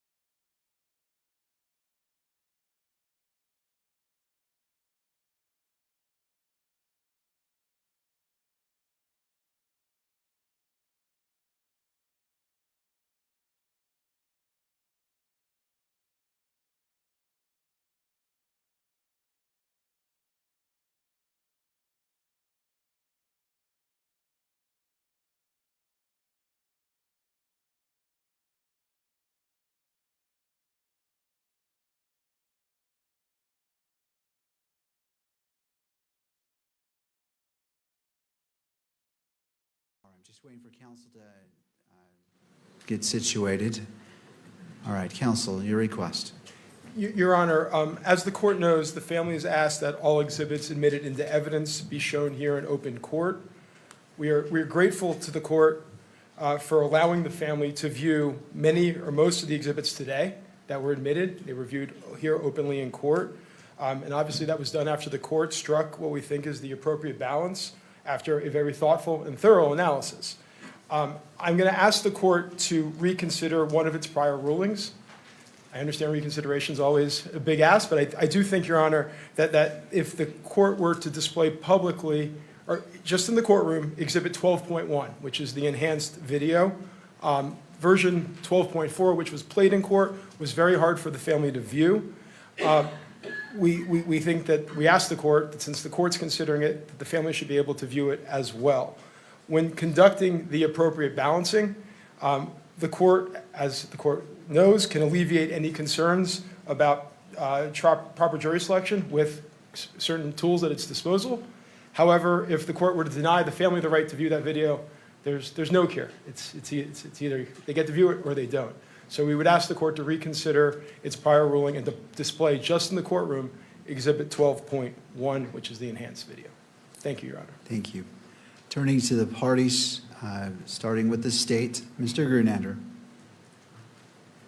Thank you, Judge. The state does not oppose publishing 12.4 in the courtroom.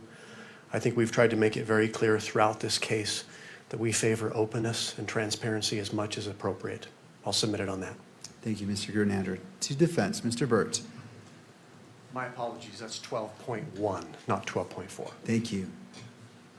Judge, at this point in the proceeding, we're asking the court to keep focus on the purpose of this hearing.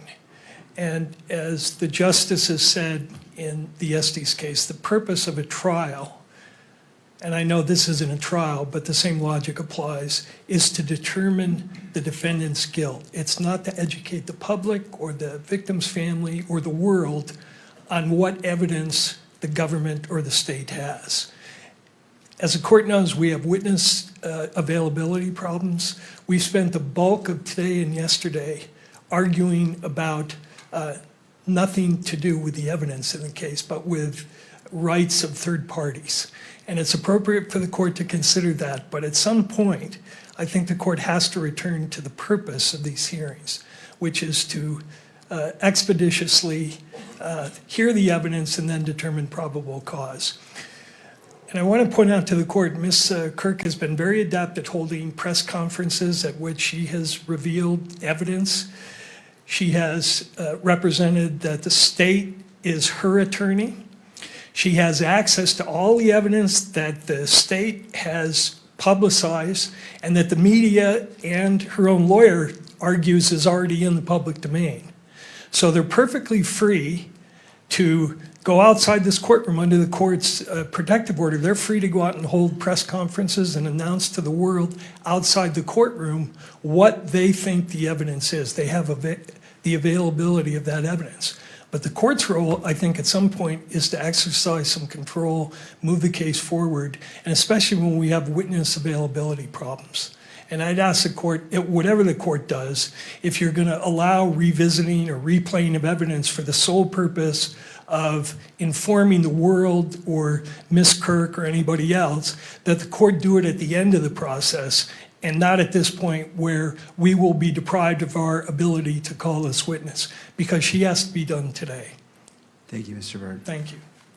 Briefly, and I say that because time is of the essence, not because I don't want to hear what you have to say. I understand, but there was a lot that was just said that's just not true. Well, so let me put this in a spot where we need to be. And I understand that there's opinions, but I have to keep this to the probable cause. I don't want this to go to a back and forth about issues that lie outside of probable cause. And I realize statements are made, and as the victim's representative attorney, you want to address it. So I will hear you, but we need to be brief. So if you can be succinct, I definitely want to hear what you have to say.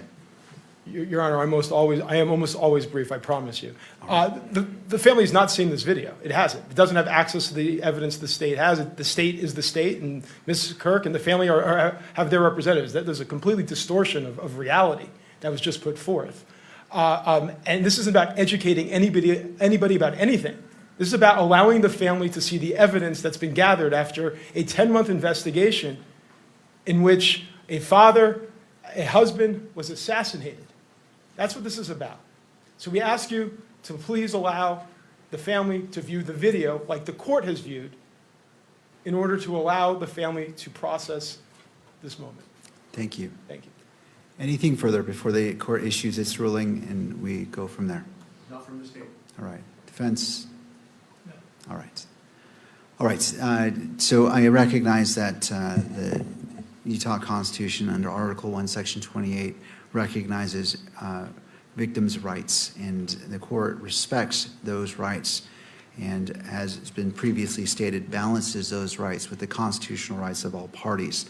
I will reserve my ruling on that and maybe revisit it tomorrow. But because we have an issue of expiring time and one witness that needs to leave today, I need to turn to that. I'm not ruling that that cannot happen, but for today, we need to focus on this to getting this defense witness on the stand and off the stand. And so please, if I do not remember, the parties can remind me and we can revisit this tomorrow. So again, I'm not saying yes, I'm not saying no, I'm simply saying we need to get to this witness, and I'm happy to readdress this tomorrow. Okay? All right. Mr. Burt. All right, Samantha Carner is being requested. If you can go ahead and retrieve her, bring her into the courtroom. Someone's doing that.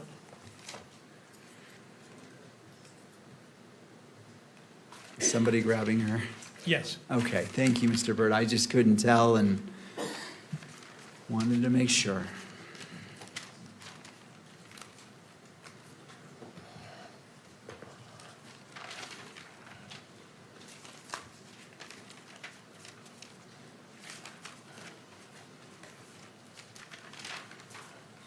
All right, Ms. Carter, if you wouldn't mind coming forward, right by our bailiff to be sworn in.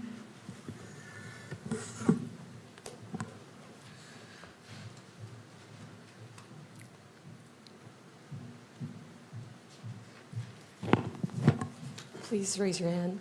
Do you solemnly swear that the testimony you're about to give now before the court will be the truth, the whole truth, and nothing but the truth, so help you God? I do. Thank you. You can sit All right, thank you, ma'am. If you wouldn't mind coming forward, having a seat at the witness stand. To your left is a water bottle if you choose. It looks like you brought your own as well.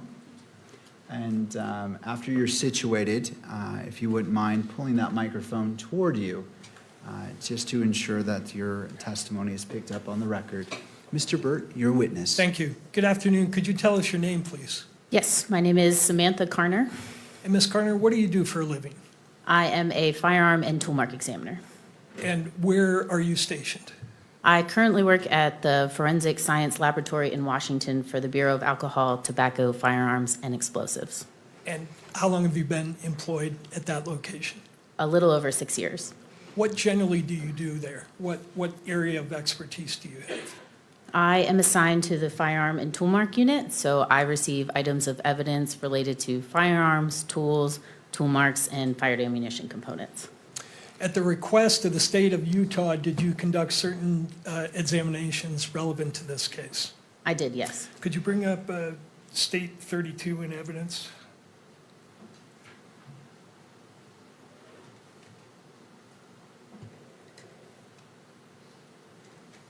And do you want it, Mr. Burt? Yes, I think. On all screens? All screens, it's admitted and Okay. I think approved All for right, let's go ahead and put publication. it on all screens because this was admitted and published previously.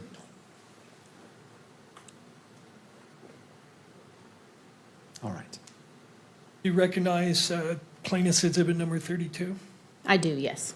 Are you the author of this report? I am, yes. Okay. What were you asked to do in relation to the examination that's documented in this report? For the Submission 1 report, I received a firearm, cartridge case, 3 cartridges, 1 bullet jacket fragment, and 4 lead fragments. I was asked to test fire the firearm and compare the test fires to the cartridge case and the bullet jacket fragment. I also was asked to do a tool mark characterization on the cartridge case and the cartridges, and then I also ran a general rifling characteristic search on the bullet jacket fragment. Okay. And are your conclusions accurately documented in your report? Yes. Could you turn to page 2 of the report? Second, bottom of the page. Those 2 paragraphs, please. Did you write in your report, these conclusions conform with the relevant Department of Justice policy on uniform language for testimony? Yes, that is always added to our reports. And do you have a standard operating procedure that requires that in each examination you do, this language has to be in there? We do, yes. Okay. And I want to ask you to review the document that is referenced in that language, which would be, and this is just for her only, Exhibit 11. Let me know when you can see that.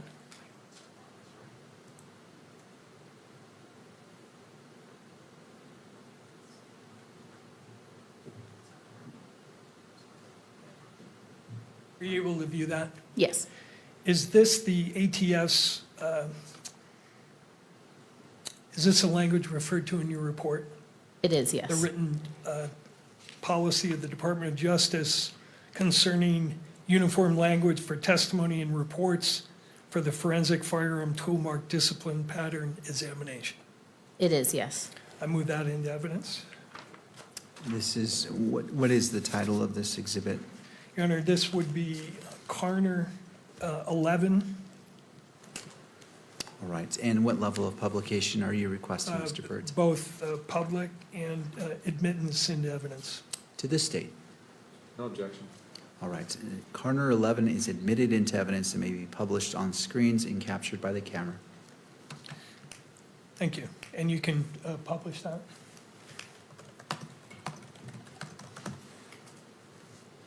Ms. Carner, can you tell us what the purpose and scope of this document is? Yes, this is the DOJ Department of Justice's uniform language for testimony and report, and it standardizes the appropriate language an examiner will use during reporting and their testimony. And DOJ published this to standardize the wording that examiners would use across their forensic laboratories. And was this published in part because of some criticism that the prior testimony, not by you, but by other people, may have gone beyond the bounds of science? I don't know why DOJ published it. It was before my time. Do you know how long this has been the policy of the Department of Justice? I do not off the top of my head, no.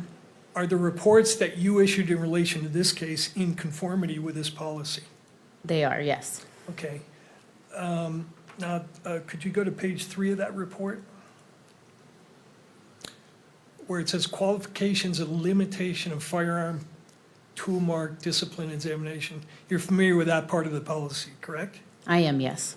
And the portion of the policy that says a conclusion provided during testimony or in a report is ultimately an examiner's decision and is not based on a statistically derived or verified measurement or comparison to all other firearms or tool marks. Therefore, an examiner shall not, and then it lists several propositions. You're familiar with that language? I am, yes. And it says that an examiner shall not assert that a source identification or a source exclusion conclusion is based on uniqueness of an item of evidence. Your report is not meant to imply something contrary to what's stated here, is it? No, it's not meant to contract. You're not asserting that a source identification is based on the uniqueness of an item of evidence. No, I am not. And the reason you're not doing that is because you haven't examined all possible items of evidence that could be relevant to your comparisons, correct? I have not looked at every firearm that's been manufactured in the world, nor have I looked at every tool that's been manufactured in the world. That's correct. Okay. The second portion of that says an examiner shall not use the term individualize or individualization when describing a source conclusion. Did you abide by that policy in this case? I did, yes. And you're not expressing an opinion here that the comparisons that you made are individualized to a particular weapon or a particular cartridge case, correct? My conclusion for one of the exhibits identifies the cartridge case as being fired in the firearm, but that's all it says, yes. Right, but you're not asserting that that's an individualized identification in the sense that's being used in this policy, are you? No, I am not. Okay, and then the third part of that says that an examiner shall not assert that two tool marks originated from the same source to the exclusion of all other sources. You're not expressing that opinion either, are you? I am not, no. It says, an examiner shall not assert that examinations conducted in the forensic firearms tool mark discipline are infallible. You're not asserting that? I am not, no. You're not asserting that, it says the examiner shall not assert that there is a zero error rate. You're not Correct. making that assertion, No. okay? Says an examiner shall not provide a conclusion that includes a statistic or numerical degree of probability except when based on relevant and appropriate data. You didn't conduct such an analysis here, correct? I did not, no. Okay. And it says, an examiner shall not cite the number of examinations conducted in the forensic firearm tool mark discipline performed in his or her career as a direct measure for the accuracy of a conclusion provided. You didn't do that, and you're not doing that here, correct? Correct. And then it says, an examiner shall not assert that two tool marks originated from the same source with absolute or 100% certainty, or use the expressions reasonable degree of scientific certainty, reasonable scientific certainty, or similar assertions of reasonable certainty in either reports or testimony, unless required to do so by a judge. You're not making any such assertions in this case, are you? I am not. Okay. All right, thank you. You can take that down. Now, when you conducted your analysis in this case, and in all cases, do you typically generate a case file that includes proper documentation of your examination? I do, yes. And did you do that in this case? I did. Could you display to her alone, please, Exhibit 6, Carner 6?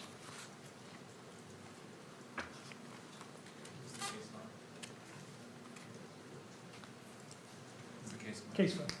Yes.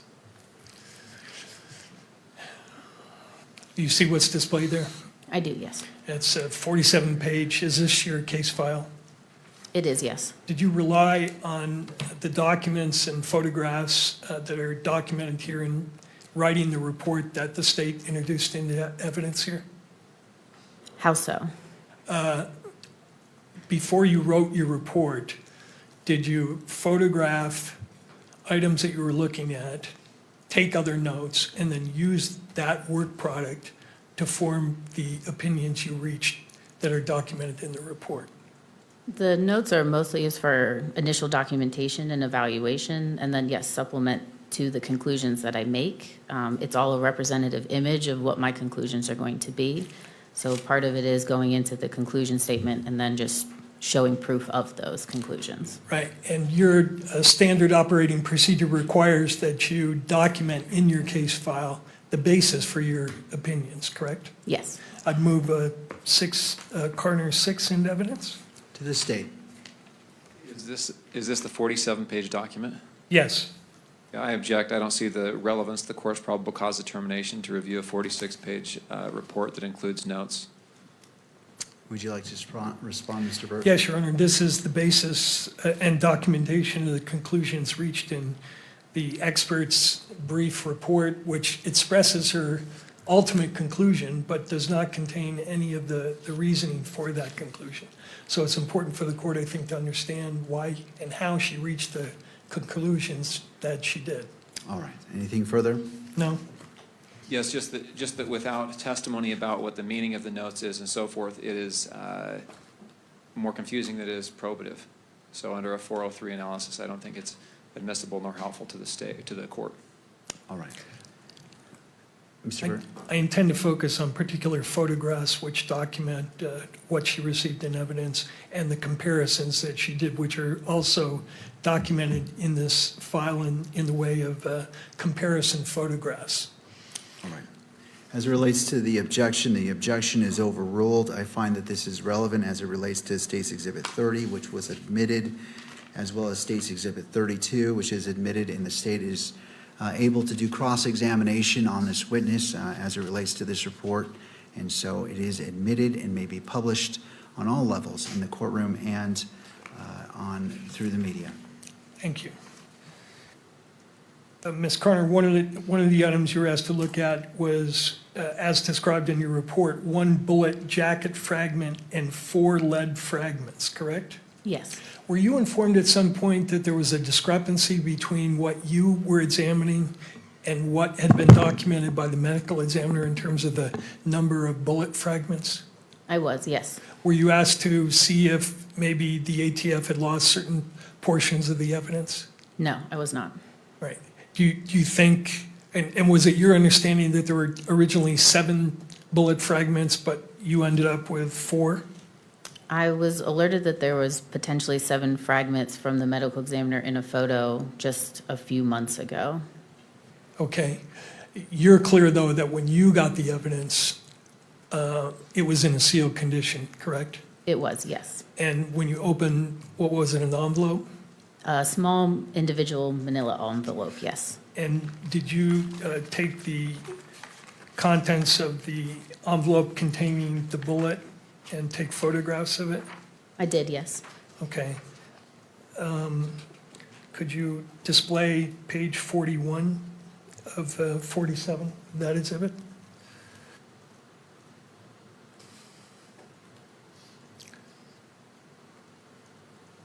I'm sorry, page 14.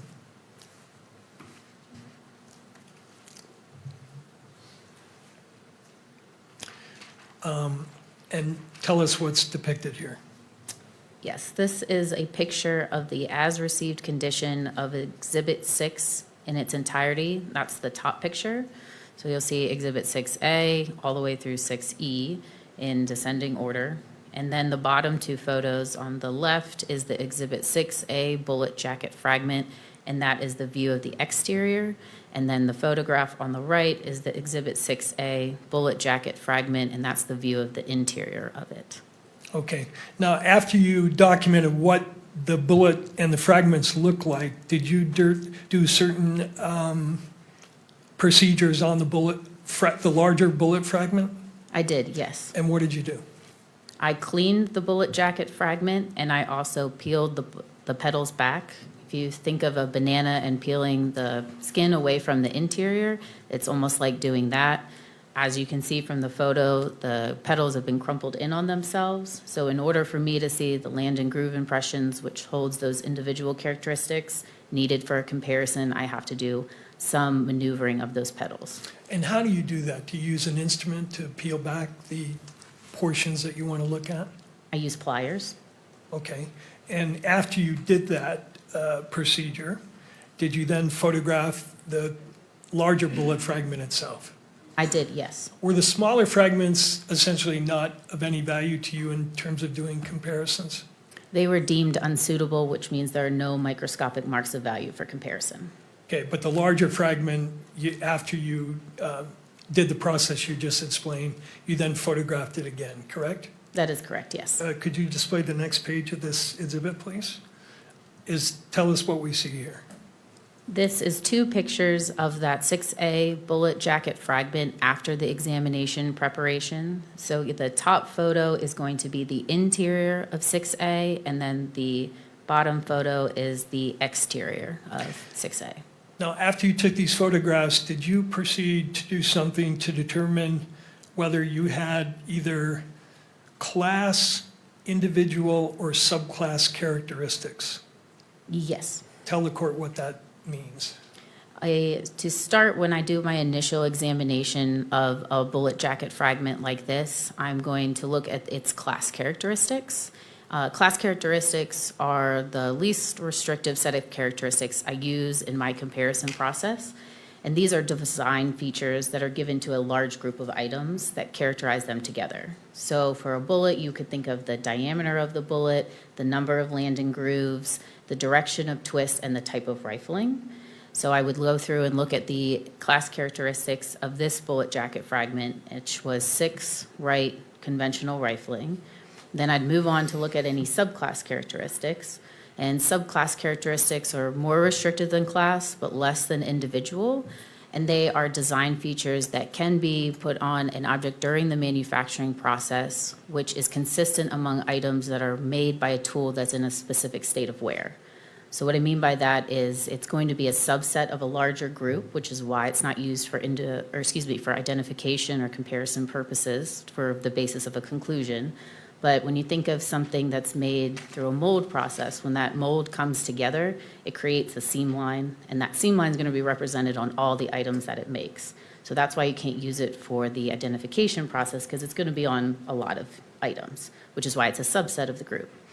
Then I move on at looking at the individual characteristics. And these are imperfections and irregularities that arise from the manufacturing process. And then there's also individual characteristics can arise from wear, use, and abuse of a tool. And these individual characteristics is what is going to be distinct to that tool, and that's why they're used for the identification process. So again, I did an examination of its class characteristics, looked for any subclass characteristics, and then looked to see if there was individual characteristics in the land and groove impressions sufficient enough of marks and values to do a comparison process. Now, once you have the class characteristics of a bullet, can you narrow the range of firearms that could have fired it just based on class characteristics? You can, yes. And is caliber a class characteristic or an individual or a subclass characteristic?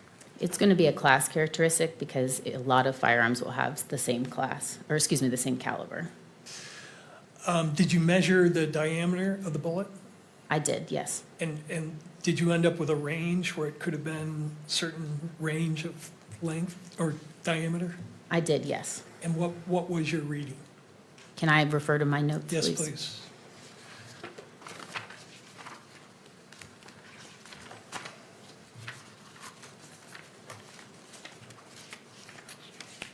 The range of the diameter for the 6A bullet jacket fragment was .286 to .301 inches. Okay, what page are you looking at? It's page 13. Okay.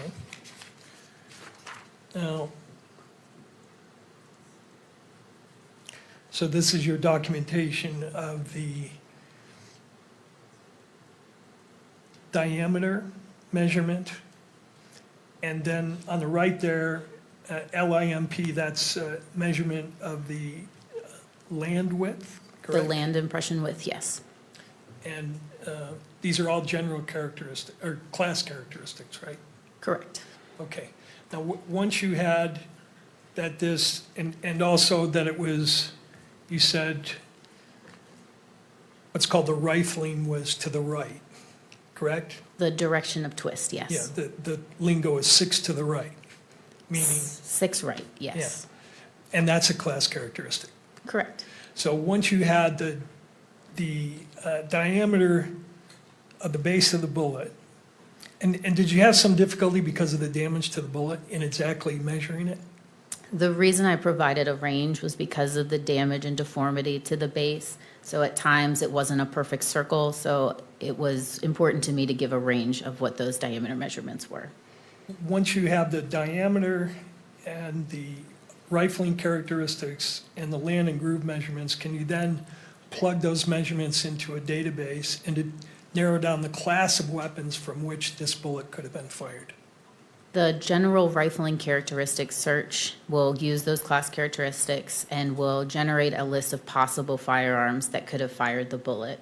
But that list is not all-inclusive, it is just used as an investigative tool. Sure. Could you go to page 47, please? Could you tell us what we're looking at here? This is the results of that general rifling characteristic, or the GRC search. All right, and what did you determine in terms of, just based on the class characteristics, what weapons could have fired the 6A bullet? There were several different .30 caliber class firearms that could have fired the bullet.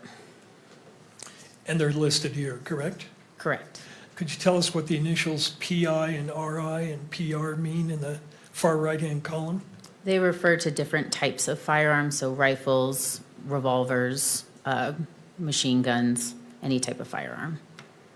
And what are the pistol ones? How is that designated? PI or? Correct. And what is RB? Bolt action? Bolt action. So based on the class characteristics, any of these weapons could have fired that bullet? They could have possibly fired the bullet jacket fragment, yes. Okay. Now, let's go back to the examination of the other two measures, subclass characteristics and individual characteristics. Is one of the reasons you look at subclass characteristics because they can be confused with individual characteristics? That is a concern, yes. In fact, your manual says that, right? It's important to rule in or out subclass characteristics to avoid the danger of confusing them with individual characteristics. I'm not sure if our manual says it verbatim. It says that we do need to assess every piece of evidence for possible subclass characteristics. And what is the reason for that? Subclass characteristics can be similar to individual characteristics. However, trained examiners are able to notice the difference between subclass and individual. Subclass characteristics are not always present on an item. It's possible, but not always present, and they tend to look a certain way. They're going to be uniform in their appearance. They're going to be spaced in a way that's more uniform. If you think of circles, those circles could be a distance between each other in the same distance every time, and they will look almost the exact same every time. Now, does your laboratory have certain protocols for conducting these comparisons? We have procedures for comparison, yes, like taking photographs, yes. Well, but also procedures for instance, you have a document called Examination and Comparison of Unfired and Fired Ammunition and Components that deals specifically with the procedures to be followed for the kind of examination you did here, correct? Yes, I believe that refers to the minimal documentation necessary for a piece of evidence. And one of those standard operating procedure requirements is document observations and evaluate for the potential of subclass characteristics on the relevant tool working surface, right?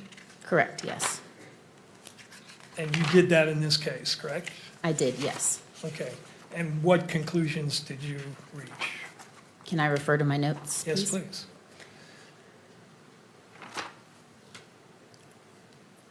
My subclass assessment that's on page 13 of my report states, stria observed in the land and groove impressions contain starts and stops, are not coarse, and vary in their height, width, depth, and spatial arrangement. No apparent subclass influence.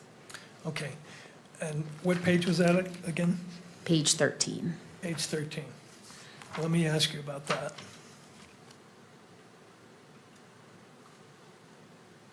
The striae observed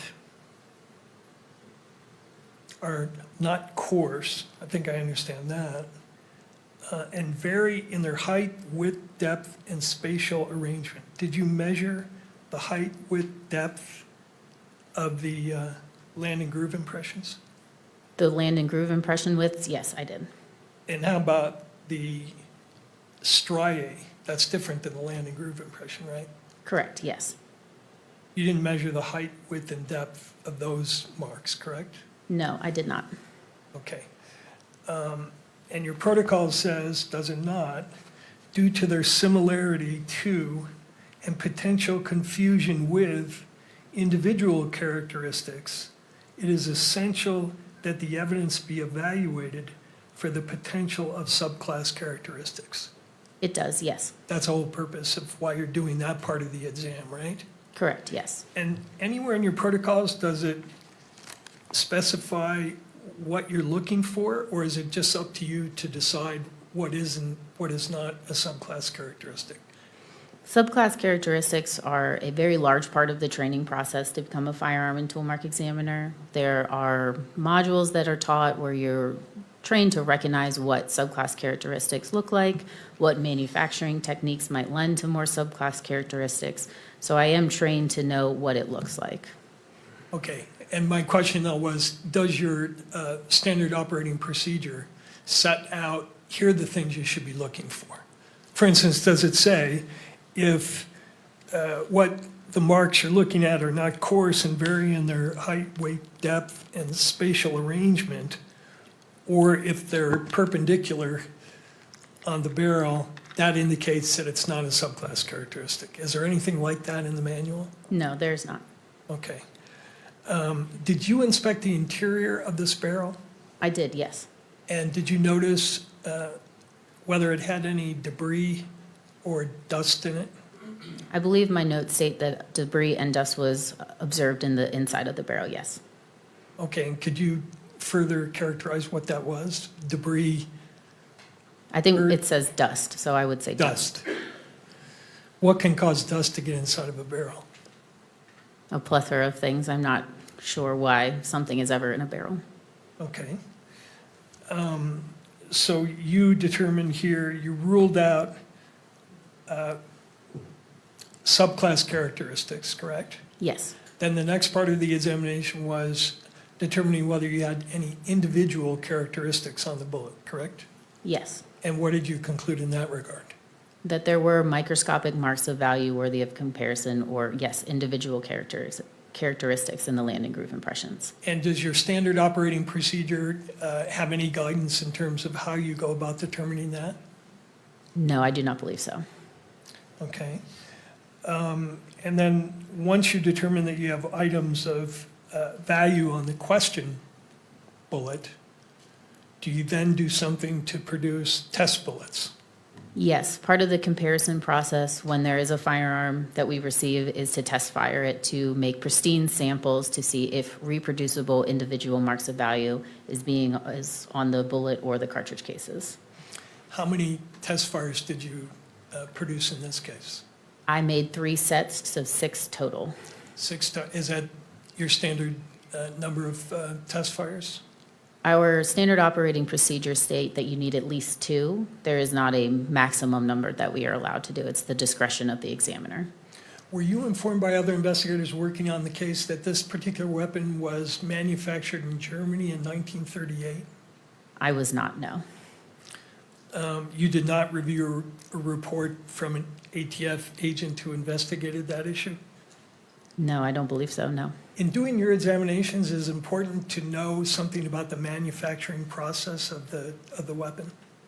It is helpful to know how a barrel or any part of the firearm is manufactured, yes. And why is that? Certain manufacturing techniques will lend to that individual characteristics. So grinding is a method that is known to leave individual characteristics on a tool. So if a item that I receive, I can tell is finished or manufactured by grinding, it already gives me an indication that individual characteristics would be left from that tool to the tool mark. Now, once you have your 6 test fires, then you did some comparison between the test fires, right? That is correct, yes. And why do you do that? That establishes whether or not there are individual reproducible marks of value on the test fires. It's important to know that because if there's not reproducibility amongst the test fires, then there's a chance to say, oh, it's not going to reproduce on the evidence and I wouldn't have anything to compare it to. And have you had cases where you fired the 6 test fires and you don't get reproducible marks? Not that I can recall. And when you do your comparisons, just looking at the test fires, do you get situations where there's some dissimilarities between those 2 fired bullets from your test fires? Yes, there are at times there will be disagreement amongst the individual characteristics, even in test fires. You have to think of it as when a bullet travels down a barrel or a cartridge case interacts with a firearm, the marks aren't going to be left onto that item the same way 100% of the time. It's almost like a stamp. If you know you're using a stamp and you put it in ink and then you put it on two separate areas of an item, it might look a little different just from the way the stamp was placed. It's the same thing with a bullet traveling down a barrel or a cartridge case coming into contact with a firearm. So even when you know a bullet is fired from the same weapon, you can have 6 bullets fired, and when you start comparing them, you will see differences between each bullet. There is a possibility to see some areas of disagreement. However, if I'm rendering an identification and saying there is reproducible individual marks of value on these test fires, there will be an overwhelming amount of sufficient agreement of that individual characteristic. Now, when you're doing these comparisons, you use something called the AFTE theory of identification, don't you? Yes, the AFTE theory of identification. All right, and take a look. And that's the standard that you used in this case to draw the conclusions that you made in the report that I showed you earlier, correct? That is the theory stating how an examiner is able to come to a conclusion when examining 2 or more sets of tool marks. And yes, that is how I go through my examination and how I come up with my conclusion, yes. Okay, and what is AFTE? AFTE is the Association of Firearm and Toolmark Examiners. It's the governing body of the firearm and toolmark community, whose primary goal is to further research and continue to show information about manufacturing and the evolution of firearm and toolmark examination. They hold annual seminars, publish a glossary of terminologies used by the firearm community, and they also have a peer-reviewed published journal. Peer-reviewed published journal. Can I join AFTE? You can, most of the firearms community, or excuse me, members are firearm and toolmark examiners. There are also technical advisors and associate members. Those members are not usually firearm and toolmark examiners, but they still have a livelihood in firearm and toolmark examination, meaning they conduct research or they are involved in products or manufacturing. And anybody is allowed to come to the annual seminar or get the journal. You just have to pay the fee. You just have to pay the fee. Okay. Could you display to the witness Exhibit 27, please?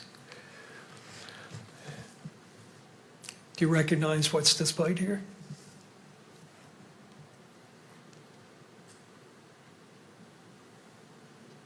It appears to be the AFTE theory of identification, yes. Right, I move that into evidence, Your Honor. What is it? This is the standard that she used to make the comparisons in this case, correct? Would this be Carner 27 This would be Carner 27, Your Honor. to the state? Your Honor, if I may voir dire the witness on this exhibit, I've never seen it before, I don't think. All right, Sure. let's go ahead and do so. Mr. McBride.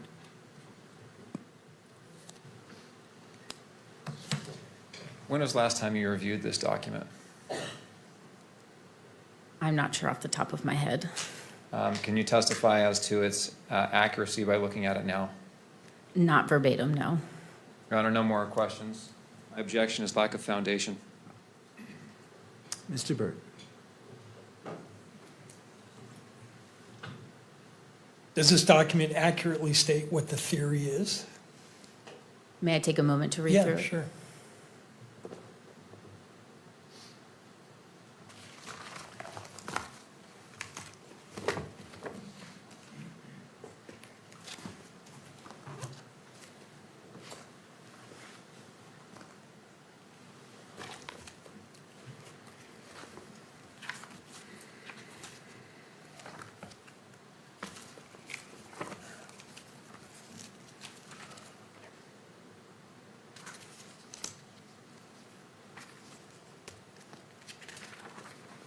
I believe something, I think the first statement is different than what I can recall, but overall, it is what the AFTE theory states.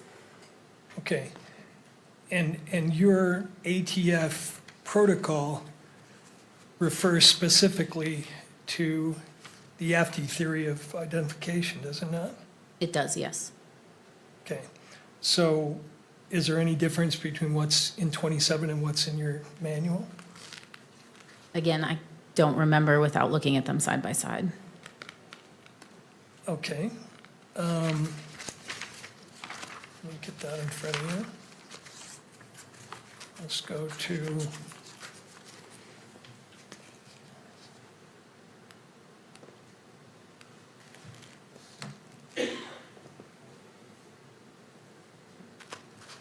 Exhibit 12.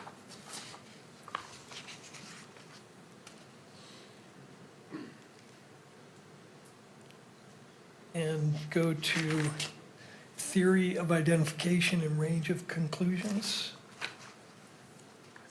Page 1 of 3. I don't have a Bates on it. Toward the end.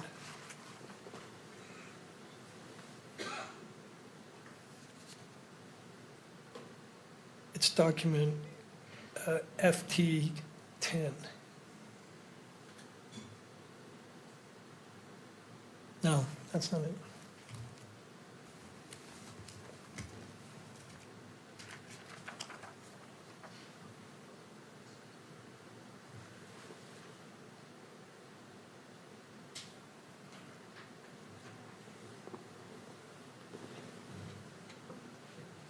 Could I approach your witness, Your Honor? You may. Page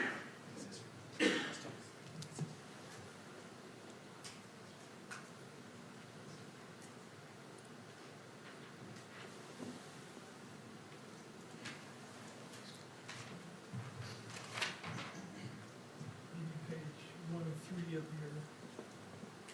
protocol. I think what it's.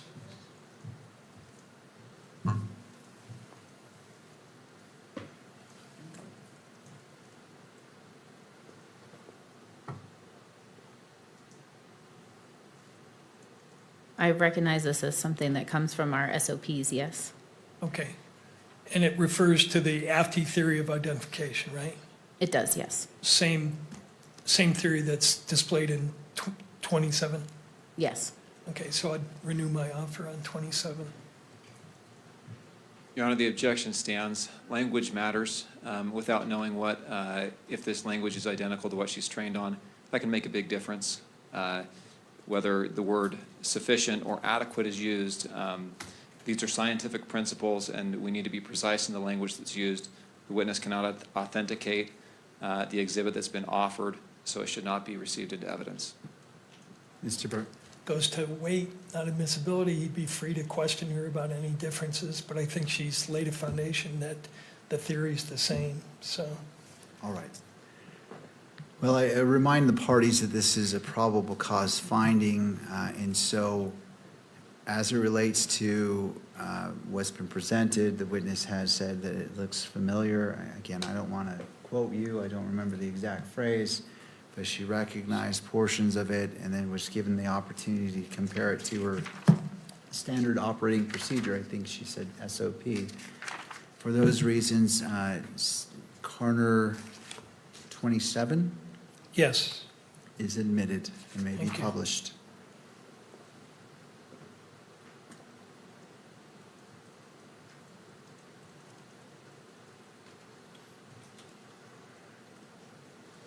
Looking at the language of this, the second part of it, according to AFT, says, currently the interpretation of individualization, identification is subjective in nature. Do you agree with that? Yes. Why is it subjective in nature? The conclusions that I author are of my opinion. Of your opinion? Correct. Does your, you can take that down, thank you. And no, wait a minute, go back if you would. But while he's doing that, does your manual state what you're looking for under this theory is correspondence of individual characteristics? Yes. That the theory is that if you see a certain level of correspondence, you can make a source identification, but not to the exclusion of all other firearms in the world, correct? Correct. Okay. And the standard, at least as it's articulated here, is the theory as it pertains to the comparison enables opinions of common origin to be made when the unique surface contours of two tool marks are, quote, in sufficient agreement. And is a subjective part of that, the quoted part, sufficient agreement? The subjective part of the conclusion is saying, yes, it is my opinion that there is or is not sufficient agreement or sufficient disagreement amongst two or more tool marks. And what may constitute sufficient for you may be completely different from the next examiner. Fair? Yes and no. I would expect any trained, competent examiner to come to the same conclusion. So the threshold of sufficient agreement might be different from one examiner, but the conclusion I would expect to be the same. Does your manual state, your ATF manual, section 431, state that correspondence or lack thereof of individual characteristics is not easily communicated? An observation such as significant agreement can mean different things to each examiner.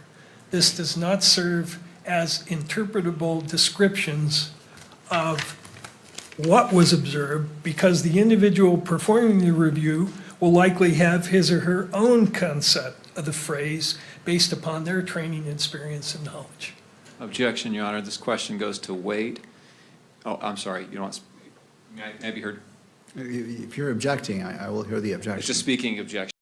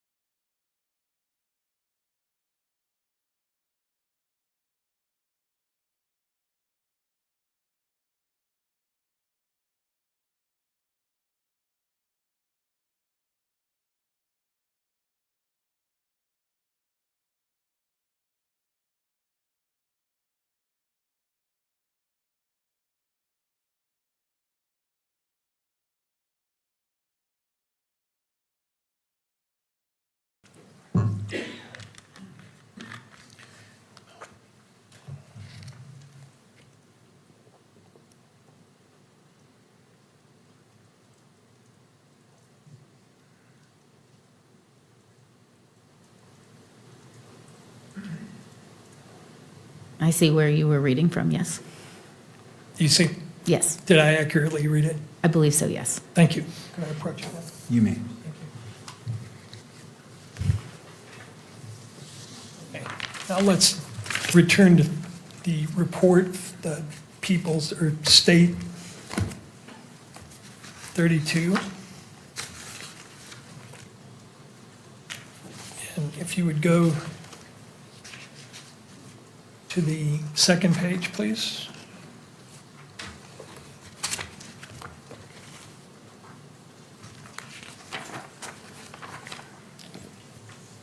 You concluded here, did you not, that the Exhibit 6A bullet jacket fragment could not be identified or excluded as having been fired from the Exhibit 1A based on an agreement of all discernible class characteristics and neither sufficient agreement nor sufficient disagreement of individual characteristics.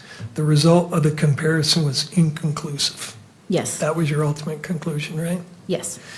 And on the next page, if you go to 2 pages in, you have an appendix, do you not, where you explain what inconclusive means? Next page, one more. There we go.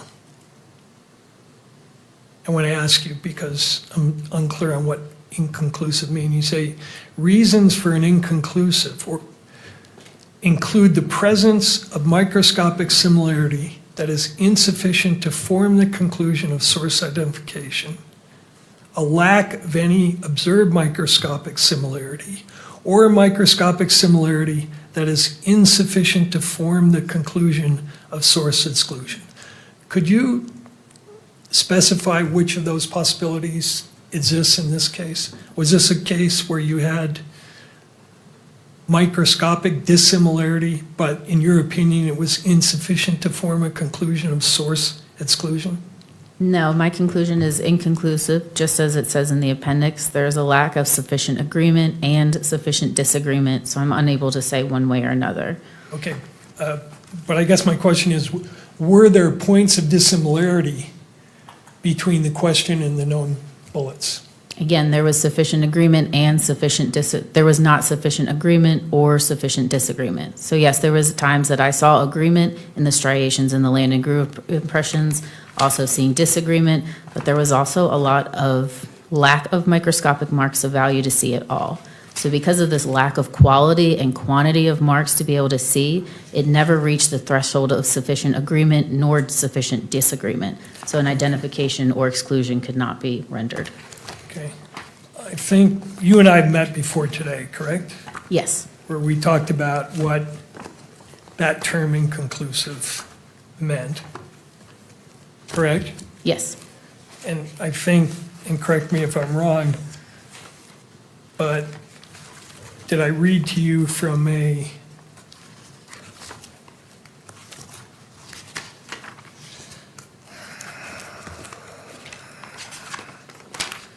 do you recall me asking you whether you agreed with this statement, that an inconclusive conclusion indicates that the microscopic marks in question may or may not have originated from the same or known source? I do remember you asking, yes. And you agreed that that was a correct definition of what you concluded in this case, correct? Correct, yes. To 10, Exhibit 10. Not 10, I'm sorry. Your case file again. This is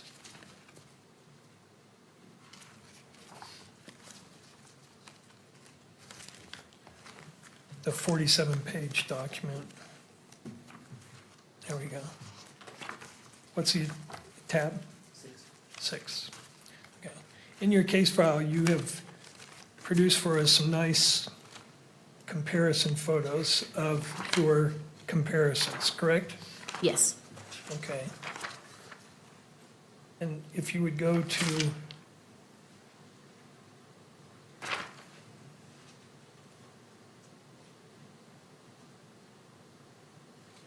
page 37.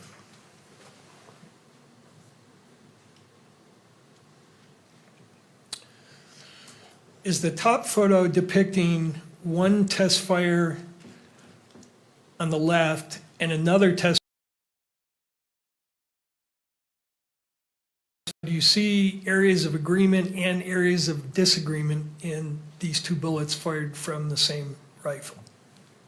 I see sufficient agreement amongst the striations that are in this land impression. Okay, and tell us where they are. When you draw that conclusion, using this subjective theory of identification, show us what you're looking at?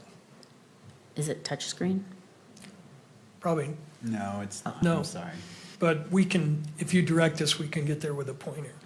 Sure.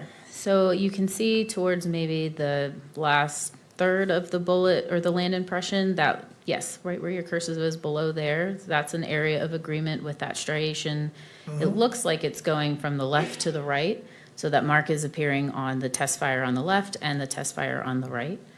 Then if you look towards the top of that land impression, there's going to be some more lighter colored striations or lines that are moving from left to right. Those areas are in agreement as well. Where is that? Not as far up as where he is, correct? It's down? Yes, and I believe the PowerPoint that I provided does have some areas and circles of some of these marks, if that would help as well. But if you move your cursor up, continually up, keep going. There you go.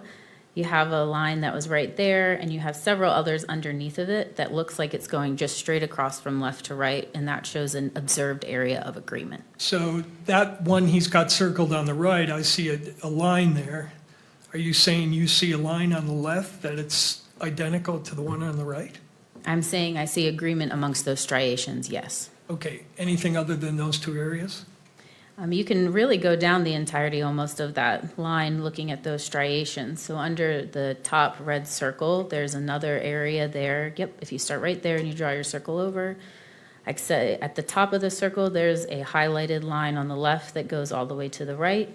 If you go a little bit farther down, maybe still in the top third of that circle, you can see another line going from one side to the other, another area of agreement as well. And then under the final third circle, in a little darker area down there, there's still some lines, again, in sufficient agreement. Okay, and again, these are comparisons between test fires. So you know the rifle that you're test firing fired these two bullets, right? Yes, and the Okay. purpose of those test fires is to ensure that though it was fired from the same firearm, you want to make sure that those individual characteristics are reproducing. All right, so go to the photo on the bottom of that page.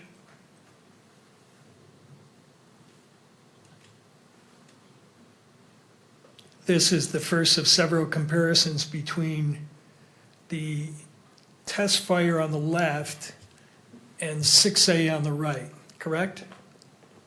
Yes. And what does the writing on the top mean, blue index GIMP? So that will be, the first number there is the case number, the laboratory case number. Then next, 1.11B is going to refer to the specific test fire that's on the picture. And then V versus 6A, so that's the evidence that's also pictured. GIMP stands for a groove impression, so I'm looking at a groove impression in this photo. Blue index means I'm specifically looking at the groove impression that I have put a blue indexing mark on so that I know where I am during the comparison process. Okay. 30X refers to the magnification that the photo was taken at, and then INC refers to inconclusive, the final conclusion. So I'm interested in the areas of disagreement. Are there areas of disagreement between the known and the unknown here that you could point us to? So for this photo, to me, I see areas of agreement in the top. And then on the way down from the 6A, right after you see those two highlighted lines near the top, there is a lot of damage that is observed, and almost no microscopic marks of value can be observed at all. So again, that lends to the lack of quality and quantity of marks even to do a comparison. It's almost like missing data points. Okay, missing is not the same thing as dissimilar though, right? It just means there's nothing there to call agreement or disagreement. So do you see areas of disagreement here or no? On the striations that are available to me on this groove impression, I see areas of agreement, and specifically talking about those two highlighted lines at the top on the right. Okay, go to the next page, please. Top photo on the next page. It's B38.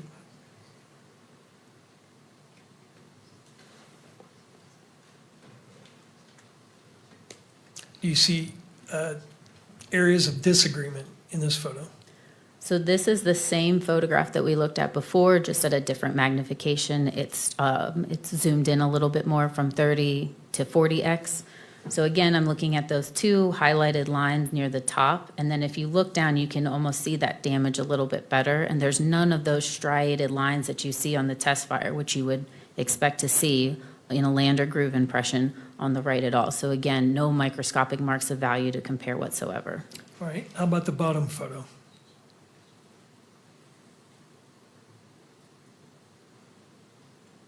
And again, the question, areas of disagreement.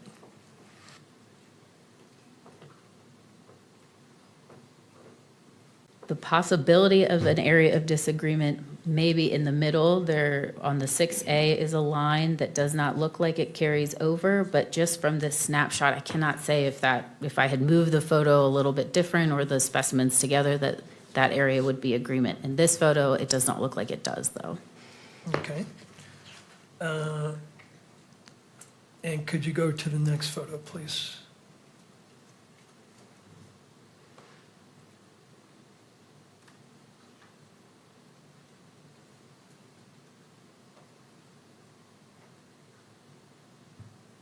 Same question here, areas of disagreement.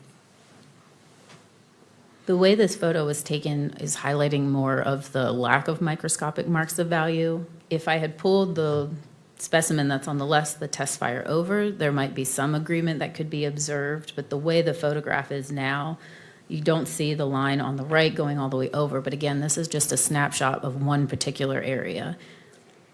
Doesn't show areas of agreement or disagreement. There is an area of agreement at the very bottom of the photo. Okay, Correct, yes. next photo, please.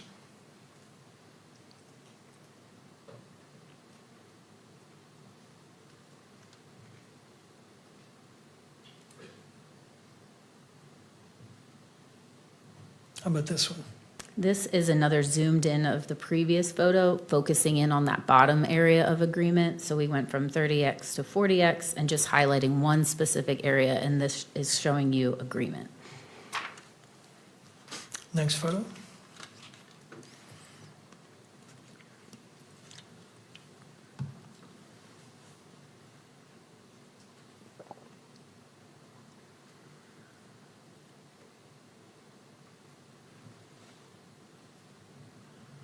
So again, this area that is highlighted, the bottom portion that's in focus, is showing an area of agreement.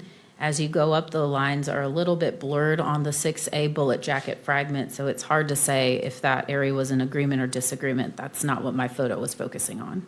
All right, next one.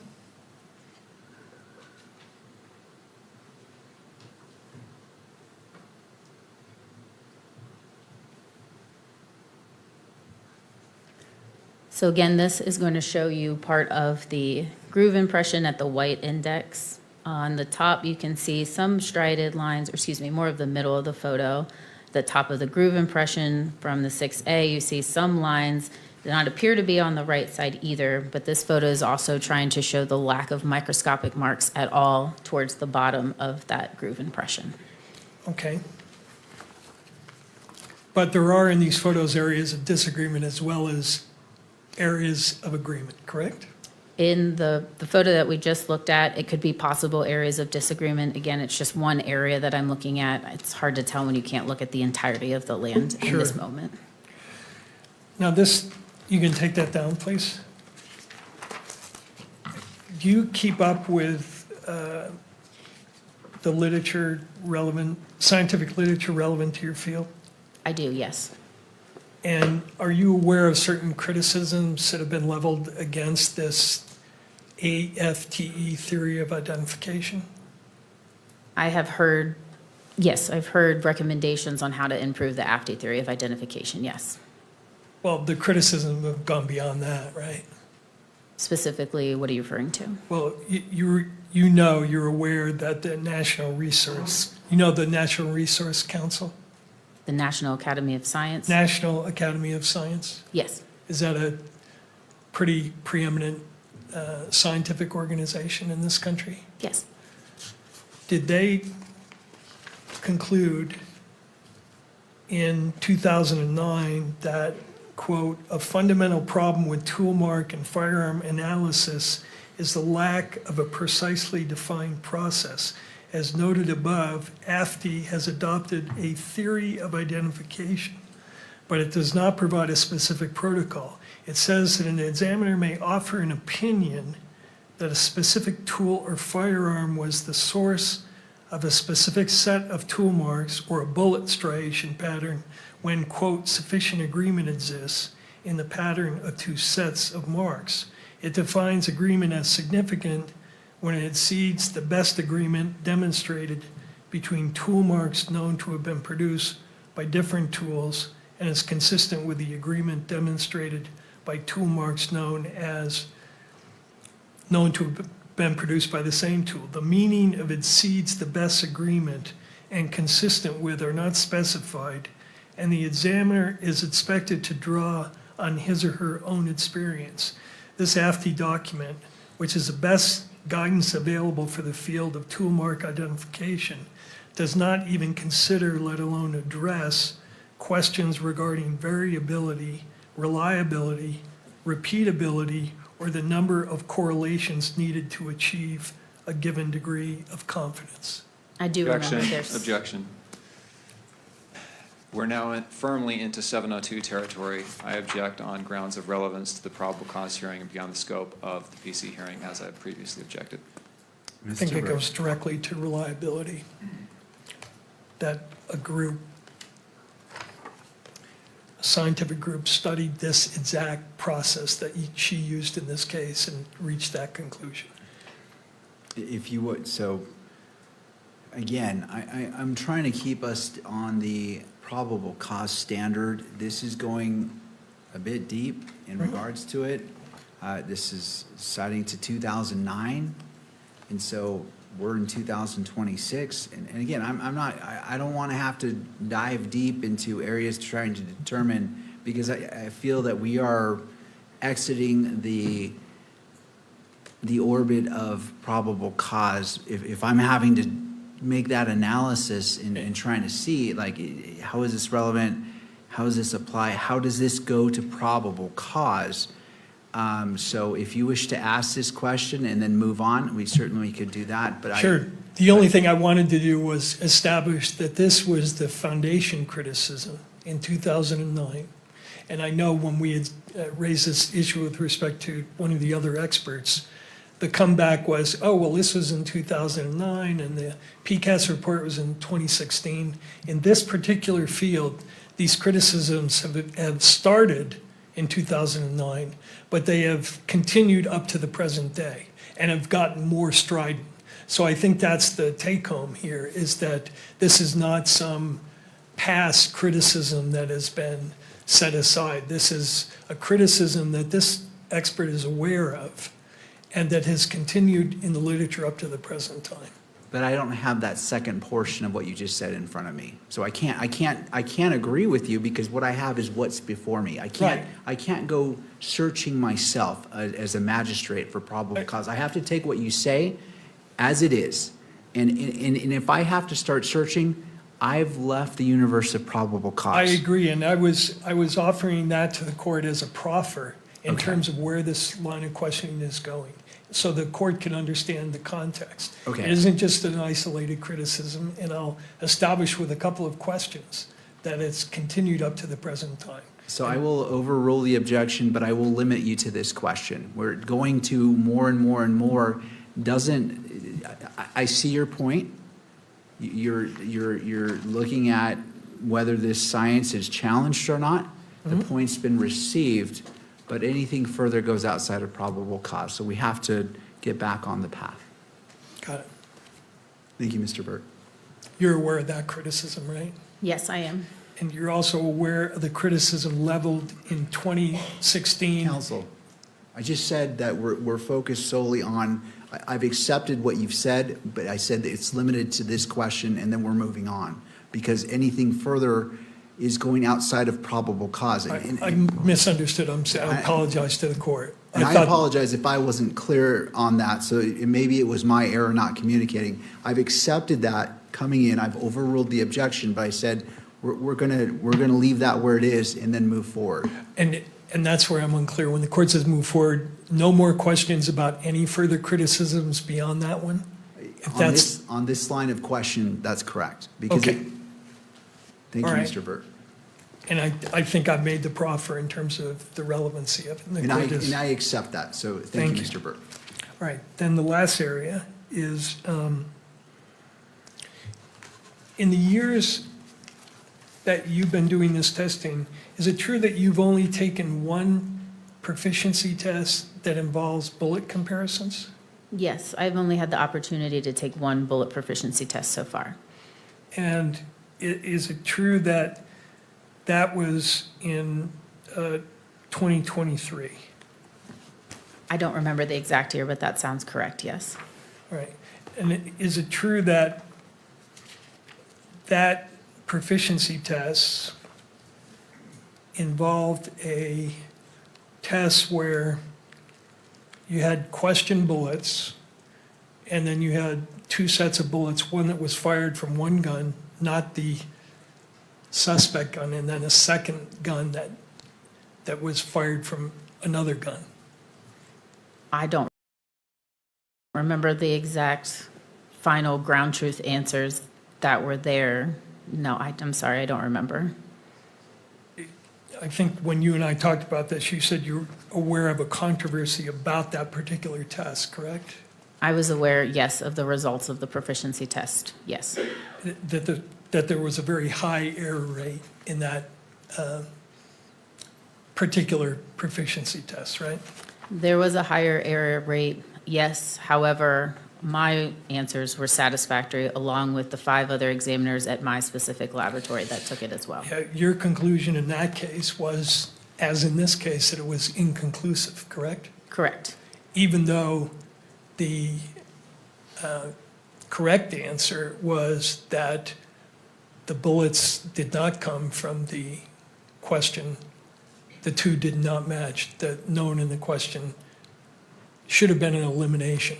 The ground truth answer was yes, they were excluded. However, an inconclusive result in this comparison was extremely appropriate. The lack of quality and quantity of those individual characteristics never reached sufficient agreement, nor did it ever reach sufficient disagreement. So saying anything but inconclusive was not appropriate. I see. And can you have bullets fired from different weapons that can have individual characteristics that look pretty similar? There is occasions, yes, that tool marks that are made by 2 separate tools are similar, yes. Could you go, and this is my last area question, Exhibit 19, page 26.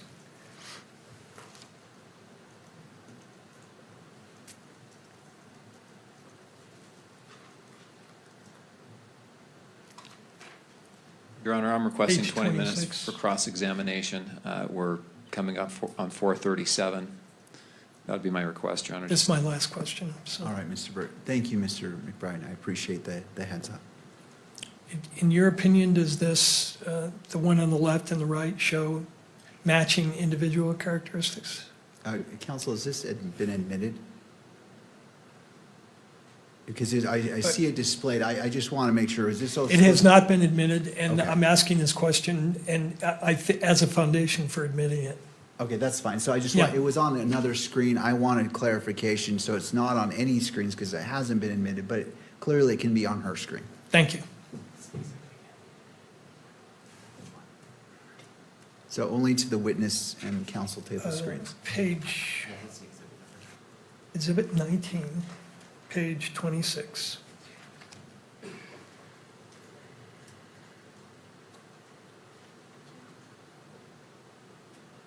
Does this comparison show individual characteristics indicating that it was fired from the same weapon?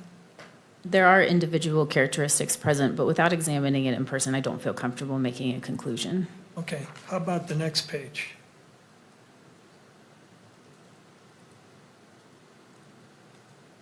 Watch, 27. How about that one? Again, I see individual characteristics. On a very first glance, I can see maybe one striation that is an agreement, but without seeing it physically in person and having an accurate representation of the entirety, I can't conclude in any answer. And the last one, the third photo, page 28.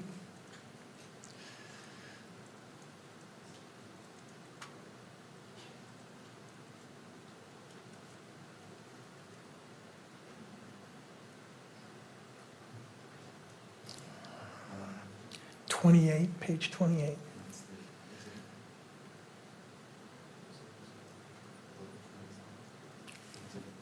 Exhibit 19, page 28.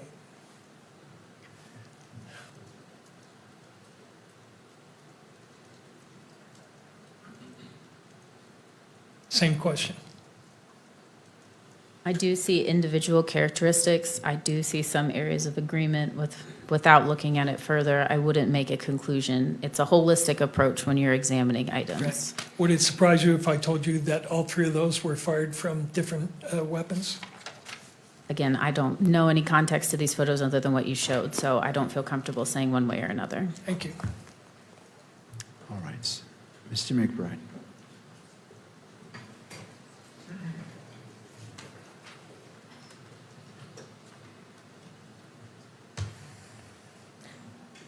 Good afternoon. Good afternoon. Those last three photos that you were shown, had you seen those before? I had looked at them probably back in 2024 when it was published. Okay, that's a study, is that what that is? Of some sort? Yes. It was a look from the Association of Firearm and Toolmark Examiners. It was a volunteer of photographs of people that did have an incorrect answer in that proficiency test. Okay. And when you do an examination or a comparison, are you limited to one photograph? No, You actually have the item in front of you, correct? that is correct, yes. And you can manipulate it, you can turn it, you can look at every angle and every side of that item as you do the comparison, is that correct? Yes, that's correct. And as you're doing that process, you're looking for as many characteristics that match or agree or disagree as you can possibly find, correct? Yes, it's a holistic approach. If I have a bullet like this case, I'm looking at every single land, every single groove impression, and doing an evaluation of each one of those, looking for areas of agreement and disagreement before rendering a conclusion. Would it be responsible for you to reach a conclusion based on a single photograph of a very limited area of two bullets? I would not feel comfortable doing that, no. Okay, I want to back up. How long have you, first of all, where do you work? I work at the Forensic Science Laboratory in Washington for the Bureau of Alcohol, Tobacco, Firearms, and Explosives. How long have you been there? A little over 6.5 years. Where did you come from? Where did you work before that? Prior to working for ATF, I was a latent fingerprint technician, recovering latent fingerprints from improvised explosive devices, and I also worked as a crime scene investigator in Winston-Salem, North Carolina, and Anne Arundel County, Maryland. How long did you have that position? I think cumulatively it was about 5 to 6 years. And before that? Those are the only ones. I think it was about 6 months as a latent fingerprint technician, 2 years as a crime scene in Winston-Salem, and 3 in Anne Arundel County. Do you have education and training before that position?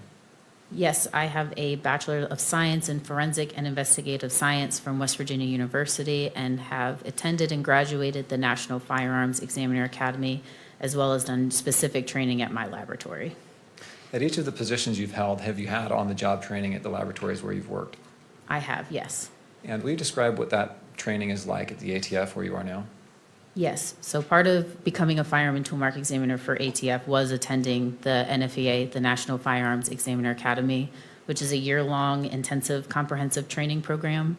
I learned about historical cases, figures, and the evolution of firearms, fired ammunition components, and manufacturing. In phase 2, I worked 16 weeks of hands-on experience assembling and disassembling firearms using a comparison microscope comparing fired ammunition components and tool marks, going on manufacturing tours, and participating in moot court.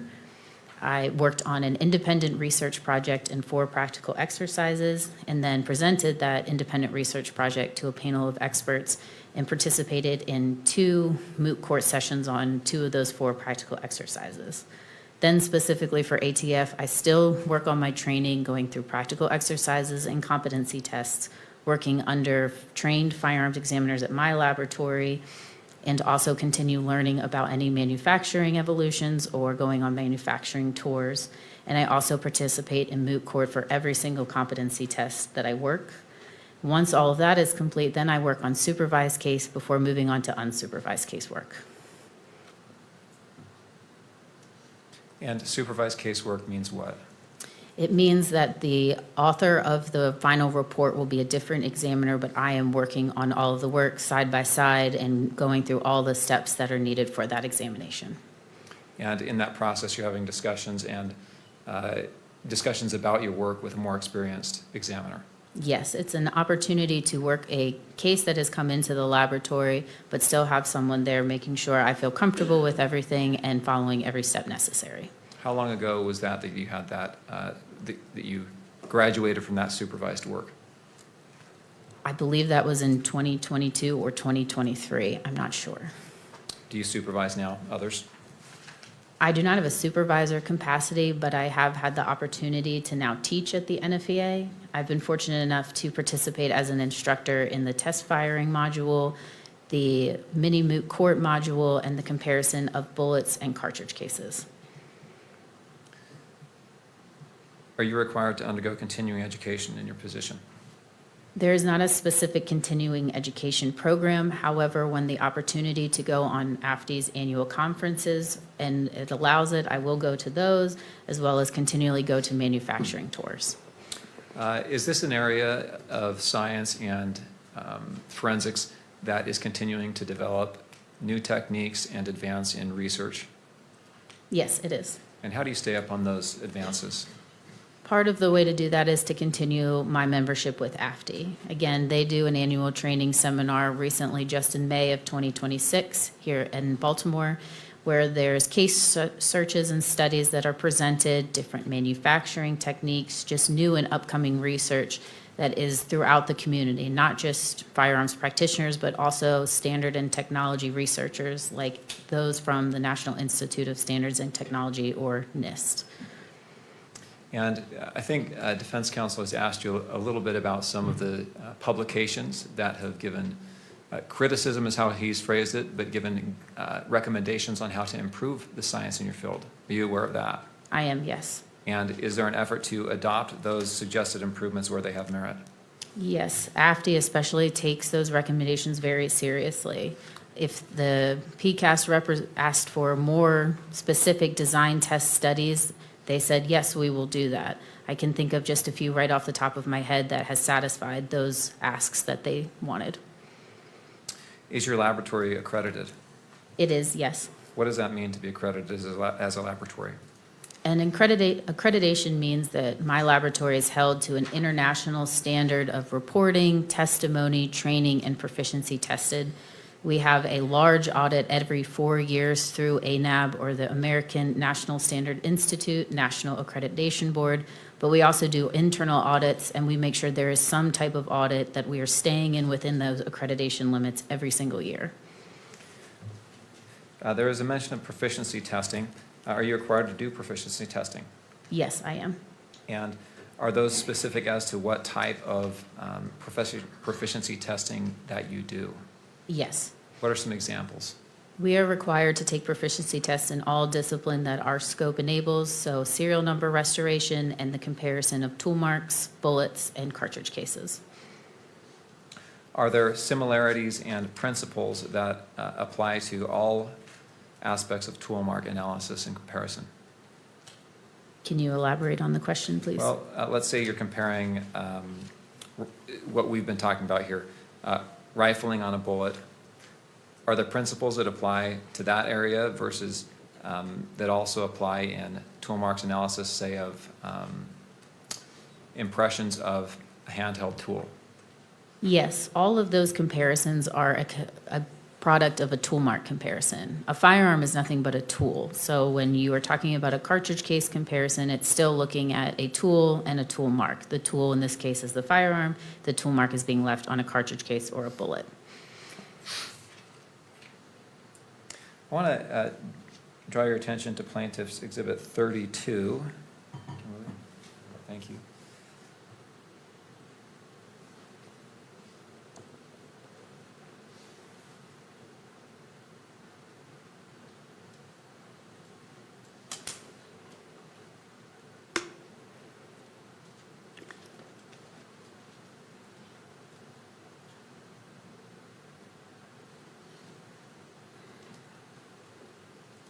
Well, that's pulling up. And this has been published, this has been approved for publication at all 3 levels already, so we can put that on the screens. Well, that's pulling up.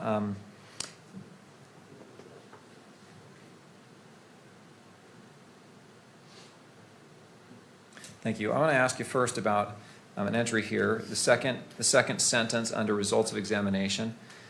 Exhibit 1 rifle was test fired and found to be in operable condition. Did you perform that test fire? I did, yes. How did you receive this firearm? I received it from another physical scientist in our laboratory. Okay. And did it have a scope on it? Yes, it did. What did you do to determine if it was in operable condition? In order to determine if the firearm is in operable condition, I will find ammunition that it is calibered for. In this place, it was 30-06 Springfield. Load that into the firearm, and then I fired any test fires into our water recovery tank. Okay. And why do you choose a water recovery tank? The water recovery tank is what is used to obtain bullet specimens. The water is going to slow down the bullet from its movement so that we can actually obtain the bullet, and it is supposed to cause minimal damage. Why does it matter if there's minimal damage or more damage? You would like minimal damage because that means that there's going to be less damage on the areas that you need to compare. And the evidence rounds that you, or in the bullets that you often receive in your cases, are there cases where there's a lot of damage to those bullets? I have received cases with lots of damage to bullets, yes.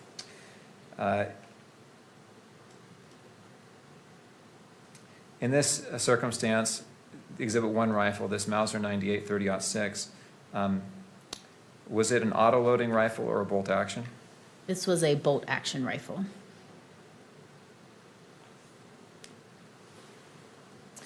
Exhibit 2 cartridge case. Let's see here.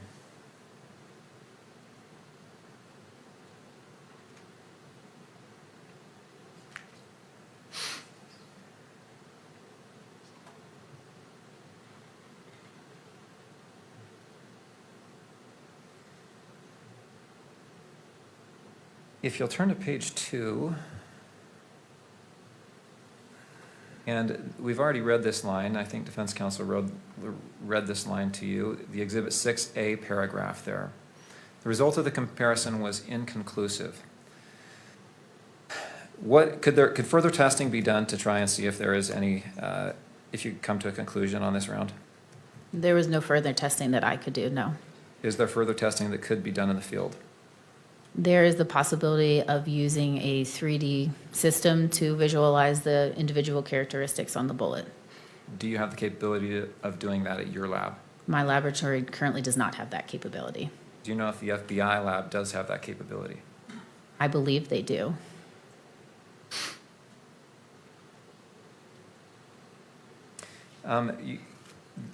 Defense counsel put up a list of potential firearms that could have fired this round, or this bullet.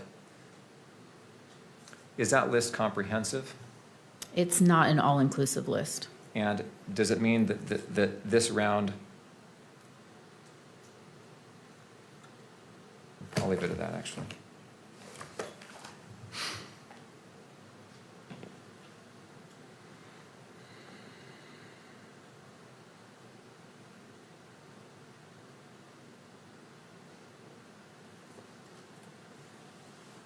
There's been some discussion about the 6A bullet jacket fragment. Will you describe what a bullet jacket is?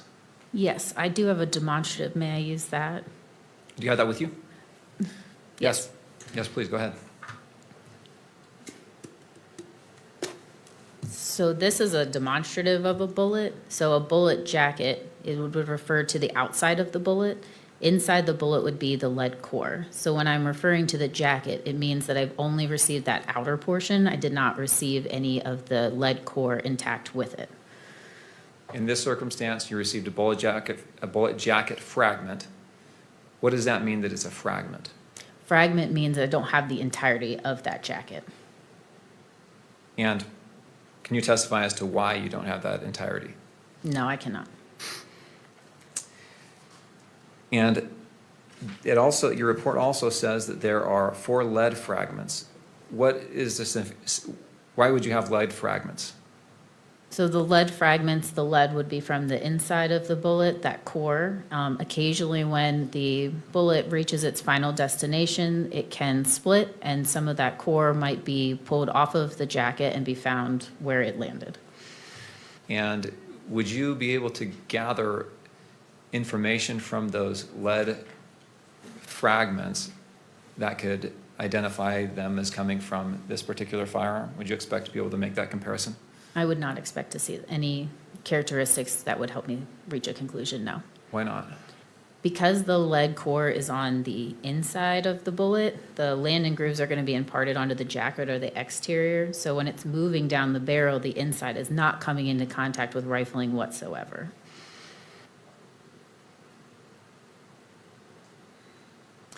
In this case, do you have a verification step where your work is reviewed by another analyst? We do, yes. And were your conclusions in this case verified by another analyst? Yes, they were.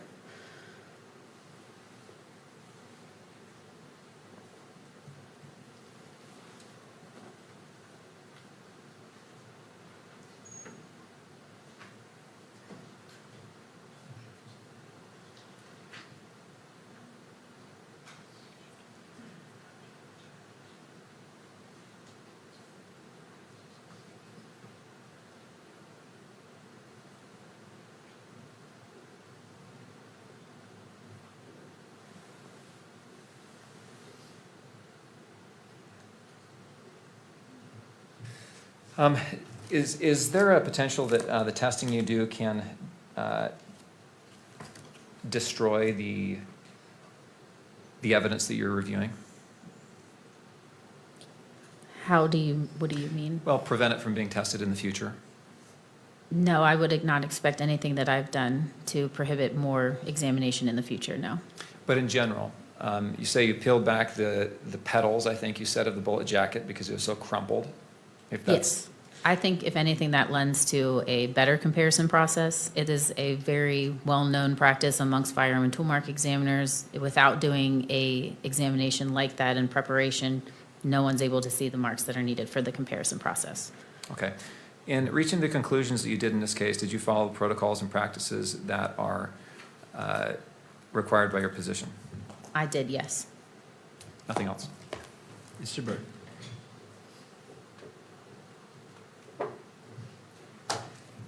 You said a couple of things of interest to me.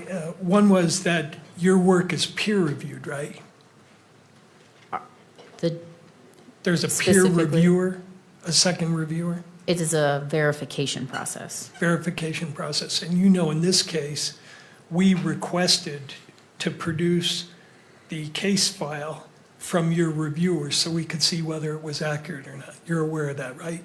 I am not, and the verification process does not require that the verifier has case notes. Their case notes would be within mine, and it's just an authored verification chart.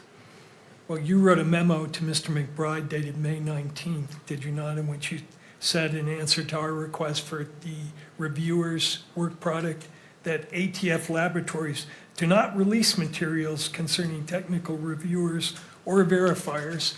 And you went on to state, did you not, that we don't even release the CVs of who the reviewers are. So that is not authored by me, that is our ATF procedures and protocols. If that was an email that came from me, I am just verbatim what our quality assurance manager has said. Do you think science works best when it works in secret? Objection. Objection, argumentative. Counsel? It goes to the issue that was raised on cross-examination, which is my work was peer-reviewed. So how do we evaluate the strength of that assertion when they refuse to hand over to us the work product of the reviewers, or even identify what their credentials are? That's relevant. Well, I'm not agreeing or disagreeing with that, but the question itself was argumentative. Because we can look at the question, working in secret Let me rephrase. Okay, so I am going to sustain the objection. Because of the phrasing, it is inherently argumentative, and it wouldn't be a question that would be able to proceed into prelim. Do you have an opinion on whether it is scientifically defensible to rely on a peer reviewer and not reveal that peer reviewer's work product? I believe I understand what you're asking. However, in this case, the verifier does not have any work product to show. If you'd like to see their CV, I cannot testify to anything about the procedures of giving their information out. All I can say is that they are employed at my laboratory, are under the same scrutiny of proficiency testing, went through the same training with competency and practical exercises, so they are a trained and competent examiner. They don't have any work product to show, but your protocol calls for, does it not, documentation of whatever it is they did? And that is included in my case file. Right, but not the reviewer's work product. The reviewer's work product is a verification sheet. If you'd like, I can refer to my case notes and find that specific page number, but that would be the only work product that they would have in this case. I see. Now, you said two things about the PCAS report on cross-examination. One was that, if I understood it, that the PCAS findings have been addressed in subsequent studies. Did I hear that correctly? Because one of the recommendations was to further, actually, I think their recommendation was one more black box study to show the foundational validity of firearm tool mark examination, and since 2016, several have been published. All right, let's look at that for a second. First of all, they didn't recommend, they found, did they not? Quote, PCAS finds that firearms analysis currently falls short of the criteria for foundational validity because there is only a single appropriately designed study to measure validity and estimate reliability.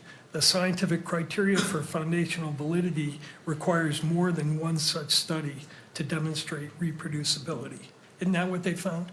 That is what their finding was, correct. Okay.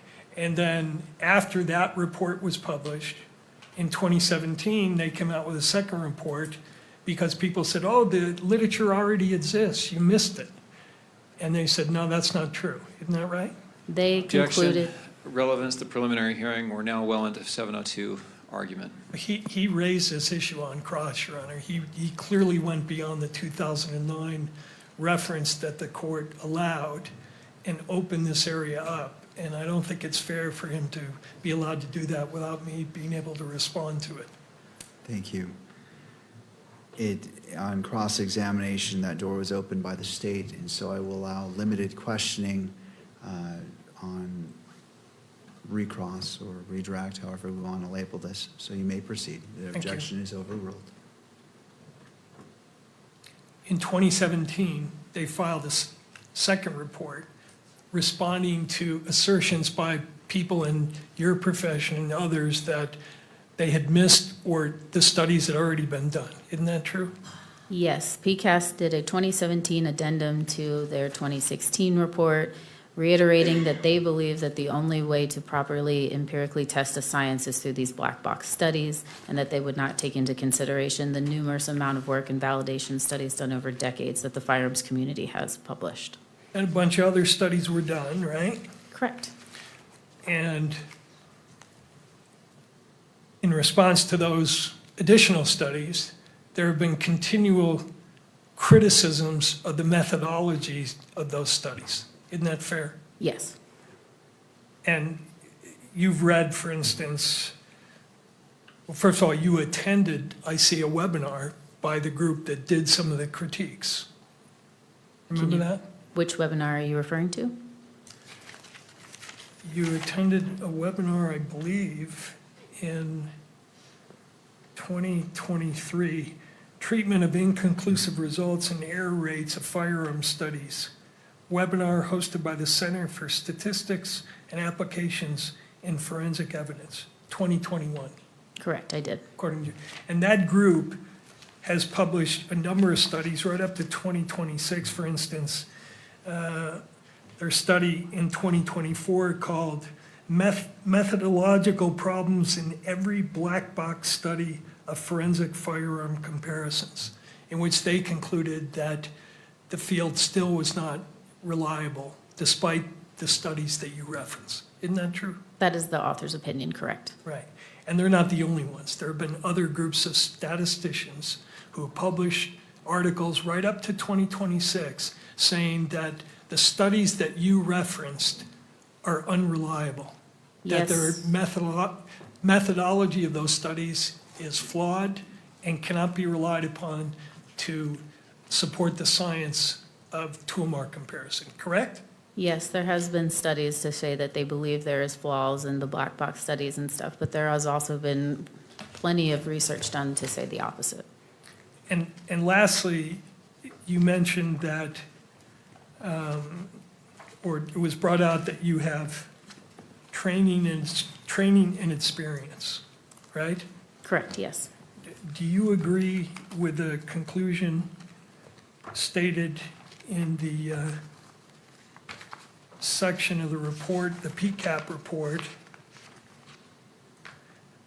that neither experience nor professional practices can substitute for foundational validity? Do you agree with that? I do, yes. Do you agree with the conclusion reached in the PCAP report that a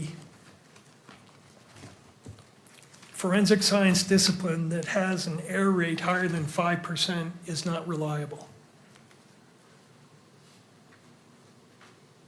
I don't know that I have opinion to that because I think it's a little on the broad side. I don't know what you would consider high as far as a percentage. Well, I'm referring to the statement at page 151 where they say methods with a high false positive rate are scientifically unreliable for making important judgments in court about the source of a sample. To be considered reliable, the false positive rate should certainly be less than 5%, and it may be appropriate that it be considerably lower depending on the intended application. I would agree with that statement. You would agree with that. And you also lastly reference your knowledge of the study by the AFTE of that proficiency, the one proficiency test which you have taken on bullet comparisons, correct? Correct.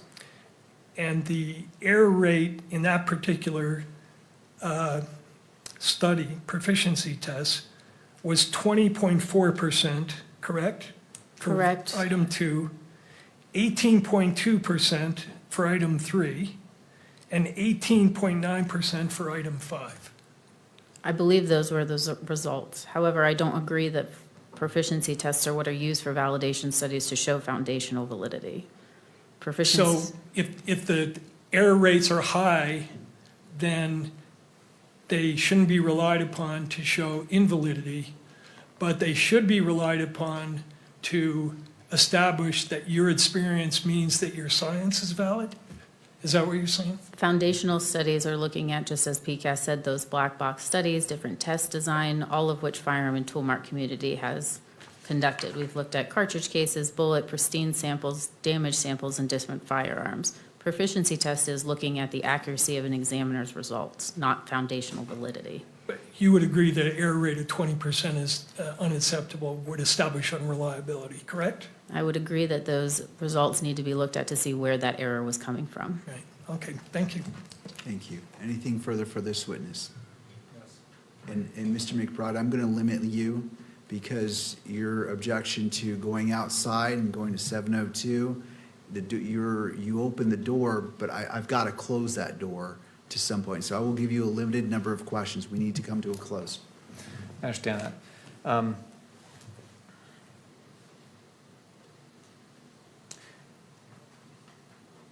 Your science has been accepted by courts across the country, correct? Correct, yes. It's routinely admitted in courts across the country, correct? That is correct, yes. Your science has been peer-reviewed and viewed favorably by numerous publications and studies across the country and across the world, correct? Correct, yes. No more questions. May this witness be excused. Thank you, Mr. Burt. Thank you, Mr. McBride. Ma'am, thank you for being here. You are excused. All right, that brings us to a close. Do either party wish the benefit of the record before we adjourn for the night? Your Honor, can you just give us about 5 minutes, and then I think we can make an announcement? Can you just give us a minute to chat? Yes, you may have that, and we'll stay in court for these 5 minutes, just because it would take longer to let everyone go and then come back in.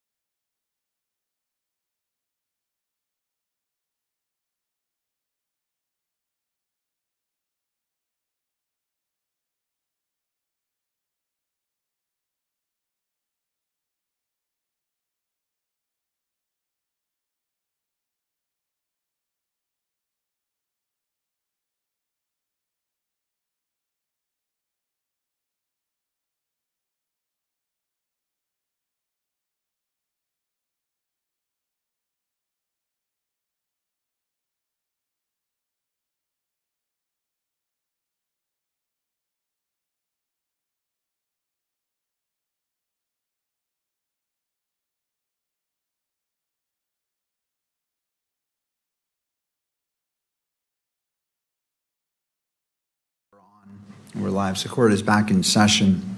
All the parties are present, except for maybe one attorney.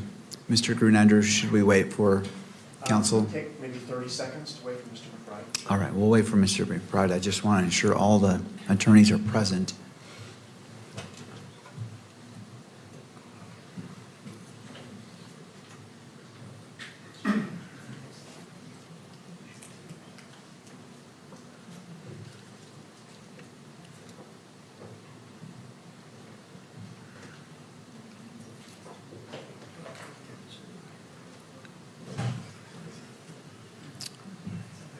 All right, I note the presence of all attorneys. Turning to Ms. Nestor. Thank you, Your Honor. Your Honor, we have just one more witness who would be a fairly short witness, not super long. So I anticipate we will be done tomorrow, probably by lunch, I would think. So maybe if we could plan that we'll be finished. We probably will not need the entire day tomorrow, is my suggestion. All right. Turning to the state, obviously I'm not holding you to your answer today, but just for guidance, does the state anticipate and rebuttal witnesses?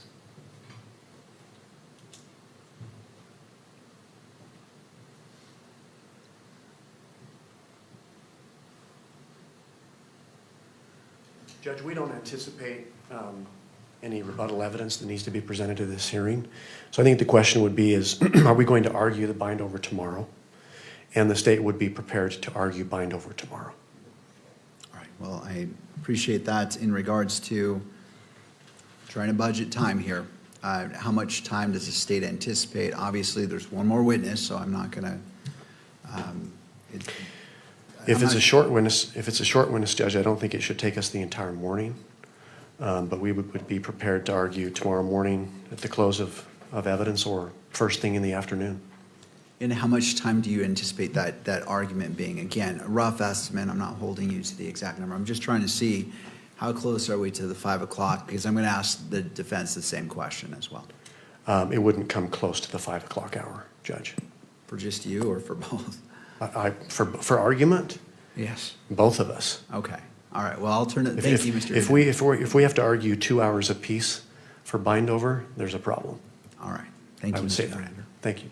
To the defense, I'm just getting an estimate. I'm not holding you. I'm not going to time you to this, but I'm just trying to see as it relates to 5 o'clock and for argument for bind over tomorrow afternoon. Understood, Your Honor. Our request, the defense request, is that we be allowed to submit briefing. There are some legal issues that we would like to brief for the court prior to the decision on the bind over. We're open to briefing page limits, time limits, all of that, but we would like that opportunity because there are some legal complexities involved here. All right. And if and I'm going to ask the state, but if the state, well, I'm not going to assume anything. Thank you. I believe the state is going to object to that, Your Honor. So what I hear you saying is you wish to, well, I don't want to assume. What it seems like you're saying, I want to be clear, is you're waiving oral argument and just doing briefing.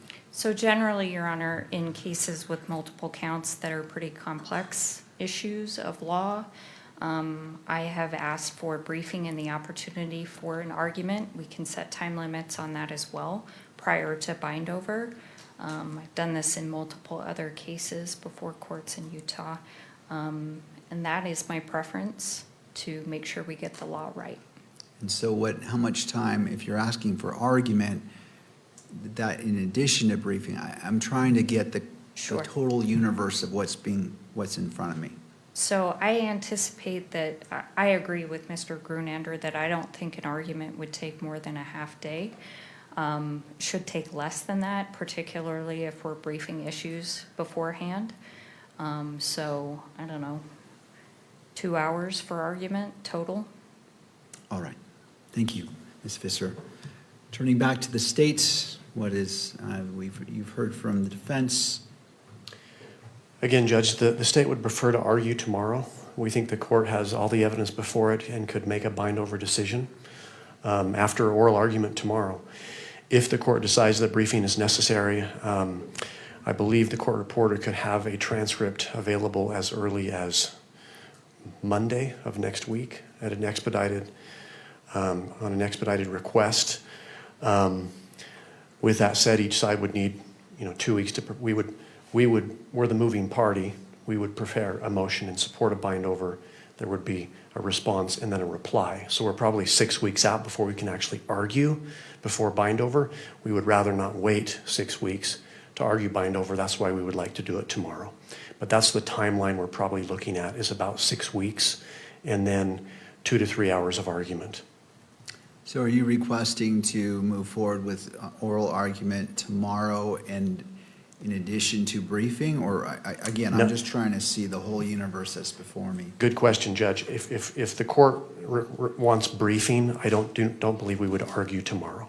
We would save that argument until the briefing is finished. All right. Thank you. And to defense, would you agree on the time frame for briefing as been proposed by Mr. Grunander to allow each side the appropriate time, taking into consideration a transcript which may or may not be needed by the parties? We are also okay with simultaneous briefing on this if the state prefers that. That wouldn't take 6 weeks if that's the concern, but we have no objection to the 6 weeks. All right. And does your client waive any speedy trial rights that may result as this request? I just want to make sure I'm addressing constitutional rights. Also going to be addressing from the victim representative. This goes squarely into the victim's rights to speedy disposition. So again, I'm just trying to take it, and I know we're late. I just want to cover all these bases. Yes, our client will waive his right, his speedy trial rights, so that we can properly brief the preliminary hearing issues. All right. To the state. If the court wants briefing, we would not like to do simultaneous briefing. We would like to start it out as the moving party. The defense would then respond. We would then have the opportunity to reply before oral argument. All right, and I'll invite Ms. Kirk's attorney if you wish to be heard. This goes squarely into the victim's rights as recognized in the Utah Constitution as well as the Utah statute as it's what's before us. Your Honor, obviously, we want swift justice for Charlie here. I think we obviously know the court needs to make sure they're balancing all interests here, but I think as soon as the matter could be bound over and this matter could be set for trial, that's what the Kirk family would like. But do you want to weigh in regards to briefing? Because it sounds like it's... Your Honor, I'm hesitant to weigh in on briefing. I feel as if that is a decision which the court should decide whether or not it's necessary. And we're going to take no position on briefing. We asked for speed. This has been 10 months coming. We've heard a lot of evidence. To me, it seems rather overwhelming, but that's my opinion. Obviously, it doesn't matter. So we just asked for it to move quickly. Thank you. All right. All right, having heard from the parties, I will go ahead and allow, I'm granting the request for briefing as it relates to probable cause to allow both parties to file the briefs. With defense, as you are the moving party requesting briefing, when would you like to submit your brief? Or to the state? Judge, because we have the burden, I believe it's appropriate for us to initiate the briefing. Okay. Because we're moving for the bind over, and then we would have an opportunity to reply. And that's, okay, so let's start. Mr. Grunander, when can you have your brief filed? Just a moment, Judge. Thank you. And in going to defense, well, I'll follow up with you as well. Thank you.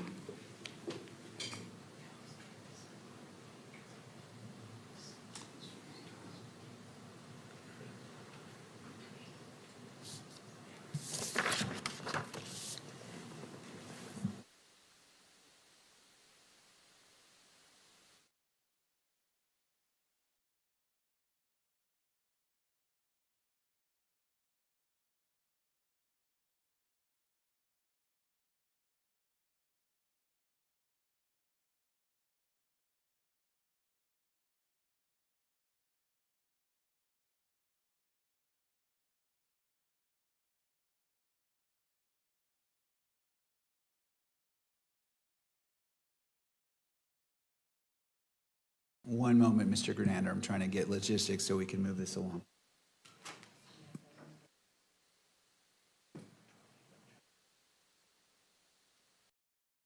Mr. Grenander, turning to you.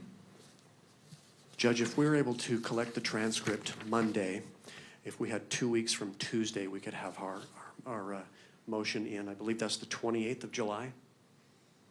All right. So state's brief by the 28th of July, assuming that they can get the transcript by Monday. All right, state's brief. Okay? Ms. Visser.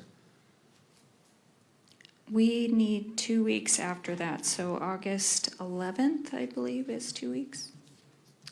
All right. And to the state, if you wish to file a reply, when? It would be 7 days after that, Judge. So the 18th? August 18th. All right. And for oral argument, what I can set is September 1st in the morning. Let me take a quick glance here at the calendar. I'm trying to keep that close in time so we can move this along for all reasons previously stated. And we can start at 10 a.m. 10 a.m. on September 1st. How does that look for the parties? That works for the state.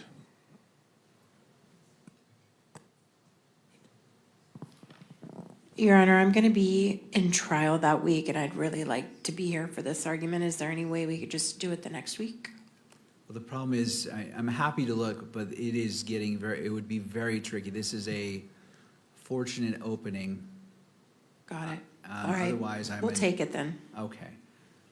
I appreciate you accommodating the court schedule. September 1st, in person? I see the defense nodding yes. Yes. Yes, please. All right. September 1st at 10 a.m. And it sounds like up to 2 hours per side, and then we can take it from there. Mr. Grunander. Judge, page limits. We spoke as a team, and our preference would be to limit at least the initial briefs on both sides to 30 pages, no longer than 30. Defense stipulates to that? I'd like to counter with 40. Okay, well, this is not an auction, but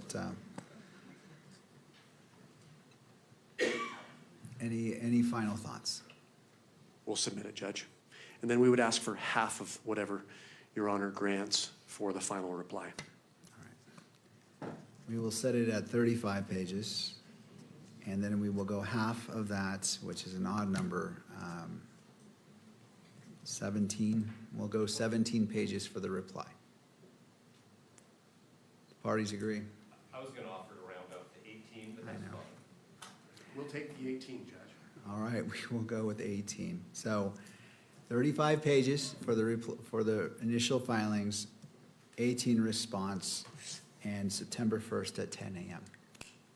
Anything further for this evening? Yes, Judge, I believe the Kirk family, there was a ruling that was reserved by the court with respect to publication of an exhibit that probably needs to be addressed. Yes, and now my understanding is what's being requested is the portion that had been altered, which I believe is about 1 minute.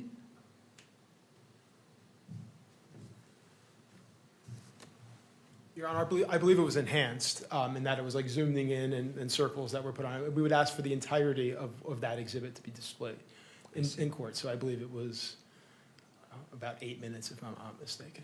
Don't hold me on the time. All right. Any final input on that? Thank you for reminding me from defense. Any final inputs? All right. What we can do is at the conclusion of defense's presentation of whatever witnesses they're going to do, we can address that. So the concern I heard was that the victim representative wanted to see what the court would consider before bind-over decision is made, and that allots for that. So whether it happens right now, which the hour is late, or by right after the conclusion of evidence, that's going to help me well before I consider bind-over. So in the interest of justice and balancing that, I don't want to take away time. It sounds like we're going to be okay, but I always want to be cautious. but I will grant that request, and that will be played in open court, and we will watch the totality of, I believe it is State's Exhibit 12.1, which is 8, give or take, 2 minutes. Your Honor, and just to clarify, it will not be televised, correct? It's only for people in the courtroom. That is correct. Because the request was made by the victim representative who is present in court. Right. I will grant that request, and it will be played in the courtroom for all present to see, but not to be broadcast on TV. And we just would like a continuing objection for all the reasons we raised before, Your Honor. Thank you. I appreciate you making that record. I note the standing objection. That objection as it relates to this request is overruled, and that will be played at the conclusion of defense's presentation of evidence and before the state, if they do have a rebuttal witness. Please remind me so that I can address it, and that is taken care of. Thank you to the parties. I'm hesitant to ask this anything further. All right. Nothing seeing further no- from the state. All right, thank you all. I appreciate your hard work today, and that concludes court. We are in recess till 9 o'clock tomorrow morning. All right.